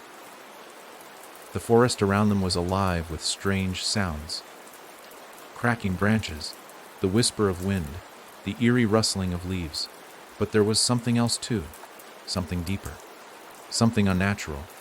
Every so often, they would hear the unmistakable sound of footsteps behind them, slow, deliberate, and too heavy to be a normal animal. The creature from before. They could feel it getting closer, its presence in the air like the pressure before a storm. We need to split up, Ethan said suddenly, his voice firm. It's our best chance. If we stay together, it'll catch us all. Sophie and Emily exchanged a look, torn. Splitting up meant abandoning each other, but staying together meant they'd all be dead. It was a terrible choice, but in the end, it felt like the only one they could make. Okay, Sophie said, voice trembling, but resolute. We'll meet back at the campsite. If we're not back in an hour. Go. Just go. Without another word, they broke off into different directions, running as fast as they could, their hearts pounding with fear and adrenaline. But the moment they separated, the darkness seemed to close in even tighter. Every rustle of the leaves felt like a threat, every snap of a twig like a warning. The air was thick with an overwhelming sense of dread, and every time Sophie glanced over her shoulder, she could feel the creature's eyes on her, watching, waiting. Minutes stretched on like hours. She couldn't remember how long she had been running, The trees were starting to blur together, and the wind had picked up, howling through the branches like a maddened beast. Then, from somewhere ahead of her, came a voice. Help! Help me! It was Jared's voice again. This time, it wasn't a scream. It was a desperate, pleading cry. Sophie's heart skipped a beat. She knew she couldn't ignore it. She had to help him. She turned sharply, pushing through the trees, following the sound of his voice. But the deeper she went, the more she felt the oppressive weight of the forest pressing in on her. The sounds of the wind, the rustling of the leaves, and even the distant howls were starting to fade, replaced by an eerie, almost unnatural silence. And then she saw it. A figure crouched in the shadows, just beyond the reach of the moonlight. It was Jared. But something was wrong. His clothes were torn, his hair matted with dirt and sweat, and his eyes, they were wide, bloodshot, filled with terror. And worse, he wasn't looking at Sophie. His gaze was fixed on something behind her, something in the darkness that Sophie couldn't see. Jared, she called out, rushing forward. But as soon as she stepped into the clearing, a chill shot through her body. The temperature seemed to drop drastically, and the air turned thick, as if the very forest itself was holding its breath. Jared's lips parted, but no sound came out.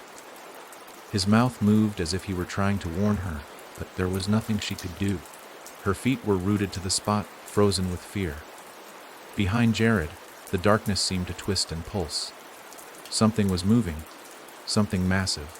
She could feel it, but she couldn't see it. Jared's eyes flicked toward her, and for the first time, he spoke, his voice barely a whisper.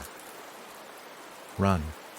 It was the last thing he said before he was swallowed by the darkness. Sophie's heart pounded in her chest as the dark, shapeless mass moved closer. Jared's voice still echoed in her mind, his last warning barely a whisper on the wind. She stood frozen, watching as the shadowy figure grew larger, its presence palpable in the dense night air. The creature wasn't just a presence, it was a force, a thing that seemed to consume the light around it, sucking the very life out of the woods. Sophie's breath hitched in her throat as the darkness enveloped the clearing, and for the first time, she felt the overwhelming weight of despair. The ground beneath her feet seemed to tremble, and the trees themselves groaned as though they were alive, trying to escape the thing that was slowly emerging from the void. And then it spoke. Its voice was not like any sound she had ever heard. It was deep, low, and vibrated through her very bones, reverberating in her chest as if the earth itself was growling. Run, little one. The words were a command, but Sophie couldn't move. It was as if the creature had cast a spell over her, and the terror locked her in place. Her limbs were heavy, and she couldn't tear her eyes away from the shifting mass of shadows before her.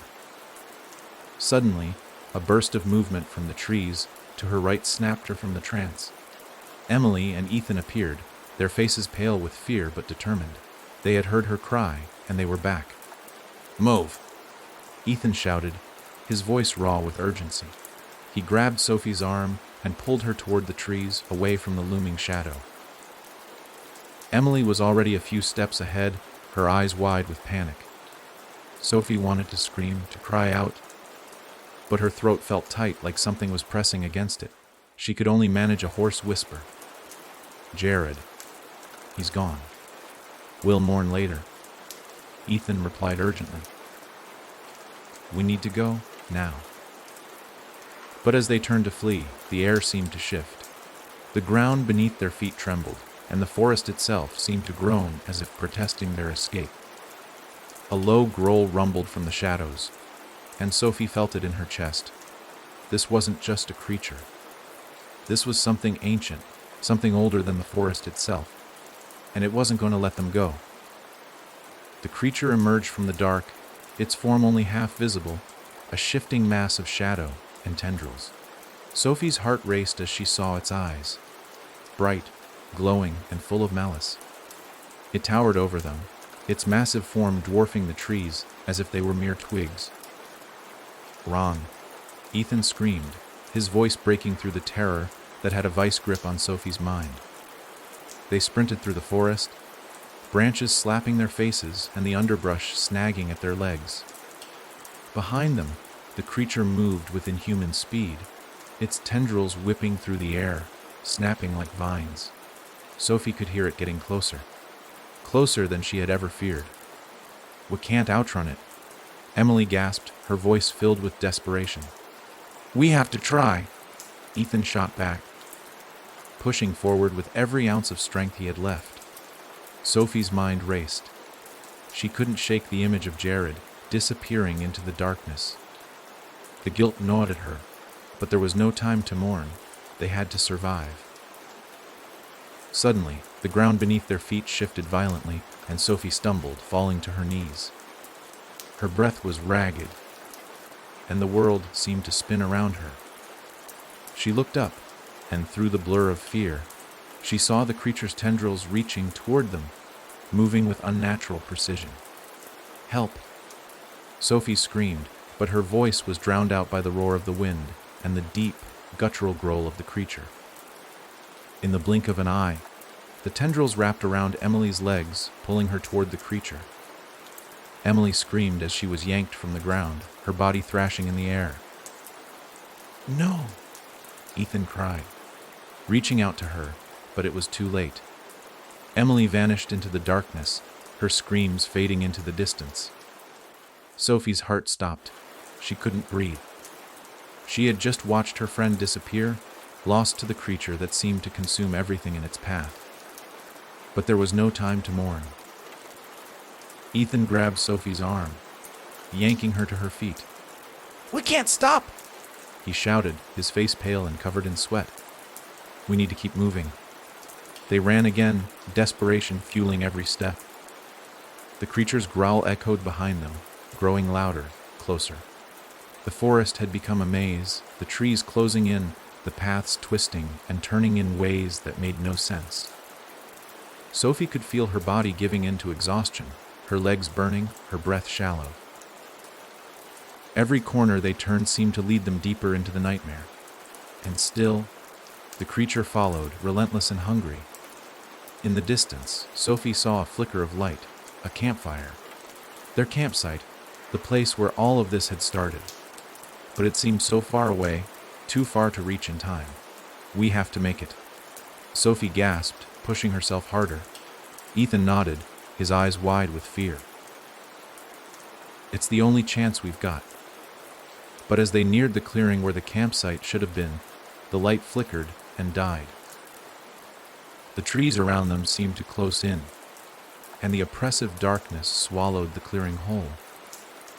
"No," Sophie cried, her voice breaking. The creature's growl reverberated in her chest, and she turned, stumbling in the direction of the sound. But there was no escape. The forest had become their trap. And then, in the silence that followed, the creature spoke again. "You cannot escape, child. This is your end." Sophie looked at Ethan, their gazes locked in shared terror. They were out of options, out of time, and the darkness closed in. The air grew still as the darkness thickened around them.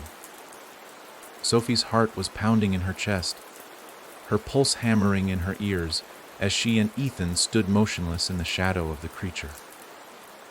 The weight of its words hung in the air like a curse, heavy and inescapable. For the first time, Sophie felt the crushing reality that there might be no escape. Ethan, breathing heavily beside her, clutched her arm tightly, as if the very contact could somehow anchor them in this moment of unimaginable terror. The creature's eyes glowed with a malevolent hunger, its form shifting, as though it were a living thing made of the very night itself. It took a step forward, and the ground beneath them groaned in response. The trees around them began to sway, their branches twisting in unnatural directions, as if the forest itself was being bent to the will of the monster. The once familiar woods had become a place of nightmares, and there was no path back to safety. Ethan turned to Sophie, his voice desperate, trembling. We can't fight it. We can't outrun it. But maybe there's something we missed. Something we can do to stop it. Sophie, too terrified to think clearly, could barely process his words. Her thoughts were muddled by fear, but there was a flicker of hope in his voice that reached through the panic. Could there really be something? Some way to stop this? Before she could speak, the creature's growl deepened into a resonating sound that vibrated through their bones. It was as though the very earth itself was warning them to surrender. Sophie clenched her fists, trying to focus. What if it's tied to this place? She whispered, her voice trembling. What if the curse? What if it's been here for centuries? Ethan's eyes widened as the idea took root. That's it. The forest, the darkness, this is where it lies, isn't it? The curse. Maybe the key is in the heart of the woods. It's not about running. It's about confronting it. Sophie's mind raced as she glanced back at the creature, whose eyes glinted with cruel satisfaction. There was no time to second-guess themselves. They had to act now. With a swift nod, they turned in unison, moving through the shadow-laden forest. The creature didn't follow immediately. Instead, it let them run, as if savoring the moment. Its eyes never left them, its presence still looming, pressing down on them like a weight they couldn't shake. They moved through the woods, each step harder than the last as the forest seemed to grow more hostile. Every shadow felt like an enemy, every rustling branch seemed to hide some new horror. But Sophie and Ethan pushed forward, driven by the sliver of hope that had been kindled in the face of the overwhelming darkness. After what felt like an eternity, they reached the heart of the woods. Here, the trees were thicker, their trunks twisted in strange, unnatural ways. The air was thick with the scent of decay, and an eerie stillness hung in the air. No wind, no sound, just the oppressive silence. Sophie and Ethan stopped, their breath ragged, their legs aching. They were deep within the woods now, and there was no turning back. It was here, at the very core of this twisted place, that the creature's power seemed to concentrate. The very ground beneath their feet was cold, and a strange energy pulsed in the air, like a heartbeat of the forest itself. Do you feel it? Sophie asked, her voice barely more than a whisper. Ethan nodded, his expression grave. This is it. The source. At the center of the clearing stood a large, gnarled tree, its bark blackened and twisted. Its roots sprawled out like fingers, digging deep into the earth. There was something unnatural about it, something otherworldly. Ethan stepped forward cautiously, but Sophie grabbed his arm. Wet, she said urgently. Something's wrong. The ground beneath them trembled. The air grew colder still, and the tree's dark branches began to sway, though there was no breeze. The tree seemed to be alive, pulsing with dark energy, and its twisted roots began to writhe as if they were waking from a long slumber. And then, a voice filled the clearing. Foolish mortals, do you think you can stop me? Sophie felt the words seep into her very soul, as if the voice had come from within her own mind. It was the creature, its true form, its essence. The tree wasn't just a part of the forest, it was its anchor, its heart. The creature was the forest, and the forest was the creature. Sophie and Ethan froze, the weight of the truth pressing down on them. There was no fighting it. There was no running. The only choice left was to destroy the very thing that had created this nightmare. The creature's laughter echoed through the forest, a cold, haunting sound. You think you can destroy me. I am the forest. I am the darkness. And you are nothing. Sophie, her heart racing, felt a surge of determination.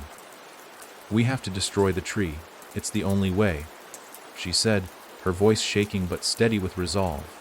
Ethan's eyes met hers, and for a moment, he looked as though he were about to protest, but then he nodded. You're right. We have no other choice. They moved toward the tree, their bodies trembling as the ground seemed to push against them, as if the very earth itself were trying to stop them. The roots of the tree stretched out like dark, clawed fingers, and the tree itself loomed overhead, casting a shadow that seemed to swallow the light.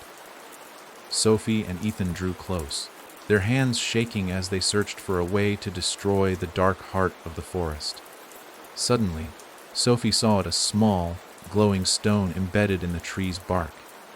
It was faint, almost hidden beneath the twisted roots, but it pulsed with an otherworldly light.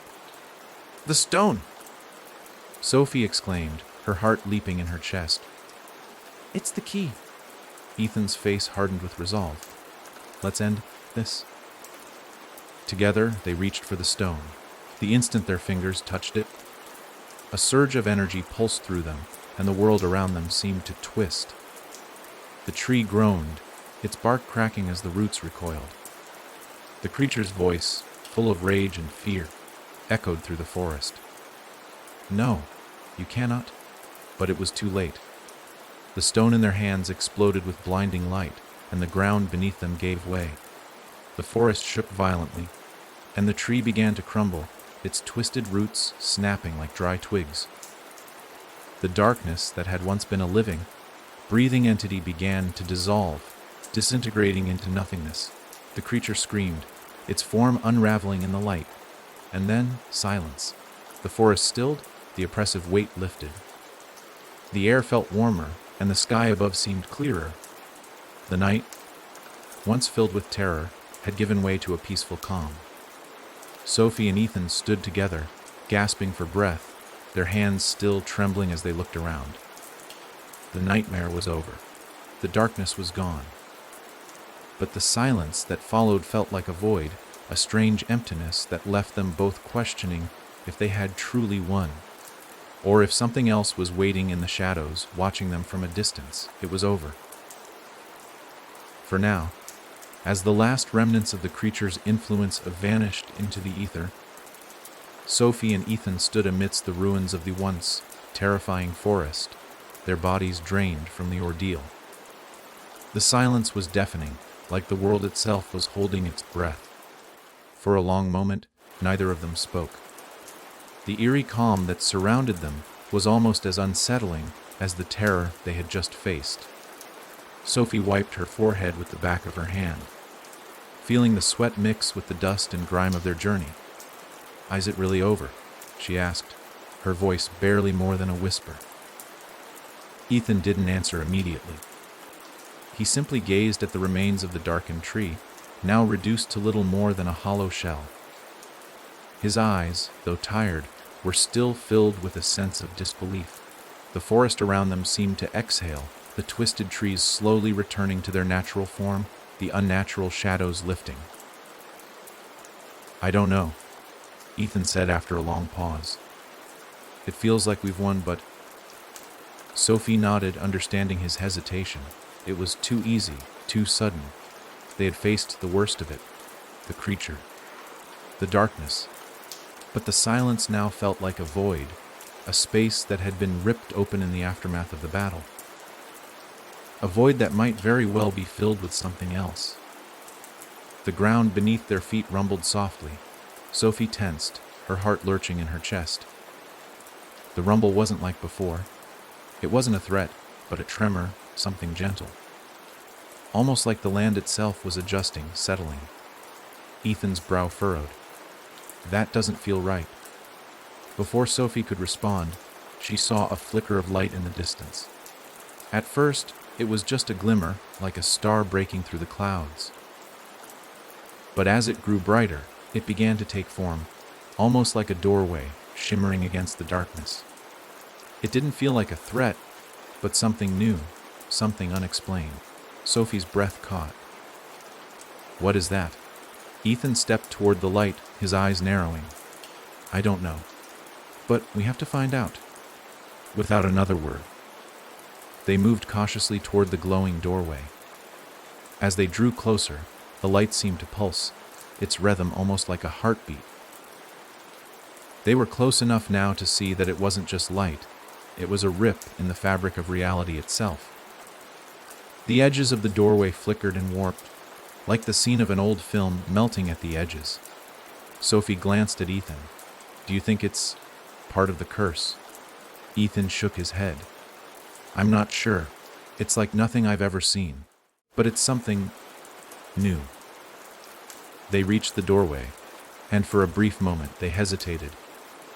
The air around them shimmered, and Sophie could feel a strange pull, as if the very atmosphere was inviting them to step through. Her gut told her it was a risk. But then again, everything they had faced had been a risk. There was no turning back now. Ethan reached out first, touching the edge of the doorway. His fingers brushed against the rip in space, and the light around them pulsed stronger, as if reacting to his touch. Sophie held her breath, watching intently, waiting for something, anything, to happen. Suddenly, the light flared, and the space inside the doorway seemed to collapse inward, drawing them both in. They had no time to react, no time to even scream. The force of the pull was too much. They were swept through the threshold in an instant. For a split second, everything went black. When Sophie's eyes finally fluttered open, the world around her had changed. The trees were gone, replaced by tall, ancient stone structures, their surfaces etched with symbols Sophie couldn't understand.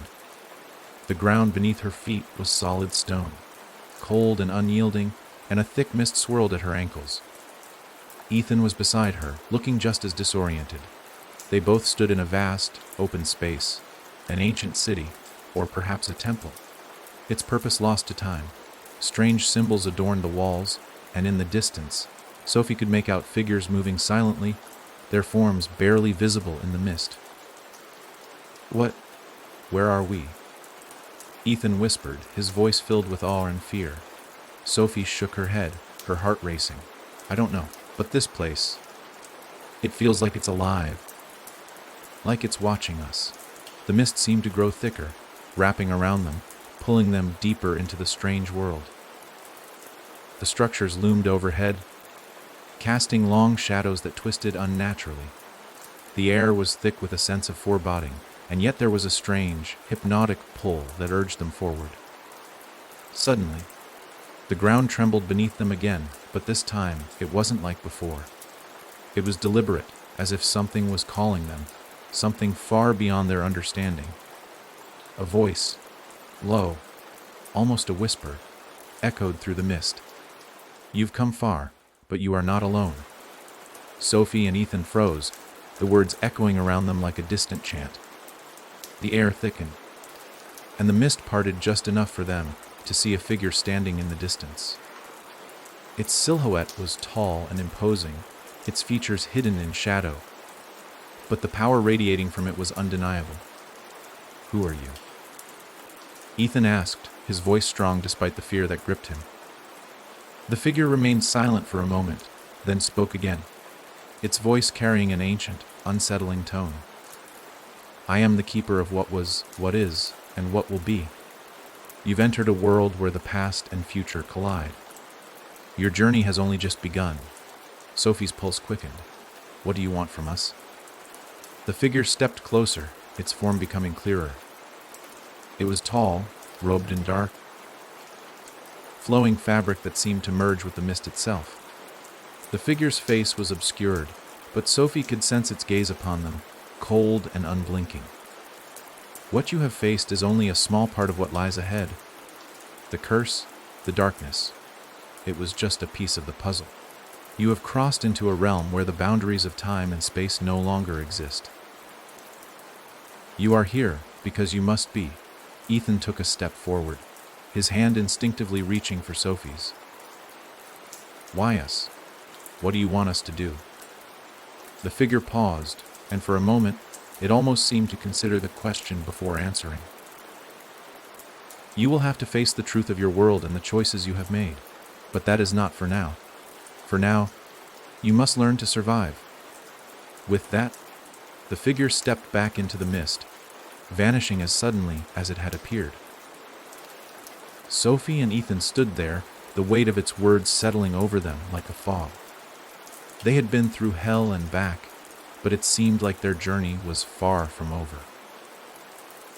The world around them hummed with a strange energy, and the figures in the mist began to move again, their shadows flickering like whispers in the dark. Sophie turned to Ethan, her heart heavy with uncertainty. What now? Ethan looked around, his eyes narrowing as he took in their new surroundings. Now we survive. Whatever this place is, we'll have to figure it out. Together. And with that, they stepped further into the unknown, the city of stone swallowing them whole. The next chapter of their journey had begun. The air grew colder as Sophie and Ethan ventured deeper into the stone city. The mist that had once swirled around their feet now seemed to cling to their skin, like a shroud that was both comforting and suffocating.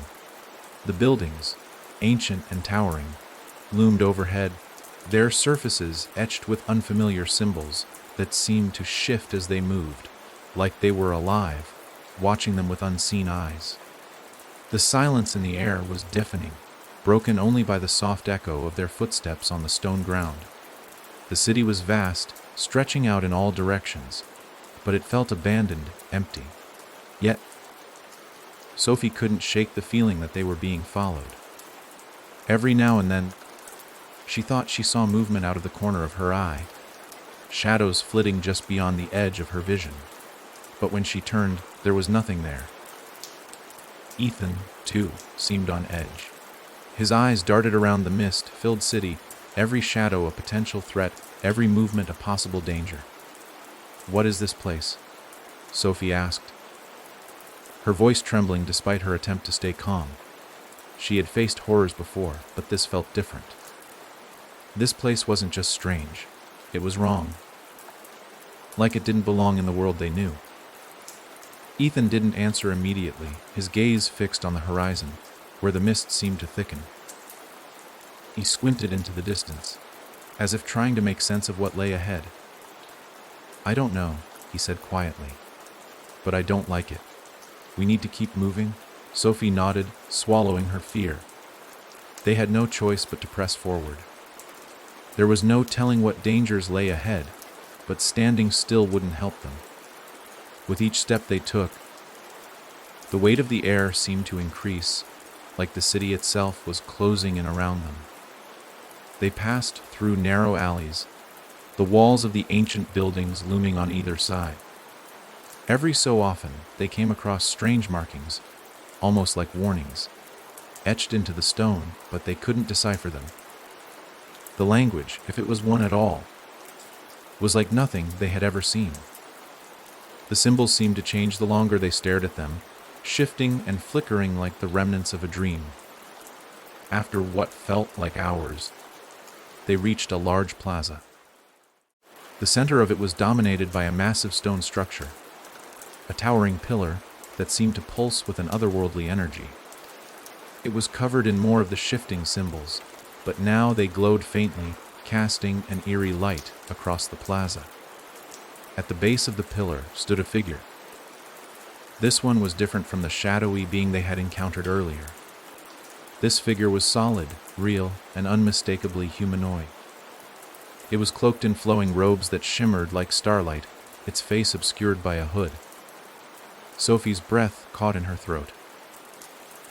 The figure didn't move as they approached, but Sophie could feel its presence, a weight in the air that pressed down on her chest.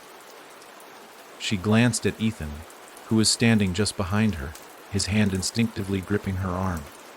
"Who are you?" Sophie asked, her voice steady despite the fear gnawing at her insides. "What do you want from us?"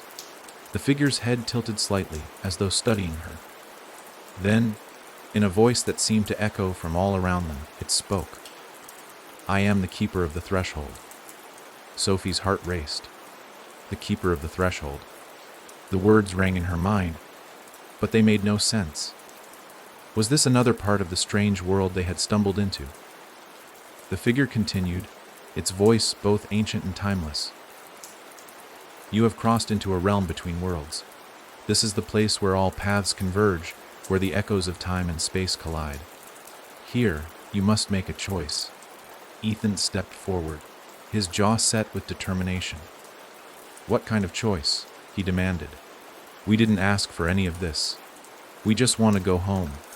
The keeper's hooded head tilted again, as if considering Ethan's words. Home. There is no going back, not until the path is completed. You have been chosen, not by us, but by the forces that govern the very fabric of existence. To return to your world, you must complete the trial of balance. Sophie frowned, confusion bubbling up inside her. What trial? What are you talking about? The keeper raised its hand, and the stone pillar behind it began to hum with energy. The symbols on the pillar glowed brighter, and the air around them crackled with an electric charge. The trial will test your minds, your hearts, and your very will to survive, the keeper said. Only by balancing the darkness and light within yourselves can you hope to escape this place. Fail, and you will remain here, lost among the echoes of forgotten souls. Succeed, and you may return to your world, but the cost will be greater than you can imagine. The words hung in the air, heavy with foreboding. Sophie felt a cold shiver run down her spine as she realized the gravity of the situation. They hadn't just entered some strange world. They had been thrust into a place where the rules of reality no longer applied. A place where failure meant more than death. And what if we refuse? Ethan asked, his voice tight with anger. What if we don't want to play your game? The keeper's voice grew colder, almost pitying. There is no refusal. You are here because you have crossed the threshold. There is no return until the trial is completed. But be warned, the trial is not one you can escape. The choice, however, is yours. Sophie took a deep breath, trying to steady her racing heart. What exactly do we have to do? She asked, her voice firmer now. The keeper raised its hand once more, and the pillar began to vibrate with a low hum. You must journey through the realms of light and shadow. Face your deepest fears, confront the darkness within yourselves, and find the balance between them. Only then will you be allowed to leave. If you fail, you will be consumed by the shadows, lost to time. Sophie's mind raced. It sounded like a test, one that she wasn't sure she was prepared for. But there was no choice. They had come this far, and there was no turning back now. What do we have to do first? She asked, her voice steady despite the fear coursing through her veins. The keeper's voice echoed once more. First, you must step into the light. Sophie and Ethan exchanged a look, and without another word, they began to move toward the glowing pillar. The world around them seemed to blur, the mist thickening as they drew closer. As they stepped forward, the light from the pillar washed over them, and everything around them disappeared into white. The light enveloped them completely, and for a moment, Sophie couldn't tell if her eyes were open or closed. There was no sound, no sense of space.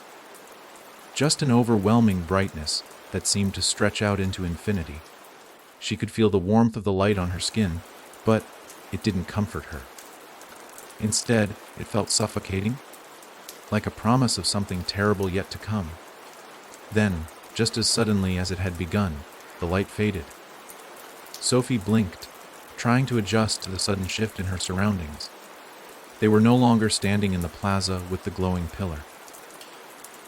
Instead, they found themselves in a vast, empty space, a place where the sky was an unbroken shade of pale gold, and the ground beneath their feet shimmered like it was made of liquid.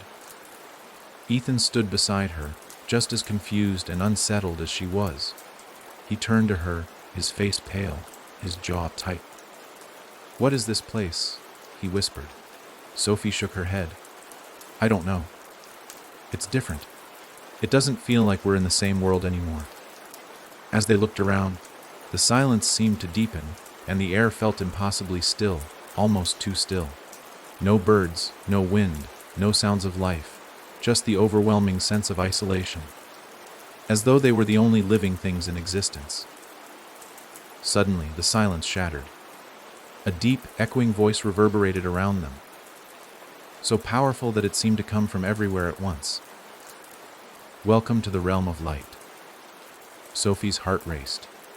The voice was not the keeper's, but it carried the same weight, the same chilling resonance. The voice continued, "This is where your journey begins. To move forward, you must embrace the light. But be warned, this place is not as it seems. The light here is not your friend." Ethan stepped forward, a frown creasing his brow.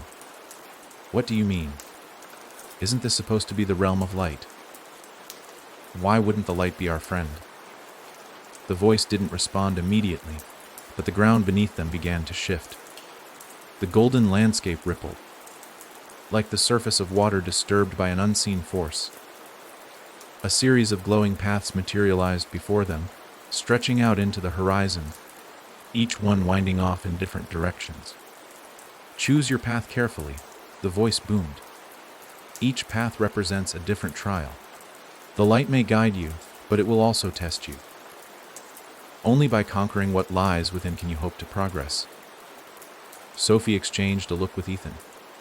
The paths before them seemed to shimmer with an almost hypnotic pull, each one looking as inviting as it was daunting. How could they possibly know which path to take?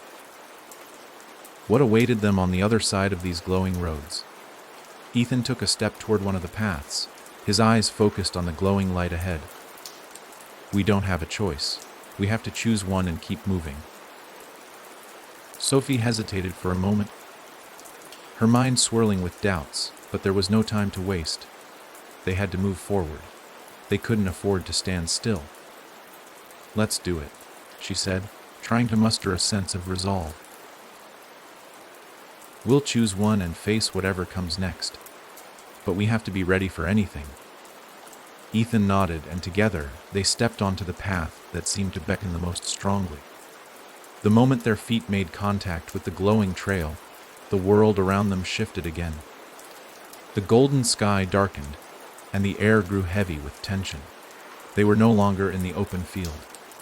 Now they found themselves in a place that felt familiar yet foreign, an endless, barren wasteland, where the light from the path was the only thing that illuminated the darkness.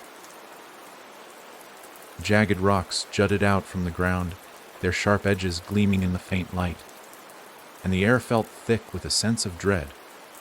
Sophie's pulse quickened. Something wasn't right. The path they had chosen had led them here, but what was this place? What was the trial they were meant to face? A sound broke the stillness.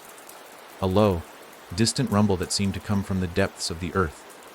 It grew louder, closer, until the ground beneath them began to tremble. Sophie instinctively reached for Ethan's arm, her heart pounding in her chest. "What is that?" she gasped. Before Ethan could answer, the ground cracked open with a deafening roar. From the chasm that formed between them, a figure emerged.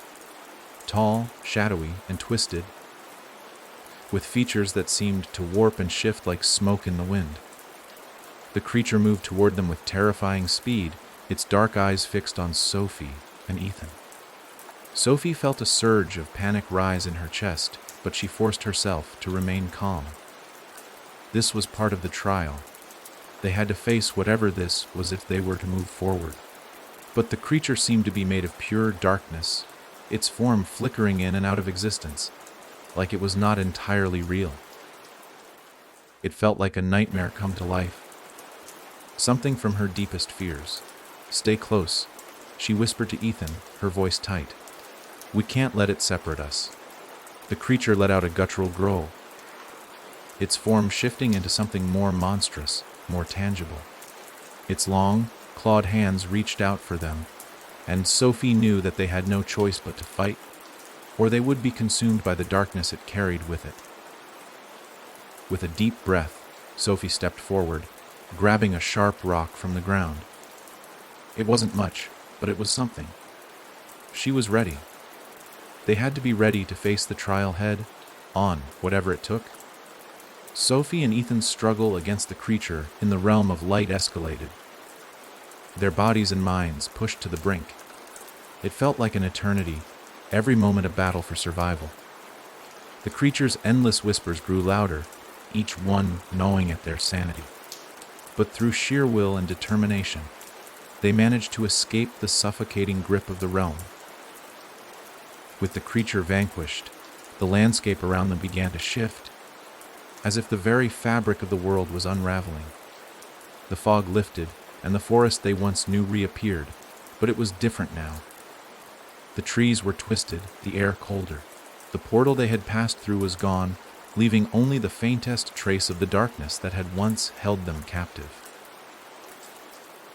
Exhausted, yet with a renewed sense of resolve, Sophie and Ethan stumbled forward, realizing they had no choice but to return home. The horrors they had witnessed were behind them. For now. They reached the campsite they had once abandoned, their tent lying in the exact same spot. But the campsite felt strangely more familiar, as if the world had reset. As they stood there, trying to grasp the gravity of their ordeal, they heard a sound, soft at first, but steadily growing louder. It was the unmistakable sound of footsteps. Two figures appeared from the woods, faces obscured by the shadows. "Did you think it was over?" one of them asked, their voice hauntingly familiar. Sophie and Ethan froze, their blood running cold as realization dawned. This was no ordinary camping trip. It had never been, and it wasn't over. The figures stepped closer, their presence suffocating. And as the shadows closed in around them, Sophie and Ethan understood. This nightmare was just the beginning.